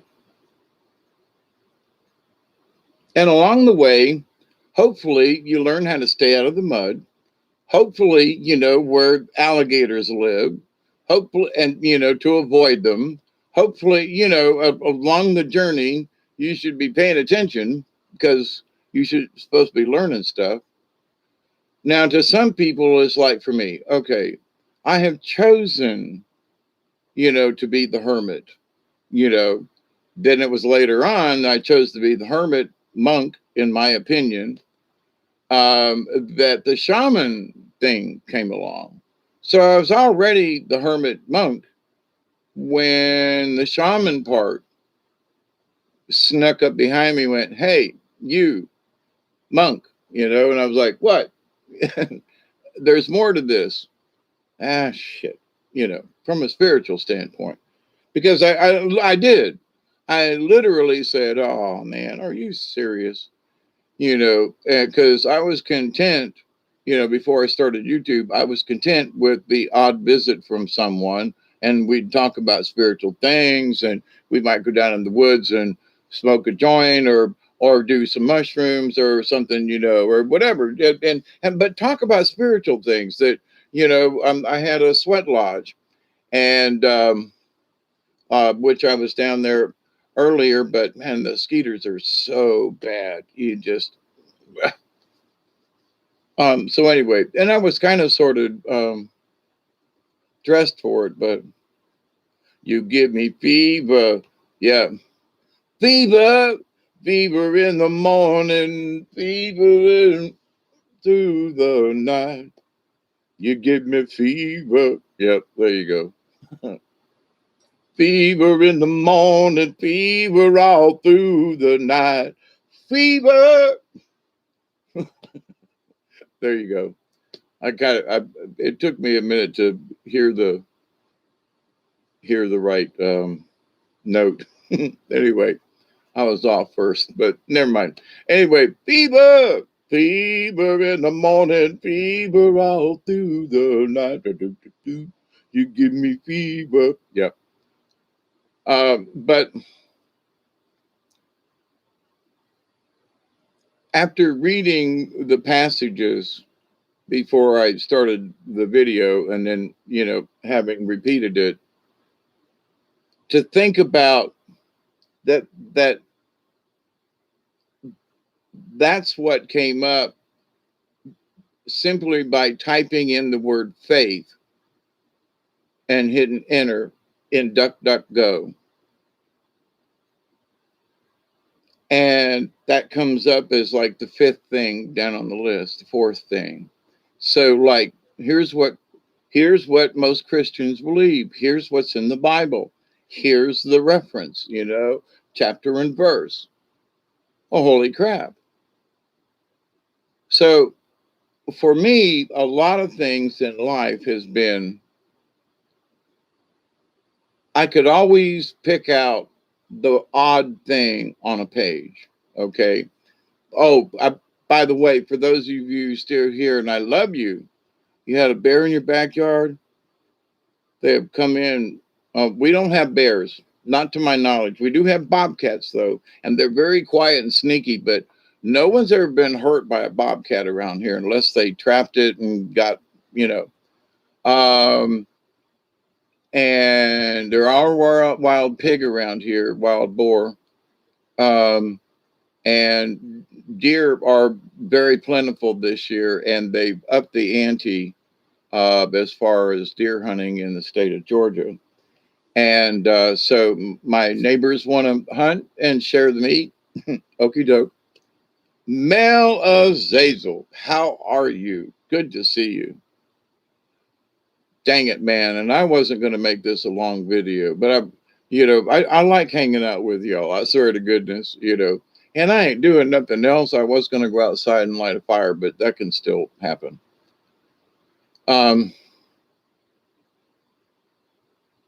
My brain injury has tried its best to interrupt me from my daily chores. Okay. But also for me, um, so it's a constant fight, right? But in this last few days, I have thrown out some things. I mean, big items, and they're out of here, you know. And I'm taking care of some smaller items. They're out of here too. That's the reason why I want to start a fire before it rains again, which might be tomorrow or the next day. Um, so I can get rid of some of this trash that's accumulated. A lot of weeds and sticks and stuff out of the tree and yard stuff, weeds that I've pulled and stuff that I would have normally burnt, you know.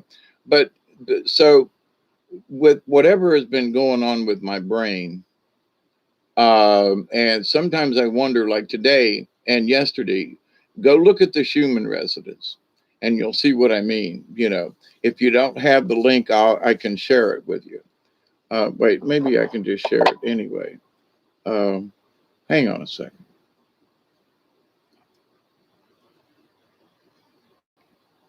No, that ain't what I want.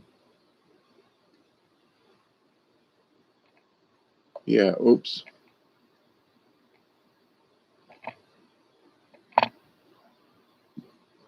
I think it's Control C and then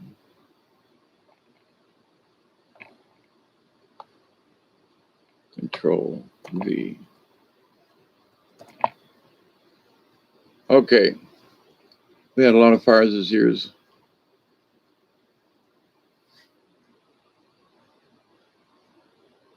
Yeah, I absolutely agree with you, Maverick. What I don't know how long you've been with me, but you know, I've done a couple of videos. I've talked about this back in 2013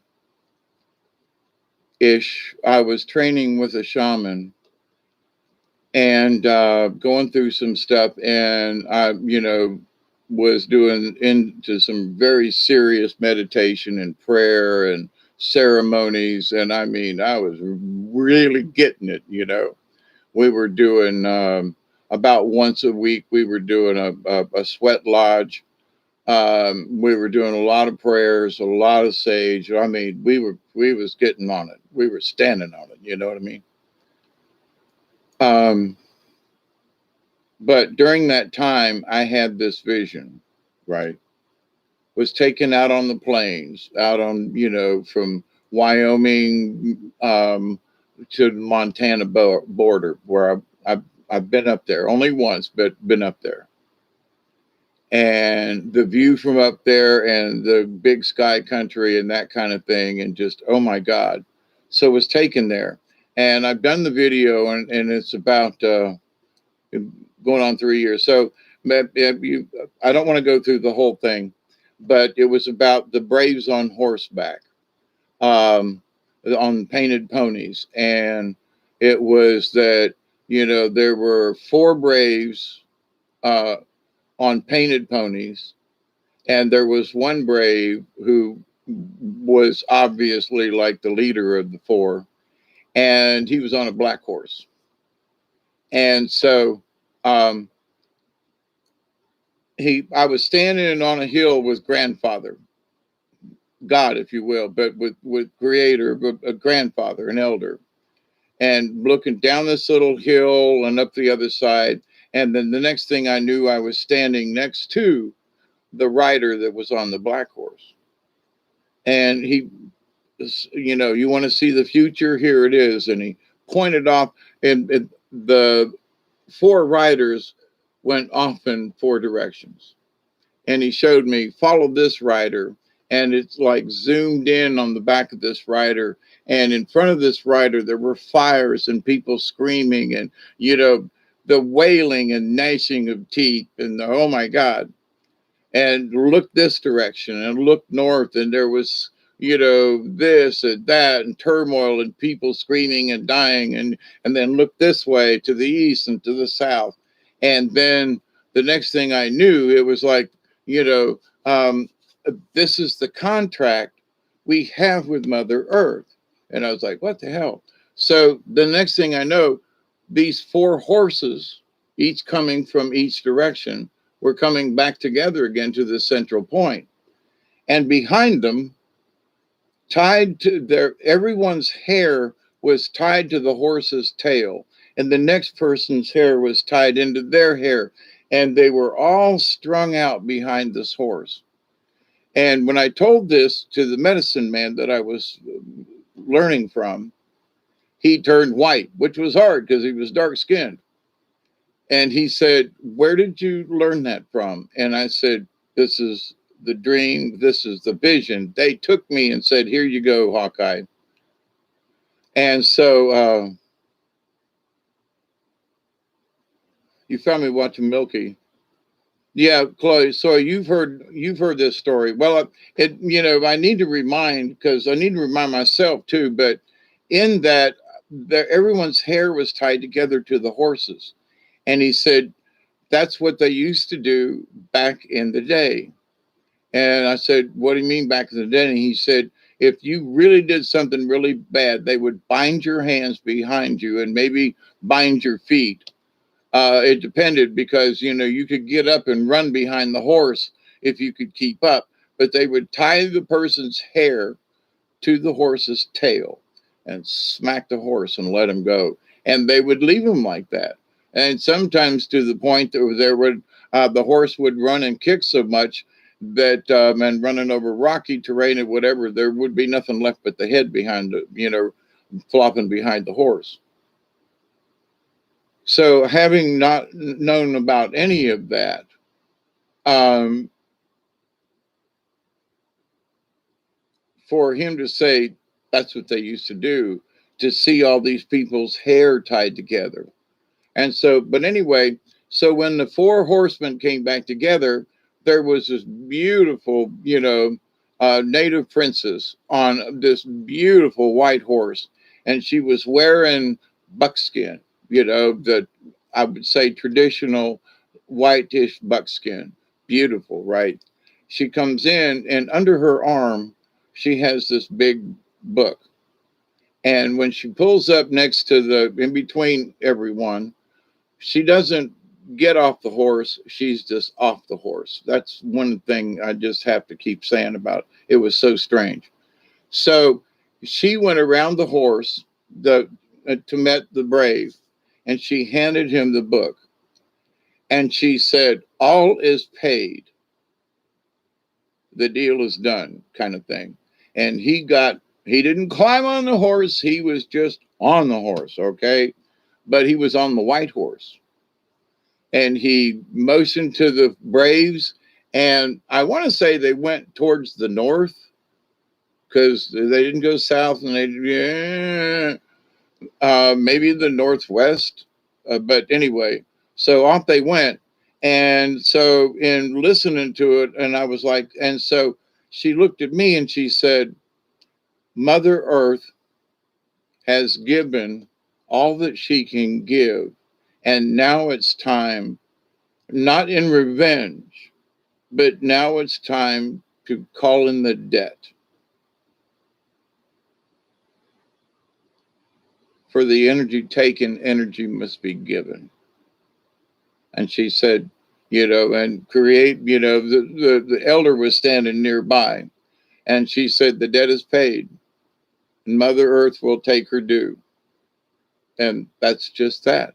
And she was on the black horse, and the balance is being reset, and she rode off. Now that was in 2003, 13, excuse me, right after the 2012 "we're all going to die" thing. So I was like really glad that we weren't dead, right? And then I guess it was about March of 2013, maybe April, that this is when I had this dreamy. It wasn't a dream. I was there. But then, the elder grandfather looked down at me and he said, "This is how things will change. And you were here to tell the tale." And I'm like, okay, because, at the time of trying to learn about shamanism and my role in this, and, It was like, and this is your new path, and that's when I was christened Hawkeye. That's when we did sweat lodges and ceremonies, and it was very, very intense. So, this is what you're here for. And then after that, a year or so later is when Mother Mary and, Sister Helene showed up in my room and said, you got to get moving here. So in this succession over the years, but anyway, to the vision standing there, I could smell the grass, I could feel it. I remember that scene because we got out of the car and I just stood there and just looked out across. We'd crossed Montana border, and we stopped, I don't know, maybe 15 miles in, and as the sun was setting, and I said, just pull over. There might have been a turnoff or something. But anyway, and I took a picture and I said, this is what big sky country is. So I was looking south, back over Wyoming. But anyway, so I can still remember standing up there. I can close my eyes, and it's one of those places that I can just go to.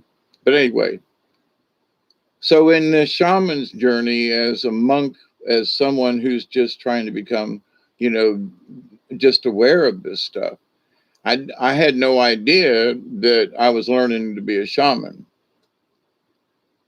And I knew that I was learning things about being a medicine man, but having not really been through the correct rituals that a true medicine man has. I only have learned certain ceremonies because we ran out of time. He had other things to do. So my training is nowhere near complete from a medicine man's point of view. And I would never claim to be such. I might claim to be a, part root doctor because I know about some herbs and things. But the idea, though, that this was my plan in life, that I was going to become a shaman, that I was going to do this. No. Did I know Mother Mary had stepped in at the age of 10 or 11 and showed me these things? Yes.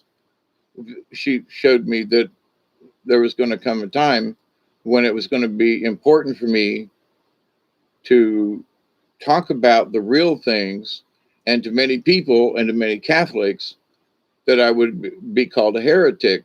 And shortly after, I did a video after she had showed up.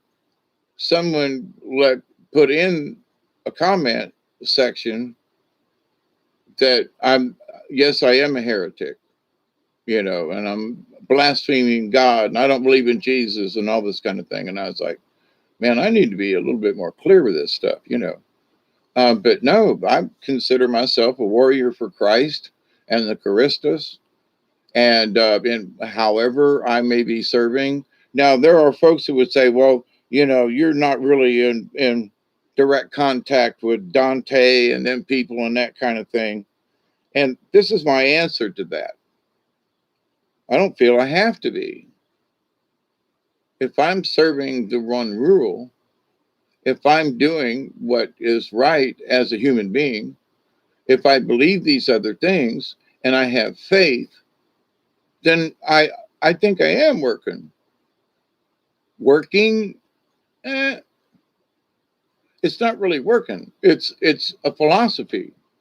To me, it's like we're all members of the League of Like-Minded Beings. Should we hurt one another? Should we, well, there's some demons. There are some honest to God, alien, ugly, nasty motherfuckers, Excuse my French, but that's what they are. And, we can't take that away from them because that's who they are. But to that point, though, there are a lot of good folk on this earth. And if they really kind of understood what was going on and quit believing in this religion is crap and that there's no way that we can get connected to the universe, and that, the Father this and the this and that, and we have no right.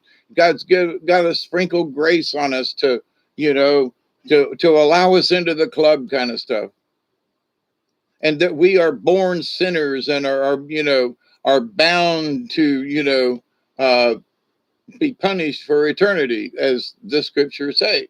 No, do not fit in that category. So for me, the message of, quote, Mother Mary is that these are the kind of topics that need to be discussed. Yes, there's loving and giving in the universe, but it's always there. Whether you're a Christian or a this or a that, it doesn't really matter. But if you know that you're here to do good things in whatever capacity that is, sometimes it's just going to work every day and doing the best you can, and you providing or whatever, and any people that you interact with, you do so with a smile, with honor and respect, and they will notice that. There are people just going into the store in the dollar store. It's like they remember me, my long hair, I'm old, but in that I always have conversation. I always try to be upbeat, and I always, try to compliment the person behind the counter and hope you've had a good day and thank you. And they remember that. Oh, Miss, yeah, you haven't been in our store in a while, right? How you doing? Because I've been going to the Coolidge store, and then I went to the Meg store a couple of days, the last 2 times. So the person there is like, oh, and was very cordial. So you make your mark by just being a good person, by being friendly, by being honorable, jovial, whatever, and not pushy, but just friendly. And by being friendly to people, you pass along peace, because in my heart, my intent is to have a conversation, and just, that she meets all these people, but do any of them actually stop and say anything or have a conversation with her, And so, or the person. So my point is that, having worked in a store or something like that, I wouldn't hold up people to have a chat, but while I'm putting stuff on the counter, I can chat. So, and thank you. And I turned and said, there are 3 or 4 people standing behind and only had 1 or 2 items. And I'm like, sorry, everybody. I do this once every 10 days, and, I'll be done in a minute. I'm putting stuff on there and still having a conversation with the lady. So why do I do this? Is because I'm trying to engage everyone, to include, I'm sorry, I know I got a lot of stuff in my basket, and you only got a couple of items, and y'all got to wait on me. So at least I can do is acknowledge they got to wait on me. And there are some people who say, who care, you first? And I was like, I know that, but I can still acknowledge the people behind me. Now, it's only taken me a couple of minutes, but it seems like an eternity, right? Because there are people standing waiting on me to get done. And I'm not wasting any time, but to the point though, so time in this sense, to those people waiting on me to get done, even though I'm moving, I'm constantly putting in and taking out, and and no wasted time. I still acknowledge the people, and as I'm pulling my cart away, I go, thank you all for waiting on me. Have a nice day. And the lady behind the counter was like, well, you have a nice day too. So why does that matter? Because to me, in my position, even though I don't have, that many items in my buggy, not the point. I'm acknowledging other people. They didn't speak back to me, but I could see them. And this one lady was like, kind of calmed down, like, he'll be done in a minute. He actually acknowledged me in line, waiting. Oh, okay. So, but when we extend our kindness without having to be, overly whatever, because I just looked at everybody standing there and I said, sorry, I'll be done in a minute, y'all. And when I was done at the end, I said, thank you all for waiting. Have a great day, everybody. And out the store I went. So, most people would not do that. I'm not most people. And not that I'm trying to get noticed, or the people are going, oh, there's that crazy guy. No, but they probably think that. But it's that if we talk to each other and recognized each other better, then we know each other better, you know? And the people in line, well, you know, at least he's not an asshole, you know, waiting up in line and screw y'all. I was here first. So y'all just wait, you know. No, I turned around and was compassionate and said, hey, sorry you got to wait on me. I'll be done in a few minutes. Out of here, you know. And then thanked him when it, you know, what, 2 minutes later? But to them, it's an eternity, right? Acknowledgement to other people, acknowledge them and thanking them, even though they're not really doing anything, but they did wait on you. Yeah, well, they were next in line, but that's not the point. So, and I got some smiles, and one lady like threw her hand up, and I'm like, see? So I know it works on strangers when you share and genuinely mean it, you know. Because it's like if somebody's waiting on me, even though it is my turn, I still want to. I turn around and say, you know, I got a bunch of stuff. Me and the dog only come in once every 10 days. You know, I'll be as quick as we can, and you know, it helps them because they're like, oh my God, this guy said, you know, he apologized ahead of time for having to wait a few minutes. When kindness and our compassion is extended, it's amazing the results. Now, I did not expect anything, okay, from my actions. And that's what's important. You don't expect anything. You apologize because even though you're the next guy, even though, but to the point though, other people go, wow, he's a genuine person up there. You know, whoever we don't care who he is, but he was nice to me. He turned around and smiled and said, you know, I'm sorry, I'll be through in a few minutes. And, you know, thanks for waiting. You know, whatever tension, all of a sudden, these three or four people in line behind me were just like, oh, okay, you know, it's cool. You know, hey, buddy, how you doing back there? You know, I'll be through in a minute. Don't know who these people are. Never seen them that I can recall. But speak to them honorably and respectfully, and you know, you'd be surprised. So the more of us that act like this genuinely, without being overly obnoxious or anything, that's one of the things you got to be careful of. There are some people who carry this a little too far. There's a time to shut up. You know, you say just enough, and you give them a smile and look at them in the eye. That's also important if you're, you know, one on one. Like if I could, I would be looking at y'all in the eye. And that's how I was effective as an actor and also as a puppeteer, because I looked people in the eye. And, you know, that was part of my thing about doing these videos. You know, I have my glasses on at times, but, you know, no fancy background. I got, you know, clean clothes hanging on the back of the chair because I don't have a place to put them right now. And here's one of my hats sitting there that I didn't put up yet. And, you know, so I'm a little disheveled around the house, but I keep, you know, mopping and cleaning the floors and doing stuff. But, you know, my house is not normal, and how I've lived these last couple of years has not been too normal, but I'm working on it still. But as far as spiritually, whatever we can do, wherever we go, we share compassion. And simply by turning to our brothers and sisters in the store or whatever and giving them a smile, whether you know them or not. If somebody turns and looks at you for whatever reason, they're, um, okay, let me back up a second. One of the books I picked up back in late 60s, you know, psychic discovery, psychic thing. Anyway, one of the things was that if you wanted to try whether or not your psychic energy was working, and I tried this in lots of different locations, and growing up on the carnival, there were a lot of times I could stare at somebody working on a show. If there were two of us on the Rocco plane, for example, one's running it, the other's, you know, waiting for the tubs to quit. And then, but you've got a lot of time to stand on the ride up high above everybody else and stare at people, right?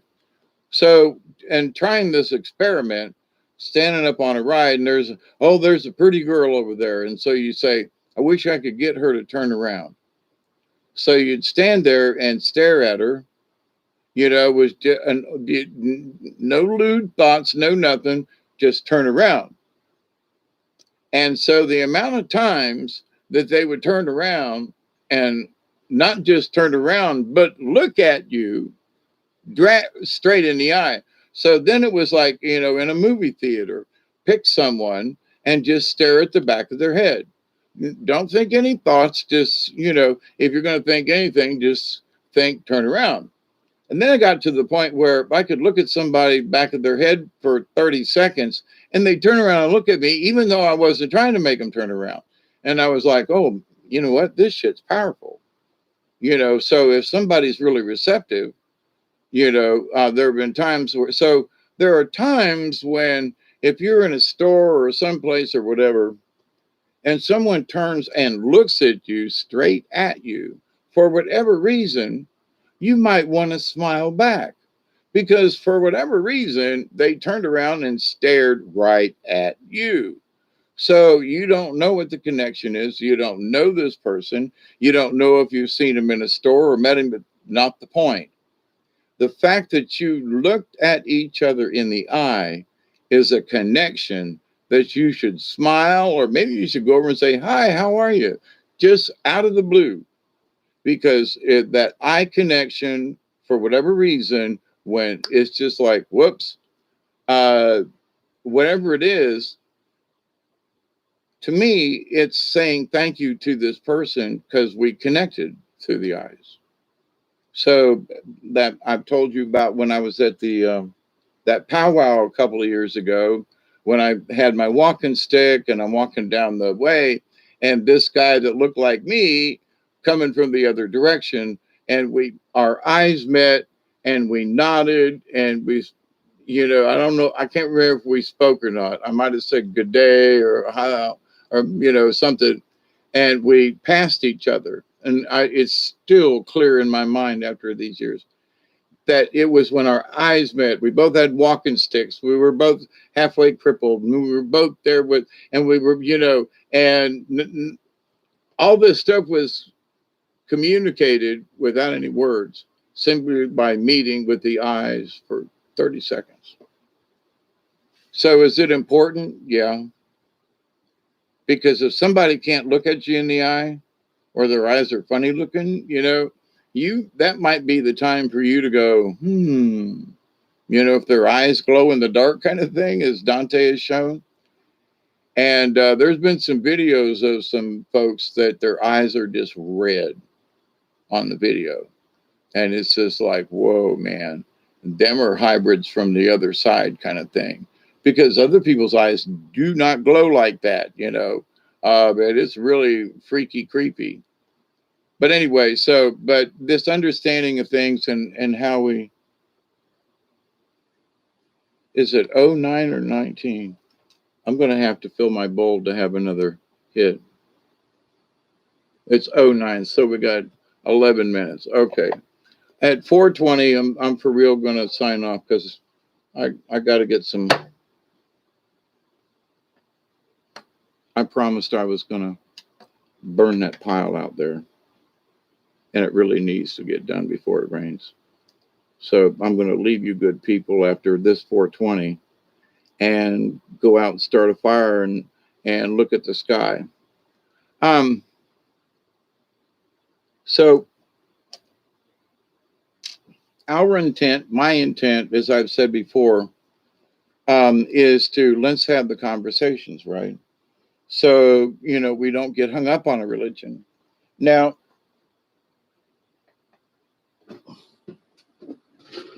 as I was talking about before, about my brother up in Ohio,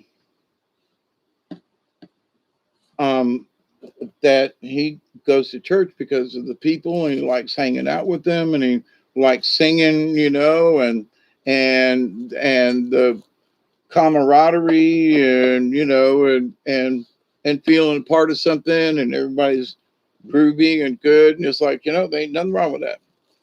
And they read the Bible, but, he believes a little deeper than that. He had a dream catcher on the wall. So If you're a true Christian, you might not have a dream catcher because you know, some Christians would consider that to be, from them savages kind of thing. So we have to take things with a grain of salt, right? But if it helps you to stay grounded and the social thing and all that, I know that when I was in prison, that I would go to chapel meetings. When I was in population, they would allow you to go to, the once a week or whatever. Someone would come in and do some preaching or whatever, but it got you out of the cell. But at the same time, for having discussion about the Bible. So, I mean, and this is back in 78, 79. So I've been having these discussions with people for a long time, not as an argument, but as an honest to God. You know, we, we had Bible discussions. So we'd take certain things, and this guy would read this passage with fervor and, with feeling and the fire and the brimstone. And hallelujah, my brothers and sisters, we are gathered here to comfort the sick and save the sinner, if you know what I mean. So, and I've been told that I would have made a great, preacher. Maybe so, but in that, I'm also, in a way, I have become the monk of things, and so I try not to go into the preaching thing. The preaching is in, let's not get caught up in the preaching. If there's anything for me to preach. But let's think about this and let's be calm about it. Let's look at this from an honest to God. We gotta toss the God out of the conversation. Replace it with Great Spirit or Creator and leave God out of it, simply because it clouds what the message is. So the message that I've read tonight about what faith is and God's the only one that can pass it out kind of thing, it seems selfish, tyrannical, we could say a bunch of words, but in the realm of the natural order of things, of the creator of all things, that all things are available. And the Bible confirms many of these things, that, we're all part of God and we're all made in the image and likeness of God. But my God looks like this, and, but made in the image and likeness, as it says in the Bible, or are we made of the same materials? Are we of the same energies? You know what I'm saying? So whether or not we actually look like him or her or them, not the point, right? It's that our energies are built of the same stuff. We are built of the cosmic energy. We are a part of the Big Bang, and that's the way that is. So where do we go from here with this? We stay aware of it. We're very kind to other people and go, hey, that's cool. But for me, if someone says, well, I got to wait on God to have faith, I'm just going to say, I'm sorry. I ain't waiting on him. He's got too many other things to do. I am taking this into my own hands. Oh, but the Bible says, I know. But I think, because if you read some more of the Bible, and it says that God gave us free will. Well, yeah, but God gave us free will, right? Yes or no? Yeah, okay. All right. So, but now here's, these restrictions that say, I cannot participate in gaining grace from God or the universe or whatever in order to learn and have faith. I ain't waiting around. I want to learn how to have faith. I want to have faith. I want to believe. I want to have faith. So, but the Bible says I got to wait. Sprinkle, of Grace, I'm sorry that I'm thinking like Ginger, Ginger, Oscar, Grace. Anyway, the sprinkling, of pixie dust, think, the something fairy in a Walt Disney movie, right? Sprinkle dust, Tinkerbell, you know, on the Lost Boys. But anyway, but this idea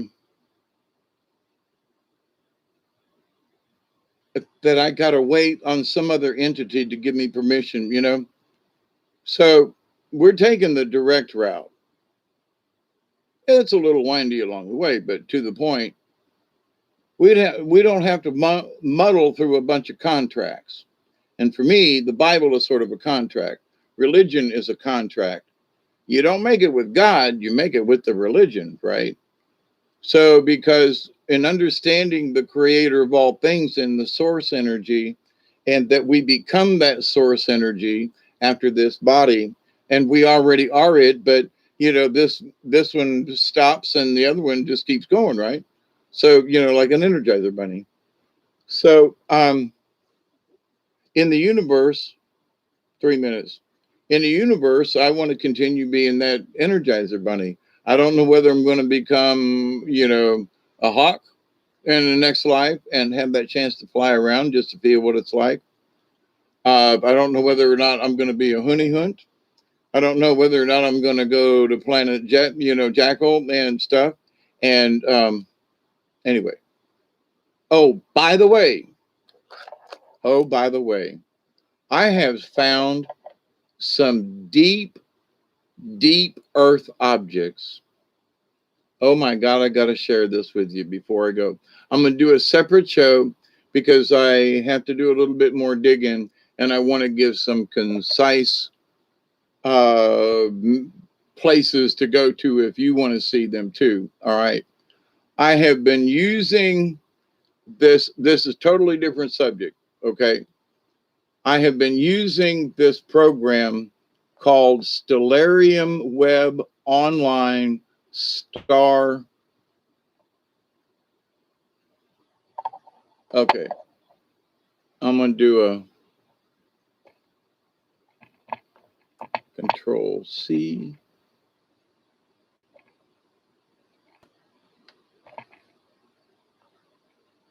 Control V. All right, you go to that website, okay, and use that. It'll put a link down below, kind of thing, for you to go or you can, add it to your bookmarks as we did. The Stellarium, okay,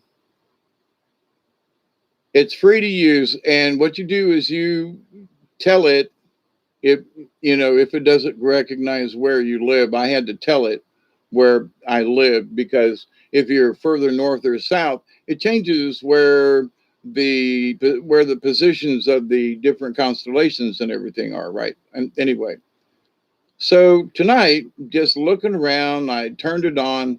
It was being clear, and I had noticed something up in the sky, and I was trying to find out, what it was because I didn't know of anything that was that bright this time of year in that place, right?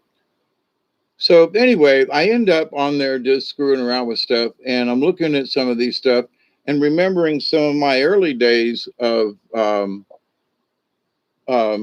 my amateur astronomy. And I remembered there's a star cluster galaxy called M5. There's M35, M30. There's a bunch of M ones out there, right? And these are galaxy star clusters, different things. M classification. I can't remember what the M stands for. We got 1 minute, so I'm getting ready. So, but anyway, so I'm up around Polaris, okay, which is the North Star, and I'm halfway between the North Star, which is at the tail end of the Little Dipper, and then across space down to the which would be, if you were thinking north, south, east, west, it'd be to the south, southwest. But anyway, on the compass. Yeah, it's 420. Here we go. It's a real 420 too. We don't have to make up a story.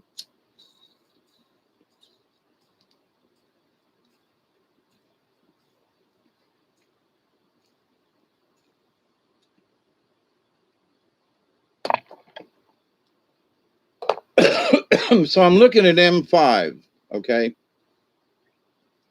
And so it's got a zoom that you can go in. So as you zoom in, those things that are further away in the galaxy don't show up, okay? But so you hit the plus button and it takes you in, or use I'm using a scroll. And hey, SD, how are you?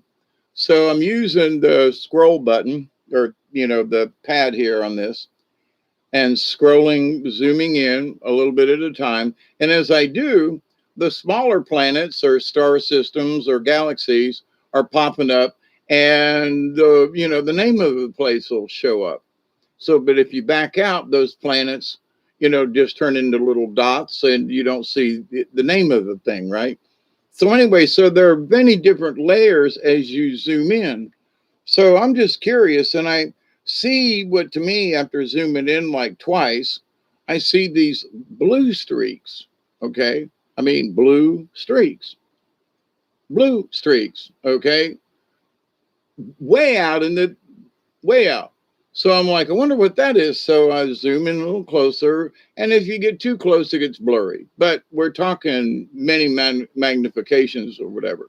So as I'm zooming in, the satellites are going past. So I'm not sure if this thing is imitating these things in real time or if they're connected. Now, this is why I say this, because while I'm looking kind of backed out a little bit, there's a meteor thingy that zoomed across the screen. And I went, wait a minute, this thing looking at the sky in real time? Because there, so at a certain zoom level, you can watch Telestar go by. You can watch this one go by. Some of them are like parallel and go this direction. You can track them, and watch where they go. And I'm like, what the hell? Okay. But as I zoom in closer around M5, and I'm to the south of it, or, to the bottom, or a little bit to the left, not so much to the right, and especially north. So if I find a spot and I zoom in so I can see a lot of this stuff, and and I start seeing these blue cylinders that's about the color of Vesti Montfort, the avatar thingy, that blue. And now I'm zoomed way out there. And there are these tubular things that some of them are really bright bluish, right? The sapphire color. And they're tubes. They're not like, it looks like somebody took a paintbrush and went whoosh, right? And all by itself out there. But I'm panning a little bit to the right, and there's another one that's turned sideways, not quite as bright, and maybe not as long, or maybe as longer. So I'm like, what the hell's going on? So I start scanning the sky. Um, well, where M5 is sitting here, I went straight up, and I kind of went back and forth as I went north a bit, I will say. So as I'm going along, I see several of these blue cylinders. I mean, way zoomed out. So this is deep space. I'm also noticing that there are streaks, great big lines across way out there, not everywhere. And some of them are this light blue, kind of a different shade, but they're all blue. And then as I'm scanning, the blue one goes across here, and now there's a one that's sort of a tan color, a brownish. Anyway, and they're going, and this one's going this way. And as I'm looking, then I find, wait, there's this tan spot over here. And I zoom in one more time, and here's this tan colored, what looks like a worm. Literally. I mean, it's squiggly, right? And then I go, what the fuck? So then I scan over here to the left, and I'm going real slow and I'm watching. Then I find another one of these tan ones, brownish thingies, right? Not real dark brown, but But so, and zoomed way out there, okay? And this one looks like this, and it's got a Y at the end of it, sort of like a forked tongue on a snake. And then you go over here and down a little bit, and this one, it looks like a horseshoe. And then down over here a little bit. Now, this is all around near um, M5 cluster in the northern hemisphere, up around the North Pole, up around Polaris, okay, up that away. Okay, so I'm checking this thing out, and the more I'm going up and down, that I went down, I'm finding these things that were straight across and very narrow. Some of them were short and wide. The brownish, they almost kind of a tint of orange, if you will.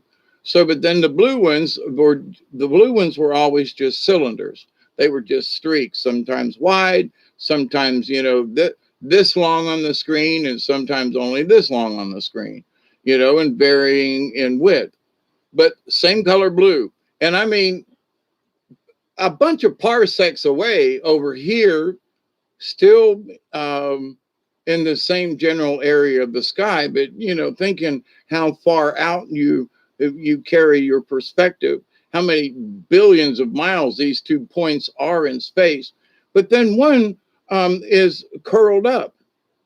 One looks like a dot, but when you zoom in, you can tell that it looks like a donut, and there's a planet or something inside of, or a star. There's something in this circle of dust. It looks dusty versus the blue, which just seems like to be a great big line in the sky. Now I'm talking about, I don't know what the zoom rate is on this, but I was looking into it. Could it have been anything to do with the fact that it's a program? Like, is there something in the background that's picking up? But then I see another satellite go by, and then the satellite comes this way, and I go, if this is simulation, it's like in real time.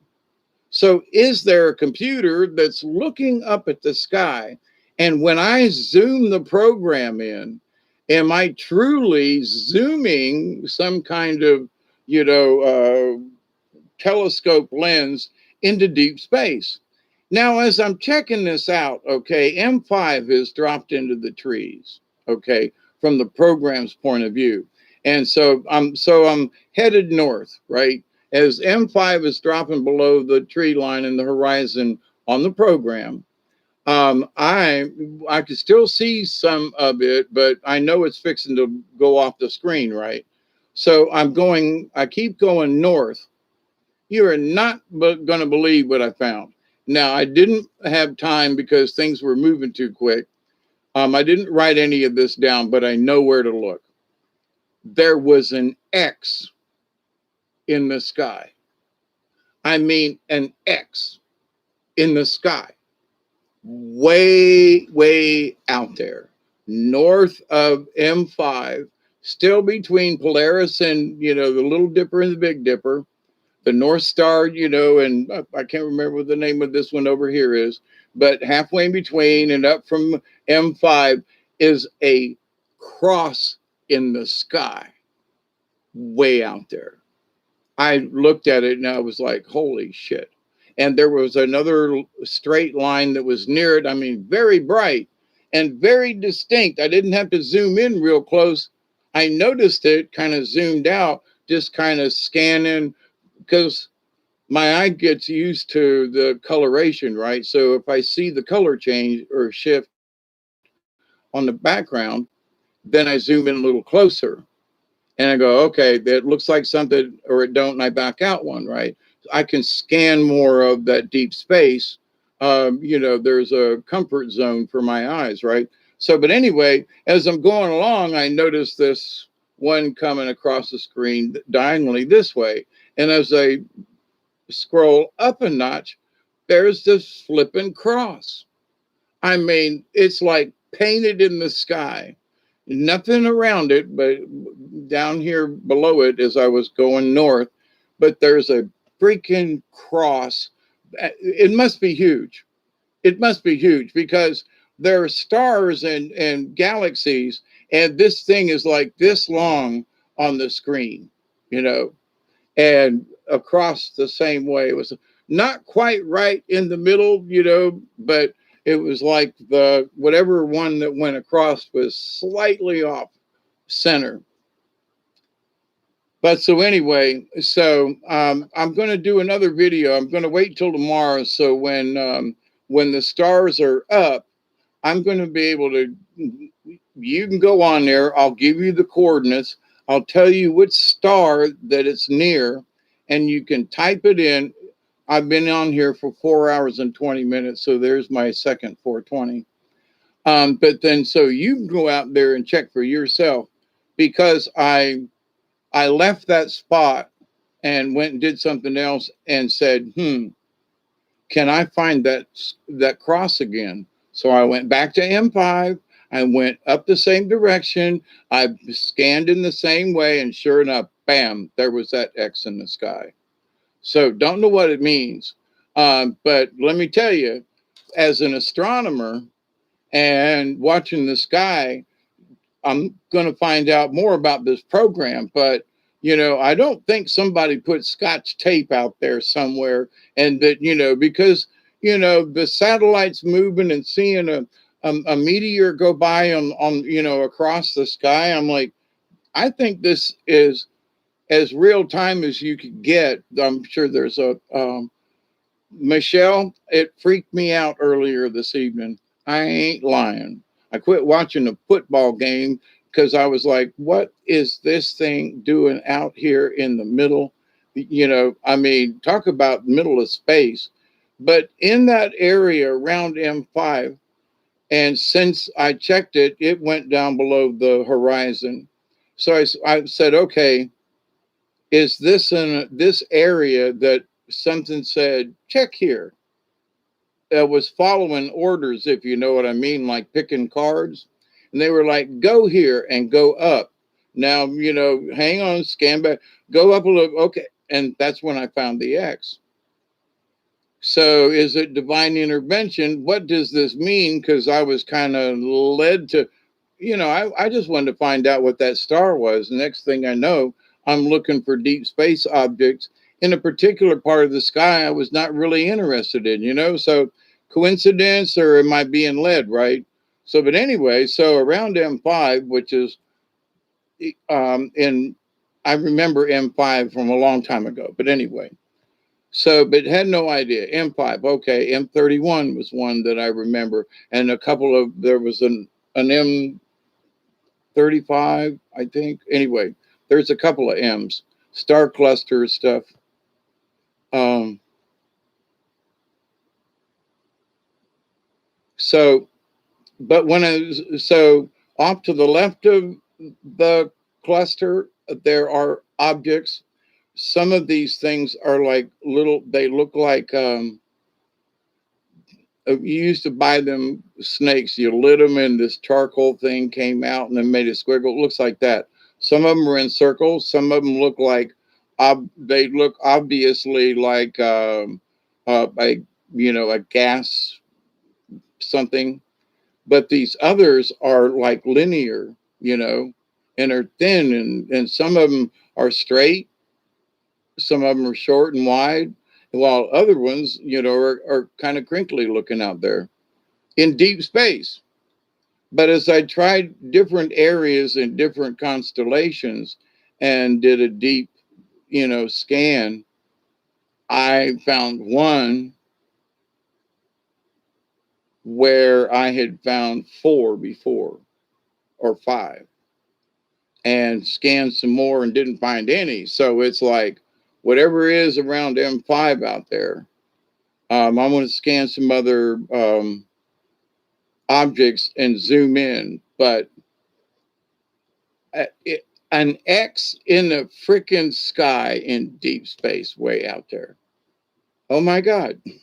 Just, oh my God. And, but find M5 up around Polaris, the North Star in the from the Little Dipper, and between the Little Dipper at the end of the handle, across over to the Big Dipper, and zoom in around M5 and check for yourselves.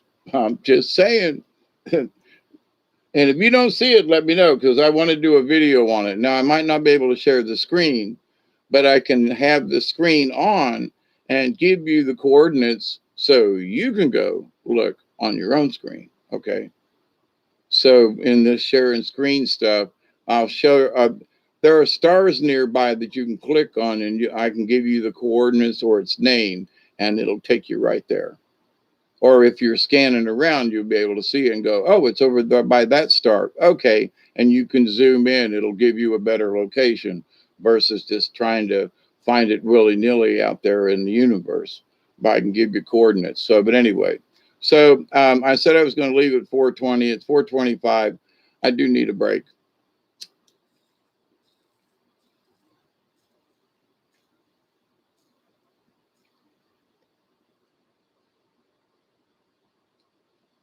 So have fun this week. I know it's Monday the 13th. It's better than Friday the 13th, maybe. I guess. Who knows at this point, right? But I sincerely thank you all for hanging out with me. Thank you for considering.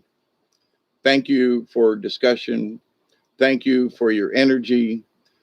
Thank you for your patience, and, this is one thing that we can always guarantee: change. So to wrap this same topic up about the burden of faith, we can allow our faith to be a burden. It's up to us. We can't leave it on God or Creator. Our faith belongs to us. Our faith is us. Our belief is us. Because if you don't really believe in something, then you're not really telling the truth, and then you're not really, you're not being true to yourself, and you're not being honest, and you're playing a game, and you've been there. And sometimes, many times, and we have to keep learning. The angels, guides, and each angels are very close to you. Yeah. Hi, Alexander. Listen, each one of us has got a spirit guide, whether you believe it or not. And there are times where, there are folks who, cheers back to you, Alexander. There are people, and I have warned them, asked them, try to be polite. It's not about what their names are. Well, my angel's name is such and such. Stop it, okay? Because it's a higher thing than that. So somebody asked me one time, well, what's their names? And I said, I told them I don't want to know. Well, what do you mean? Well, because there's power in their name, right? So I don't want to know. But I do want to be able to hear them, the same tone, the same voice. They're right now is sort of like, yeah, you tell them, buddy, but it's not that I doubt people who say, well, my spirit guide's name is Barnaby, and he's from, okay, you might your spirit guide's name might actually be Barnaby from wherever. I don't discount that. But there are folks who try to, and I think it's subliminal in that somewhere in the universe, they have to have a name for their spirit guide. And as an old medicine man and a shaman told me, he said, not by their name or by what they're called. You know them by how they feel and how they sound. The frequency, right? And I was like, you're absolutely right. Because if you're in the spirit realm, anybody could come up and say, hey, my name's Bob, Well, are you the Bob on the? Yeah, I'm the Bob on the internet. Yeah. And they're lying through their teeth if they have any. And so it's like, So as I have been misled, there was a period of time when somebody tried to hijack some stuff, and I had to shut up for a while. I told you all about it a year or so ago, and there were things surrounding the event, but to the point though that I had to make sure I had to go through my own test. And for example, tonight, listening to the spirits that said, "Here, go turn on this program," which I do occasionally because I want to, the fall winter constellations, and it's the skies are much clearer and easier to see, right? And when the weather gets cooler, it'll be nicer outside without skeeters. But to the point, so but to be led here, look over here. Why? Just go look. Okay, so click, zoom in, and then to find that X, or maybe you could say it's a cross.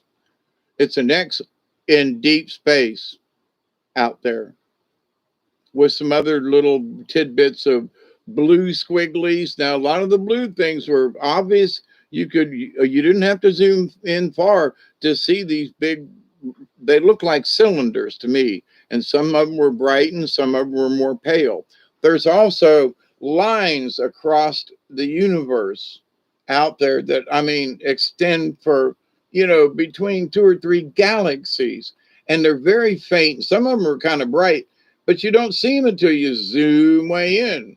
And there doesn't seem to be any particular pattern, but I followed one from this star, and it's an absolute straight line across space. And it goes out here and then just fades away. What is it? I don't know. It was a space gas. It almost looks like a vapor trail, from behind something that it was left. Could it be a comet's tail or something? It's mighty straight.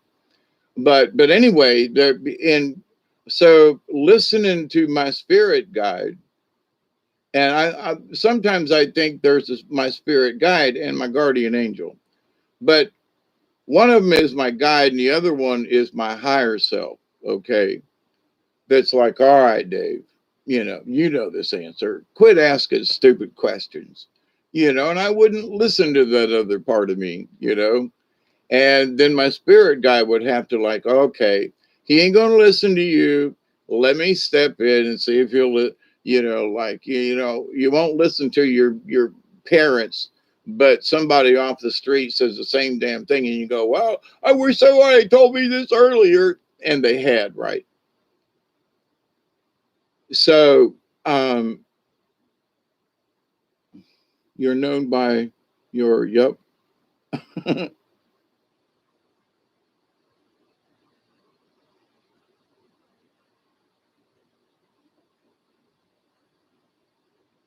Well, here's the thing about faith.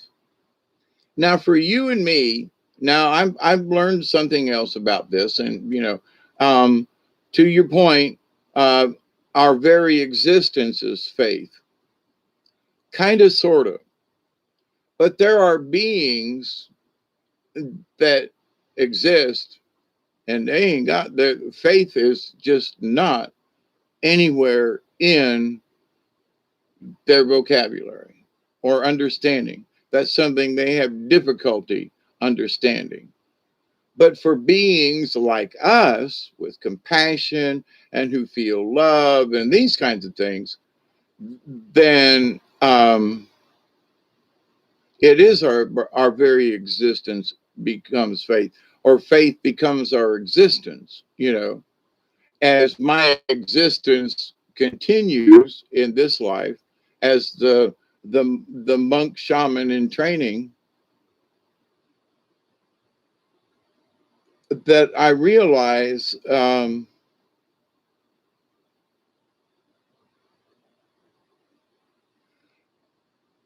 that by knowing that I exist, okay, I am what I am. Um, be here now. I am what I am. Okay, so I know that I exist because I'm yapping or typing or whatever. But then when I have faith within that existence, so I can exist without the faith, but the faith cannot exist on its own because faith could exist, does exist in the universe if you allow it to come to you. That's why I always say accept or receive, right? So when they brought me that information, they said, Dave, Hawkeye, you're not paying attention. Do you believe? And I went, yeah. Well, do you really believe? Like 100.1%. Well, yeah. And then there was a series of questions, and I went, my answer was, instead of yes, I believe, my answer was, yeah, I think so. Well, what about the existence of this? Well, it could, not yes. And another question. And then after this little questionnaire that they gave me in my head, I was like, they showed me in a very short time that I did not believe 100.1%. I was at like 98.9. I was off by about one and a bit, right? So there was slight hesitations when I got these questions. Well, what about this? How do what's your answer to this? And I went, well, it's this. And then all of a sudden there was this other point of view that popped up in my brain. Well, this is what you said, but look at this. And I went, oh, I guess I really don't believe 100%. I think I do, but that was the thing. I think I do. I think that could be. I think that's real. I think there's a square in the freaking depths of the universe out there. Holy crap. Okay. But there have been times that I've been sent on missions to the river that I've talked to these about this over the years where I found deer antler. Here, go over here. Okay. And then look down and there's a deer antler. And then, okay, I'm headed back down. No, no, no, don't go that way. Veer off to the left a little bit. Go down this way. But I felt like, no, no, we want you to go this way. And then you find the other half of the deer antler, 100 feet away in a different, downstream. And you go, what? And finding feathers and doing these things, doing the thing that happened when the guy lost his leg in the accident thingy, waiting and the spirit's saying, okay, go to town, when I didn't have a clue why. And then the whole incident about coming back, listening to the spirits. Sometimes you save a person's life, sometimes you find a fresh feather that's left just for you as a present. Sometimes it's antlers, sometimes it's this, sometimes you get to see a deer or a beaver or otter, or sometimes you don't know. Sometimes I go into deep space and I find crosses in the sky. If you listen and you test your spirit guide, because if you're listening and they direct you somewhere and it doesn't pan out, you can look up or whatever and go, okay, now what was that all about? And if they're listening, like, oh, well, they'll come with a well, or there just will be dead silence. You may be that you've been hacked spiritually, that they have somehow interrupted your direct line. Now, before, there was other people who were interfering with that line, trying to cut in, and that was the issue. They had to get the line fixed because I was getting bad information. Well, this is going on and blah, blah, blah. And and then later on I go, that was not true at all. Whatever this information is, it's wrong or it's not right. So no, this is not my spirit guide talking to me. And until I get the right one, y'all go to hell. Oh, send me a message. Okay. 2 weeks later, normally they send me some little tidbit of something, like faith, the topic for tonight, this morning. And I go, okay, so, but I mulled it over for a couple of days. It's kind of been out there chewing my cud, right? And then so tonight, okay, I haven't done a video this weekend and I need to, and here we go. And I would have done it earlier, but I was looking for that deep space object. Anyway, so the idea though, we have to ask ourselves very honestly, do I really believe? Now, here's the thing about the belief thing. You don't have to have all the details.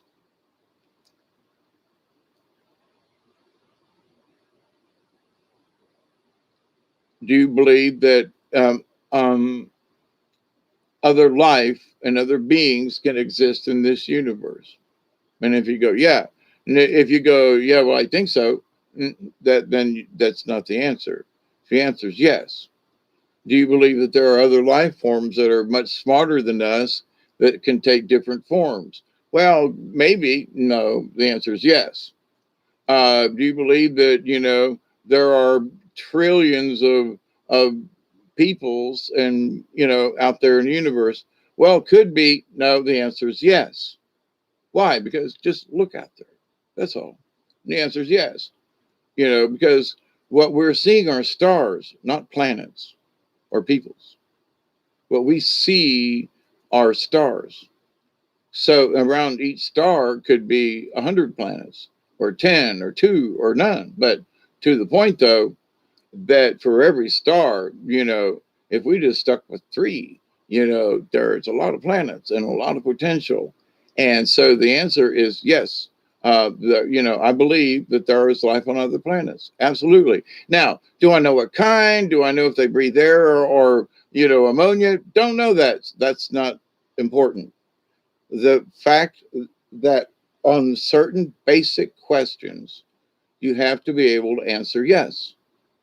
If you hesitate in these questions, on these far out questions, do you believe that there are two, really nasty alien being folkses that, the Flash and the Mater? Do you believe they exist and that they're controlling things on higher levels? The answer is yes. Do you need to know any specifics or anything about it? The answer is no, because there are too many spaceships and too many things and all these other stuff, right? But to the point, though, it's being showed to us all these centuries, all these thousands of years, it's been going on for a long time. And we have to understand that this war and whatever's going on here on Earth, mankind has progressed more now than since the days of the pyramid.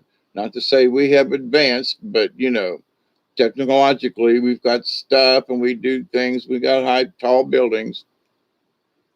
But we still can't build a pyramid. Okay. What's that say? So we're still not as smart as some of our ancestors. But if we reach a certain point of smartness, then we become useless to those who want to control us. And they want to control us simply because they want to, simply because they think they can, know they can, have tried it. And we have to say, yes. Do we need to know everything about them? No. Are they friends? Not really. Okay. Are there other folks who are trying to help us? The answer is yes. Are they sacrificing and being killed on our behalf? Yes. The Charistus, not only them, the angel beings, but also other species who are here trying desperately to keep these nasty mofos from wiping this planet off the map. Now, I recently rewatched the Jupiter Ascending or something. Anyway, and there are a lot of things in that movie that if you haven't watched, you should. And it has to do with there are people and families and ancient traditions in other stars and galaxies and other planets and other places, and they think they own us. They honestly think they own us. Now, whether or not that you believe that, as in the movie, that they're using we the people as an energy source to keep them alive for thousands of years, but that these families have existed and so forth. In reality, there is a lot of truth in that because we don't know about the treaties that were signed between alien races back in the day when they found this place, right, Michelle Lush, or whatever you want to call it. But whether they're grinding us up for dog food, don't know. But to the point though, we think we are a sovereign planet. That nobody rules over us when, you know, uh, that's what Poland said about Germany. No, we're Poland. And 5 days later, Poland is like, that's it. Um, there you go, right? So we think, well, no, no, no. Well, but at the same point, here's the thing. Do we believe that there are evil beings out there that, for whatever reason, well, do we really need to know why they want to destroy us? Not really, because the types of beings that they are, um, they they have no compassion. Compassion is not part of their genome. Their passion, if you will, is the drive to um, conquer without compassion. Just conquer. We'll let these people live, but that's because we need them. You know, like Hitler saying, "Okay, we're going to take all these prisoners and we're going to put them in work camps so they can make the bombs to kill the rest of y'all," which is what happened, right? So, um, but so with that said, why do they need us? One could be, simply labor, because they don't want to do it, right? But for it doesn't matter what the reason is, but they think they have the right to do it. They have been doing it without anybody interfering because now, with all our technology and everything and UFOs and stuff, they've been seen over the centuries and millennia, right? They've been put into paintings with depictions of Christ and, in the crucifixion. So it's like, okay, let's pay attention to this. So these guys have been around a long time. And some of these guys have been fighting a long time. Well, so whatever they're fighting about and over has to do with us on this planet. It has always been about this planet and whoever, whatever year or century or millennium it is, star date. And those of us who are here at this time or whoever was here before, right? Okay. So, but here's the thing: if we think that there aren't other people, other races, other entities involved, that's the thing you have to go. Okay, I believe 100.1%. Do I need to know the details? Do I need to know their names of the races? Not really. Just know it's going on, and that but as things come about, um, you just roll another one. Is it time again? Oh damn! I've been out here on another damn hour. Crap! It's 5 o'clock. It's all y'all's fault. No, but I really needed to talk about this. But in believing in having faith, so your belief is one thing. So you say, I have faith that the information I have at this time suggests there are good angel folks that are working for us, everyone, and other entities, and that there are negative forces who have that they have no compassion. So sitting down and working out a treaty is really not that they really don't want to do that, because that means they have to make a deal. That means that, they have to consider your feelings. You know what I mean? And they just don't want to do that. So bloodthirsty, however you want to look at it, and no compassion, don't want compassion. It's just not in them. So worse than a Klingon. You know what I mean? I mean, worse than, at least Klingons have honor. These guys just do what they do. And, if one of them gets killed and because of it, there he goes. Next.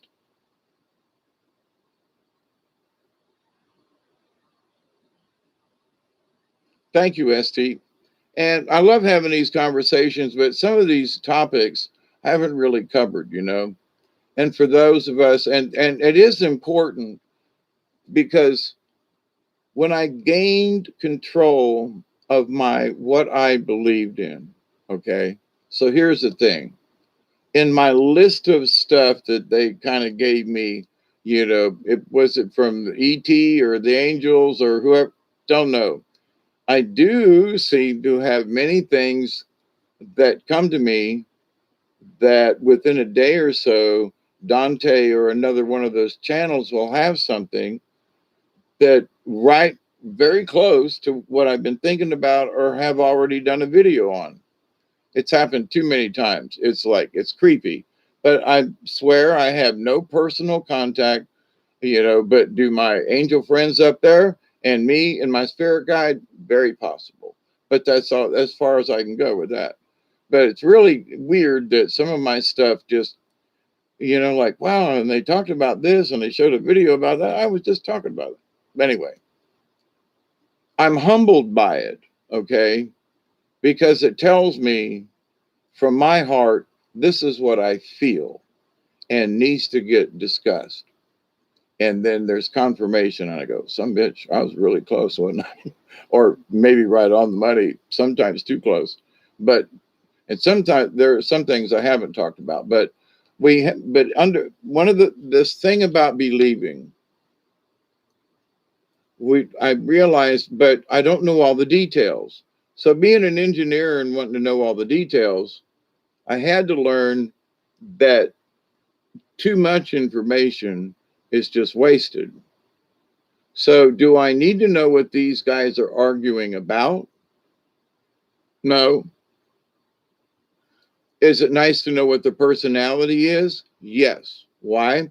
Because then it helps to explain why it doesn't matter what they're arguing about. Because they're going to argue no matter what. Because neither one of them wants to give in. Neither one wants to, capitulate. Neither one wants to, no. And somebody's got to have the upper hand at all times. And if this guy says, nah, you ain't, I mean, it's like who shot JR on Dallas kind of shit. I mean, so it doesn't matter, because they're going to be warring with each other, and we get caught in the middle a lot of times. And the good guys are trying to keep them both from annihilating the people on this planet. Now, one thing that absolutely has to happen is we on this planet have got to change. But there's a lot of good indications that these changes are taking place. They're taking place in a good manner. We hang out, we shed what we know and what we learn, and it's just in the sharing. It's knowing that you're part of a tribe. You and I and the rest of us are members of the League of Like-Minded Beings. We're accepted. No great fanfare. We don't get a badge, per se. The badge is the badge of honor that says you believe and and you have faith that you do believe to the League of Like-Minded Beings. When you reach that point and you go, yep, I know, I'm a member. And it doesn't need any fanfare. Now, as you make these, what do I believe, don't believe, it's like going through different levels. I don't even want to use, but it's like the Moose Lodge, I'll say. Okay. So you're a member and you get, you're a newbie and you got to go to do this and all newbies do that. Okay, fine. So, but as you go through this, your belief system, pick something spiritual or something that's related to this. And so, well, I don't know about that. Then stop and think about it. And if you say, no, that's just bullshit, that's a good answer if you truly believe it. Now, here's the thing. Here's the caveat. There have been, back in the day, now there are times when before I will make a decision, I'll go, that is going on the shelf. I'm going to think about it. Let's watch this develop. There's a commercial I saw today where this guy is doing something to change his house or something. Anyway, he's coming down this neighborhood street with a huge wrecking ball at the end. And the one neighbor talking to his wife, she goes, shouldn't we tell him? He goes, nah, let's just see where this goes. And I could understand that. He's talking to the guy and he says something, he hits the thing, and of course the ball drops and it crushes the neighbor's, his car. So I'm going to, there are sometimes we have to see things and go, and let's just, before I agree to it, disagree with it, I'm just going to see how this turns out, kind of sort of reserve an opinion. Now, you might be leading one way or the other. That's not my point, but you just kind of want to say, well, at the moment, I could go either way, but, let's give it a chance. And for me, within a couple of days or a week, if I'm hee-hawing on something, I'll get an answer. If I allow myself to, listen to my spirit self, listen to my guide, I will somehow the answer will come to me. So for me, it was like, well, do you believe in this? Yes or no?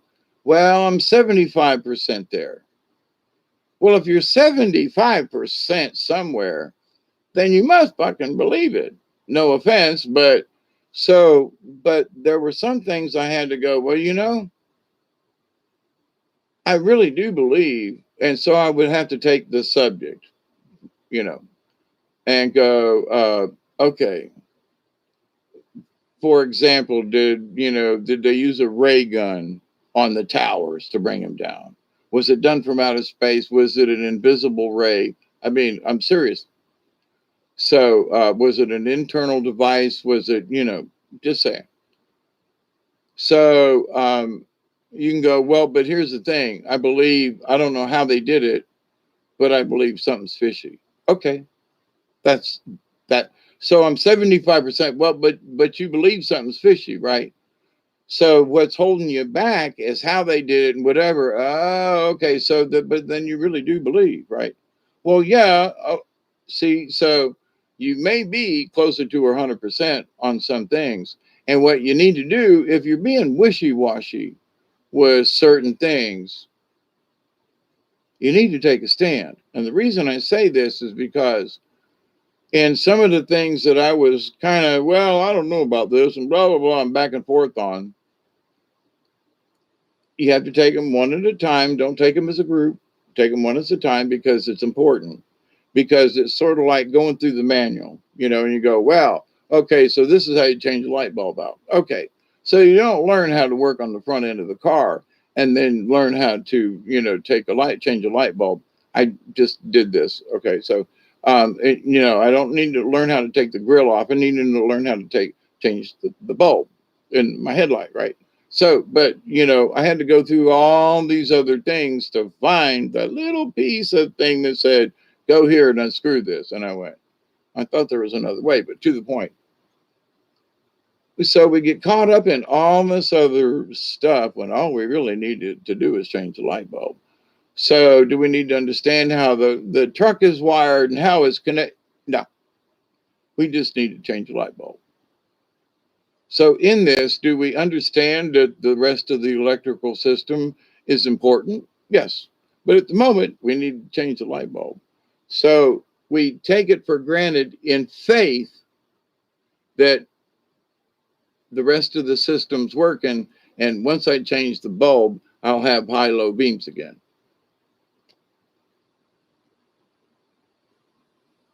What does that mean? In some things, you have to take what may be keeping you from really believing it.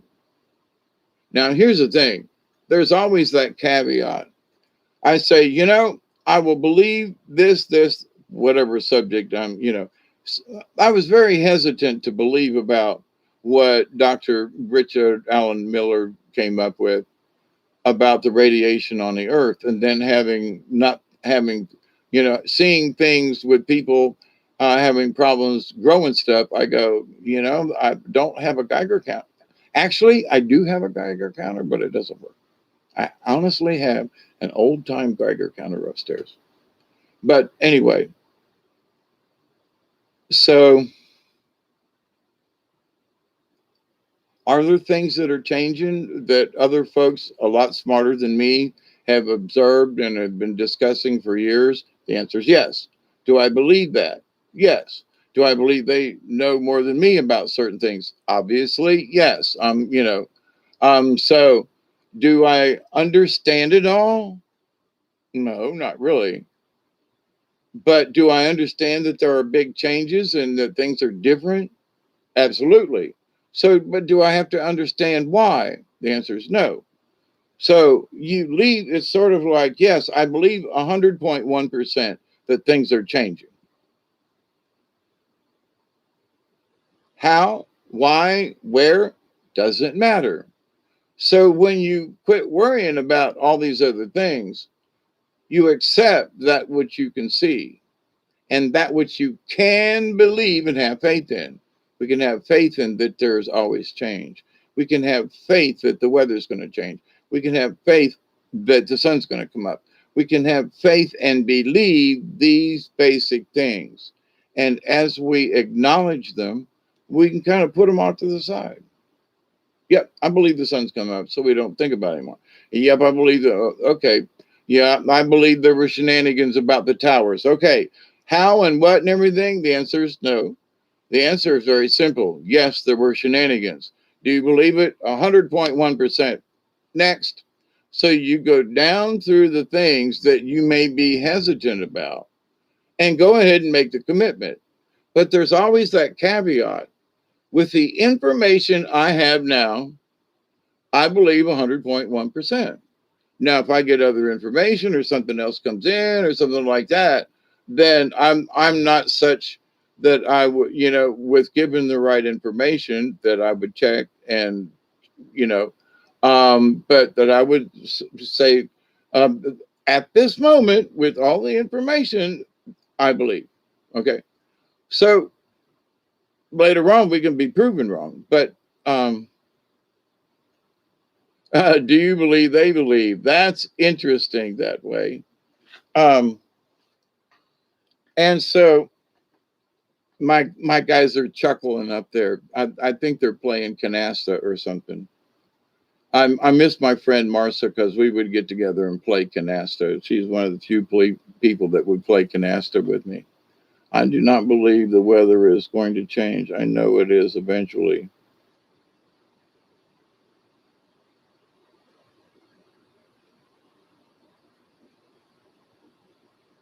Well, see, then because you know it is eventually, then you believe it.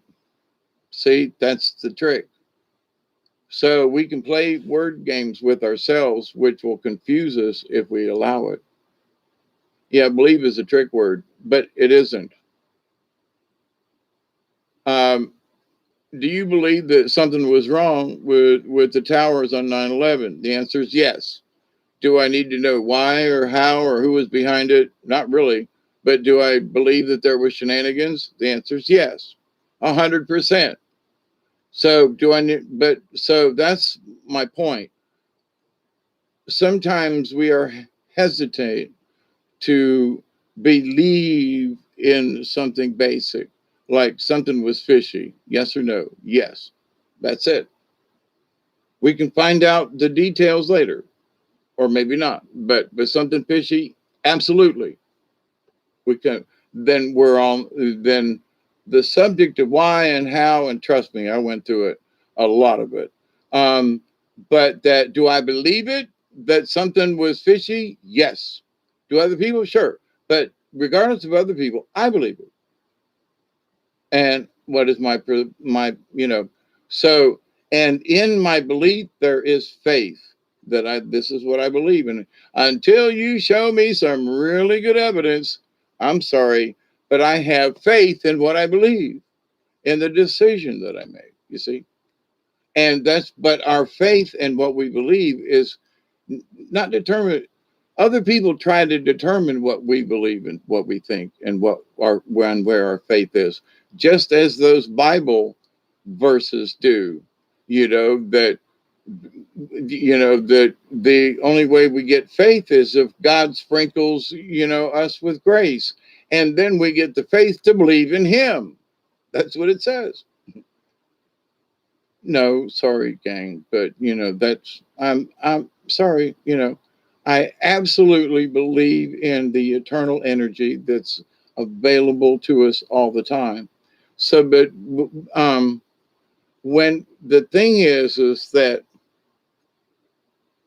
we break it down into simple things. So, like the towers. Well, were they dustified? Did they collapse? Did they? Doesn't matter. Did they disappear in a matter of a few seconds? The answer is yes. Do you think that was normal? No. Do you think something was fishy? Yes. Okay. You made, that's it. That's all you need with the questionnaire. The rest of it is not really immaterial, but as far as you putting things in perspective, was there something fishy? Yep. Okay. You agree on it? Yep. 100%? Yep. Okay. Put it over here. You can still go back and look at it. You can still, but when you classify it in your shaman journey, when you make these, okay, I believe this. Okay, what about that? Yeah, I believe that too. Well, I believe this 100.1%, but there's this little bit that I'm holding out for reservation. But yeah, what I know, yeah, I got it. So spiritually, do I believe that we're all connected in the universe? And yeah, okay, there's one. Do I need to know how or why? No. Do you believe that we are all connected somehow in the universe? Yeah. You believe it 100.1%? I do. More than that, but absolutely. So we're all connected. Okay. Then quit worrying about it.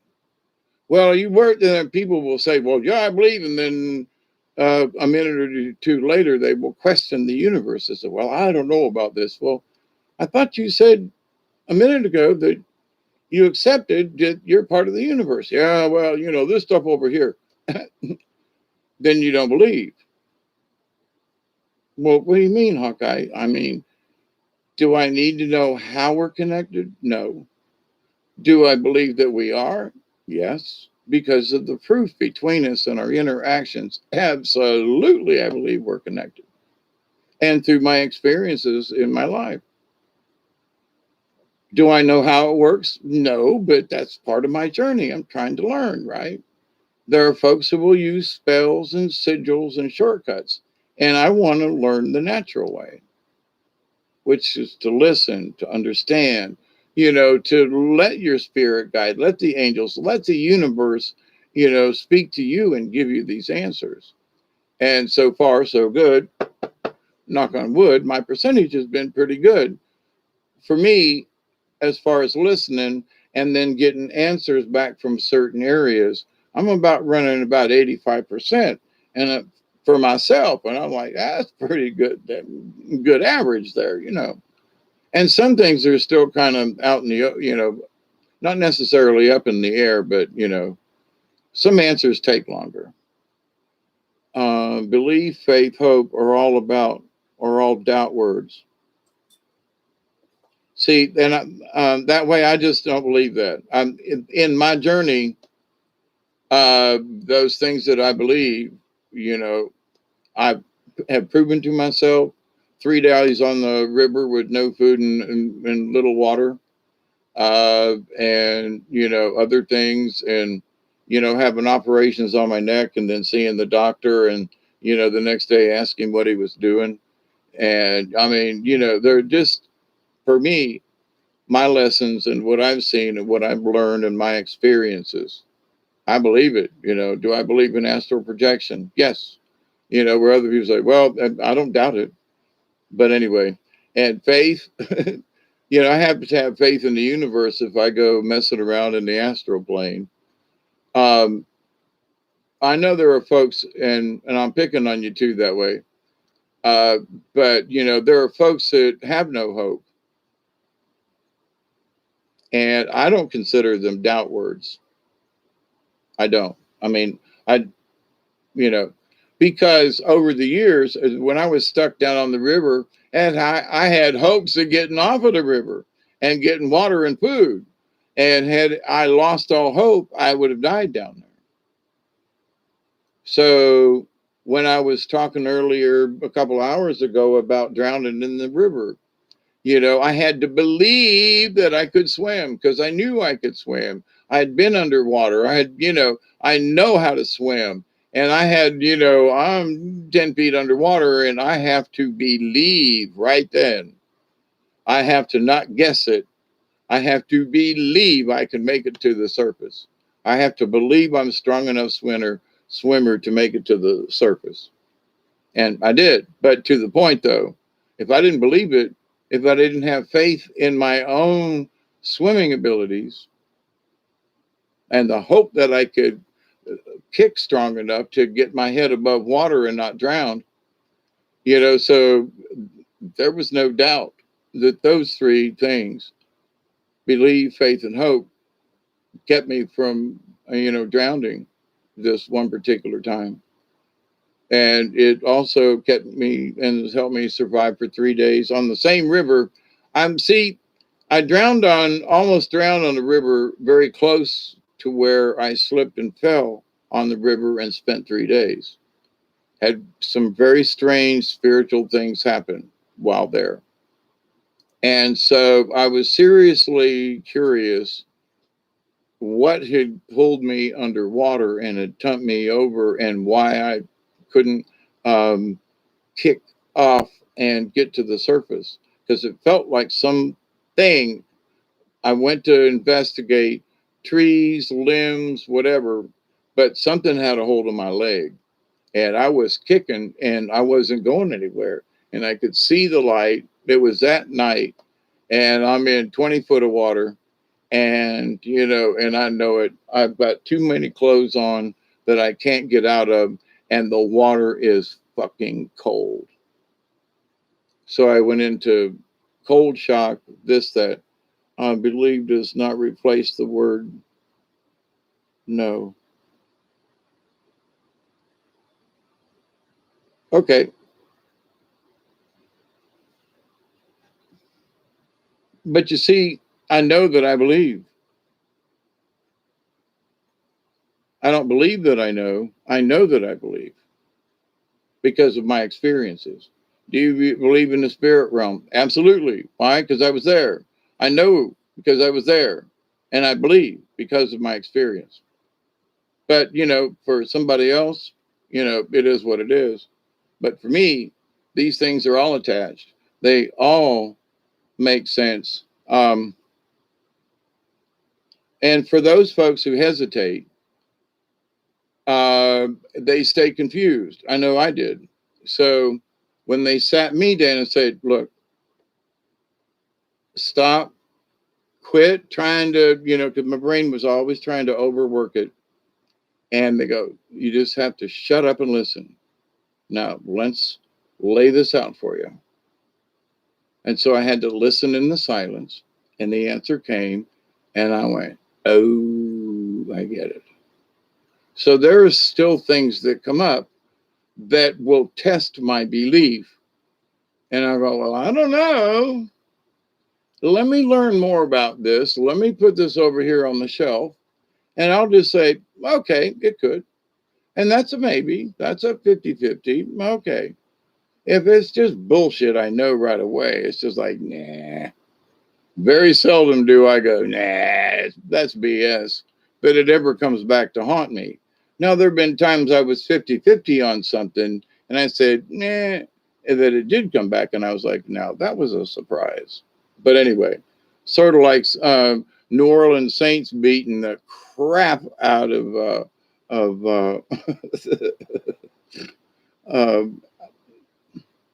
the, oh man, Green Bay. I'm sure glad you don't believe it, because believe means to doubt or give a little credit to. Pick on me. I love it.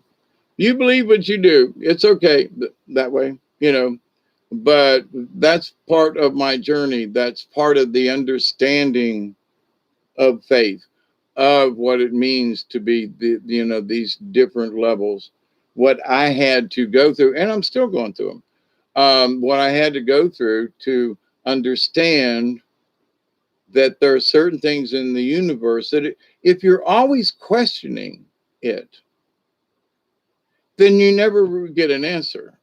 Well, what about this? Well, but what about that? Can we agree that we all agree on this part? Like there were shenanigans for the towers. Can we agree on that? The answer is yes. Okay, then everything else is just, we'll learn about it as we go. So it doesn't really matter, but that we agree on this one great big giant thing, and we all agree on it. That's significant. So, but if you keep asking questions about, well, what about this? Or how about building 7? Well, to me, that's sort of included, but anyway. So because that's where the shenanigans are. So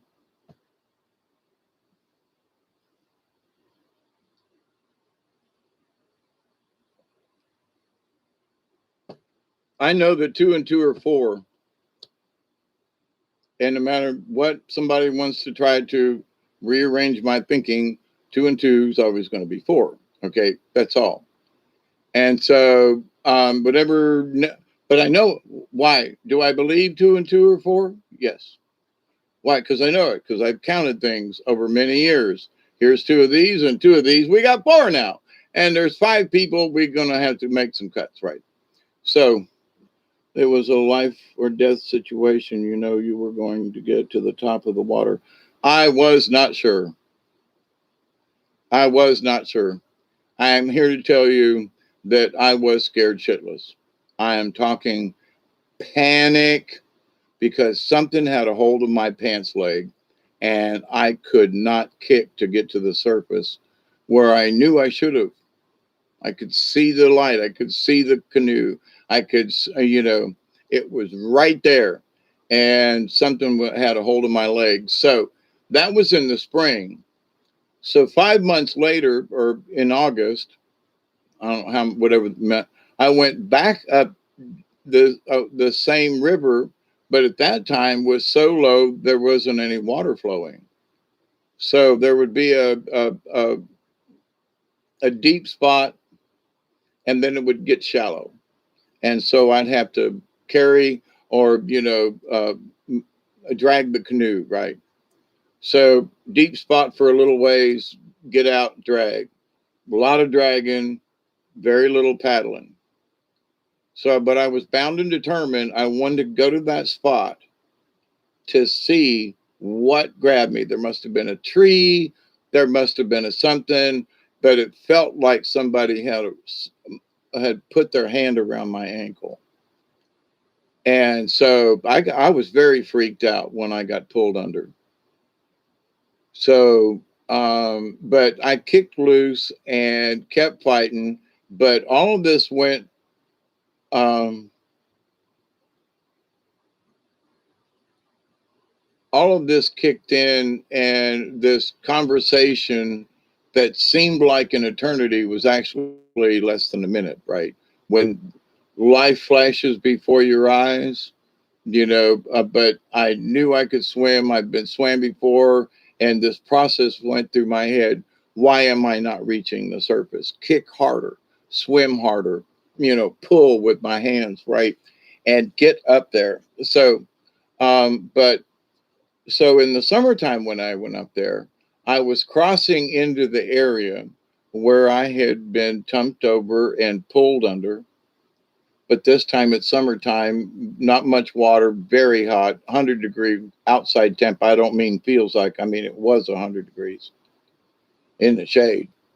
And so me and my little dog Sasha, the wonder dog that I'm missing because of 9/11 a couple of years ago. But anyway, so as I ramble on at 5:30 in the morning ish, is it really 5:30? Oh my God, it really is. God, let me hit another bowl. Do you know in the spirit realm, the truth does not need a belief. It's either accepted or not accepted. Well, but it's the experience, right? There are folks who don't believe in the spirit realm, so I understand this. And it's been, you know, the truth has been shown to me many times that way. Um, and so, but while on the river near where this event took place, is where I slipped and fell across in pulling the canoe. Now I use great big rope. I don't use this little tiny shit. I use big rope because I want to be able to wrap my hands around it. So I've got good, strong nylon rope that's well, the strength is more than what this canoe weighs, right? So I'm dragging this canoe right over a hump, and the rope breaks. I'm talking like what? And I mean, this thing is like let's see, 3/8, 4, 5/8. I think it's a half inch or 5/8, around. And I always change the ropes out and tug on them, make sure that they're strong. And this thing broke, and I took backwards and landed on my lower back that has been bad for many years. And all I could do was lay there in the mud and look up and say, "Oh crap." I'm so dead because I'm up the river. You can't just get there from here, right? You got to get out, pull your canoe, pull your kayak. You got to want to get where I was at. A couple of miles up the river, and it was not easy to get there. So now I'm stuck up there. Now, for me and my dog, I just had a couple of little Debbie cakes. I had a bottle of a quart of Powerade drink, and a 20-ounce Mountain Dew in a bottle, and that was it. That's what I had for 3 days on the river, and I was so bad and hurting so bad. I crawled up the bank, which is pretty steep right there, and in a crag between palmetto bushes, which uh, over the years, I've learned how to use palmetto bushes as my friend kind of thing, and literally curled down in Mother Earth there on the dirt between two palmetto bushes, and I saw these spirits come and get me, and I saw myself walking away with the spirit on either side. And we were walking, and I remember turning around and looking, and they were like, "It's going to be okay. You'll be okay." And off I went. And I woke up sometime later.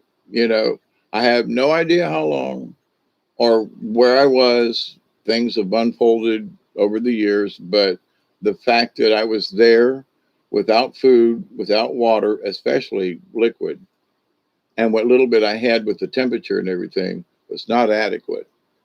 And after on the third day, I got my senses back and some strength back, and and because I had to pull the canoe all the way back down the damn river, those places after having been there with no water and food and everything. So it was my determination, sorry, but it was my belief and faith in my own self and the spirit realm that gave me the strength to get back downriver. Because otherwise, I'd still be there. They'd have found my dead carcass, and my dog would have been barking. But I do not believe. I either know or I do not know. Okay.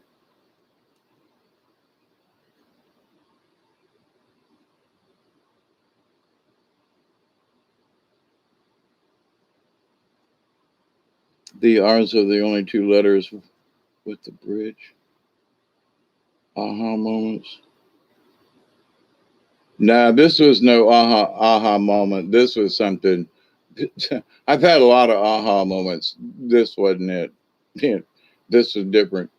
And but to the point though, so in each of our journeys, my journey, what I believed 30 years ago, and what I know to be true now, because I've been there, experienced it, seen it, okie doke. So that is what my journey is, whether anybody agrees with me, whether anybody notices it, but these are the steps to accepting what's in the universe is by accepting that it's there. Do you believe it? Wow, and there we go again. Do you know that it's there?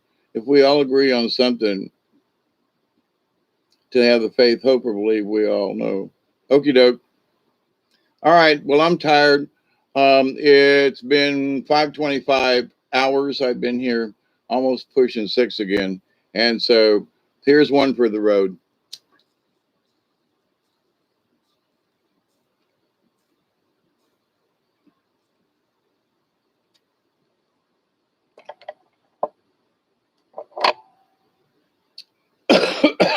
So to wrap up 5.5 hours, where is the burden of faith? Okay. The burden of faith is with each individual, you know, and for those folks who know or believe or understand the truth, however it comes out, um, so if it's religion and they're testing your faith, then it is up to us, not to God, whether or not we're going to, believe in the afterlife or no. It doesn't matter. It's up to us. So where this burden lies, it lies with us. But also the burden is very simple. Do we want to consider it a a 4-ton elephant, or do we want to consider it a blow up elephant that looks like a 4-ton elephant? You know, so which it would still be heavy because of the vinyl, but to the point though, I could carry a balloon, but I could not carry an elephant. So what is perceptible, what we perceive. So it's like, okay, if I was holding up a balloon of an elephant, you go, wow, he's really strong. He could hold up an elephant. And the answer would be no, what you see or what you saw, what you believed you saw, what you believed you knew, it was just a big blow up doll. So teehee, forced perspective, but we also know that that's true, So what's going to be interesting, not that take a chance on me. Ba ba ba ba ba ba ba ba ba ba ba ba ba da da dum bum bum. Yep. Yep. But there was a couple of them songs. Y'all got me thinking about the damn tunes now. Dang it, y'all. But so when I say that I pray that each and every day, that each and every one of you will continue to learn how to accept and receive the knowledge, the healing, the wisdom, and the blessings from the universe. I really mean that. And I mean that find your own way, but there are different levels. And for those who are looking, for those that are seeking, you'll understand some things when it's time. Remember, if you try to force the answer, you may get the wrong answer. But just saying. Because every day when I put my 2 feet on the ground and me and Duggar go out in the yard and chase the cats and feed them something, I continue to pray that each and every day, that each and every one of you, your friends, your family, and all of your relations will learn how to accept and receive the knowledge, the healing, and the wisdom and the blessings from the universe. And in that law of three, which really always tickles me, I continue to pray that each and every one of you will continue to learn to accept and receive the knowledge, the healing, the wisdom, and to me, the many blessings from the universe. And that you will continue to learn how to reject those things that are not necessary in your life, and that you will continue to reject and notice those things ahead of time. So when it comes time to stub your toe on something, you may be able to go, whoops, sorry about that. I'm going to not trip right there. So be careful, everybody. Have a great week. I hope to see you soon. I'm going to go out and go set this fire before the sun comes up. I guess I'm going to watch the sun come up as I burn this pile of stuff that's been bugging me for a long time. So, dear friends, be safe, be kind. Michelle, thank you always. Estee, that way. Whoever else I'm missing in the thingy in the chat. I love y'all. I do. Please be safe. And remember, it's up to us to decide, whatever our perspective is. And life can be a burden, or it can just be an adventure. And if it's an adventure, sometimes it's hard to pull that damn canoe over them tough spots. And sometimes the honey, I'm still free, take a chance on me. Ba ba ba ba ba ba ba ba ba. Okay, stop it now. But if we look at it as a burden, and we continue to talk about it as a burden, if we, then it will become a burden. If we just go, yep, that's it, it's not a burden. It just is what it is. I'm learning along the way.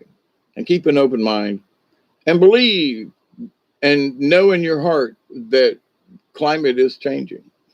Just look at the Gulf of Mexico. When the truth comes out. So be safe, everybody. And until next time, I love you all. I'm going to go out and look at the stars and hope the clouds are gone. I'm going to make some smoke when I start the fire. Be safe, everybody. And as we say in South Georgia, well, some places, TTFN, ta-ta for now. I love you. Be careful. Be safe. Be compassionate. Be kind. And remember, share one if you got one for those who don't have one, whatever that one might be. So until next time, I love you all. Michelle, Esty, that way, and the folks in the background. We love you. Be safe, honestly.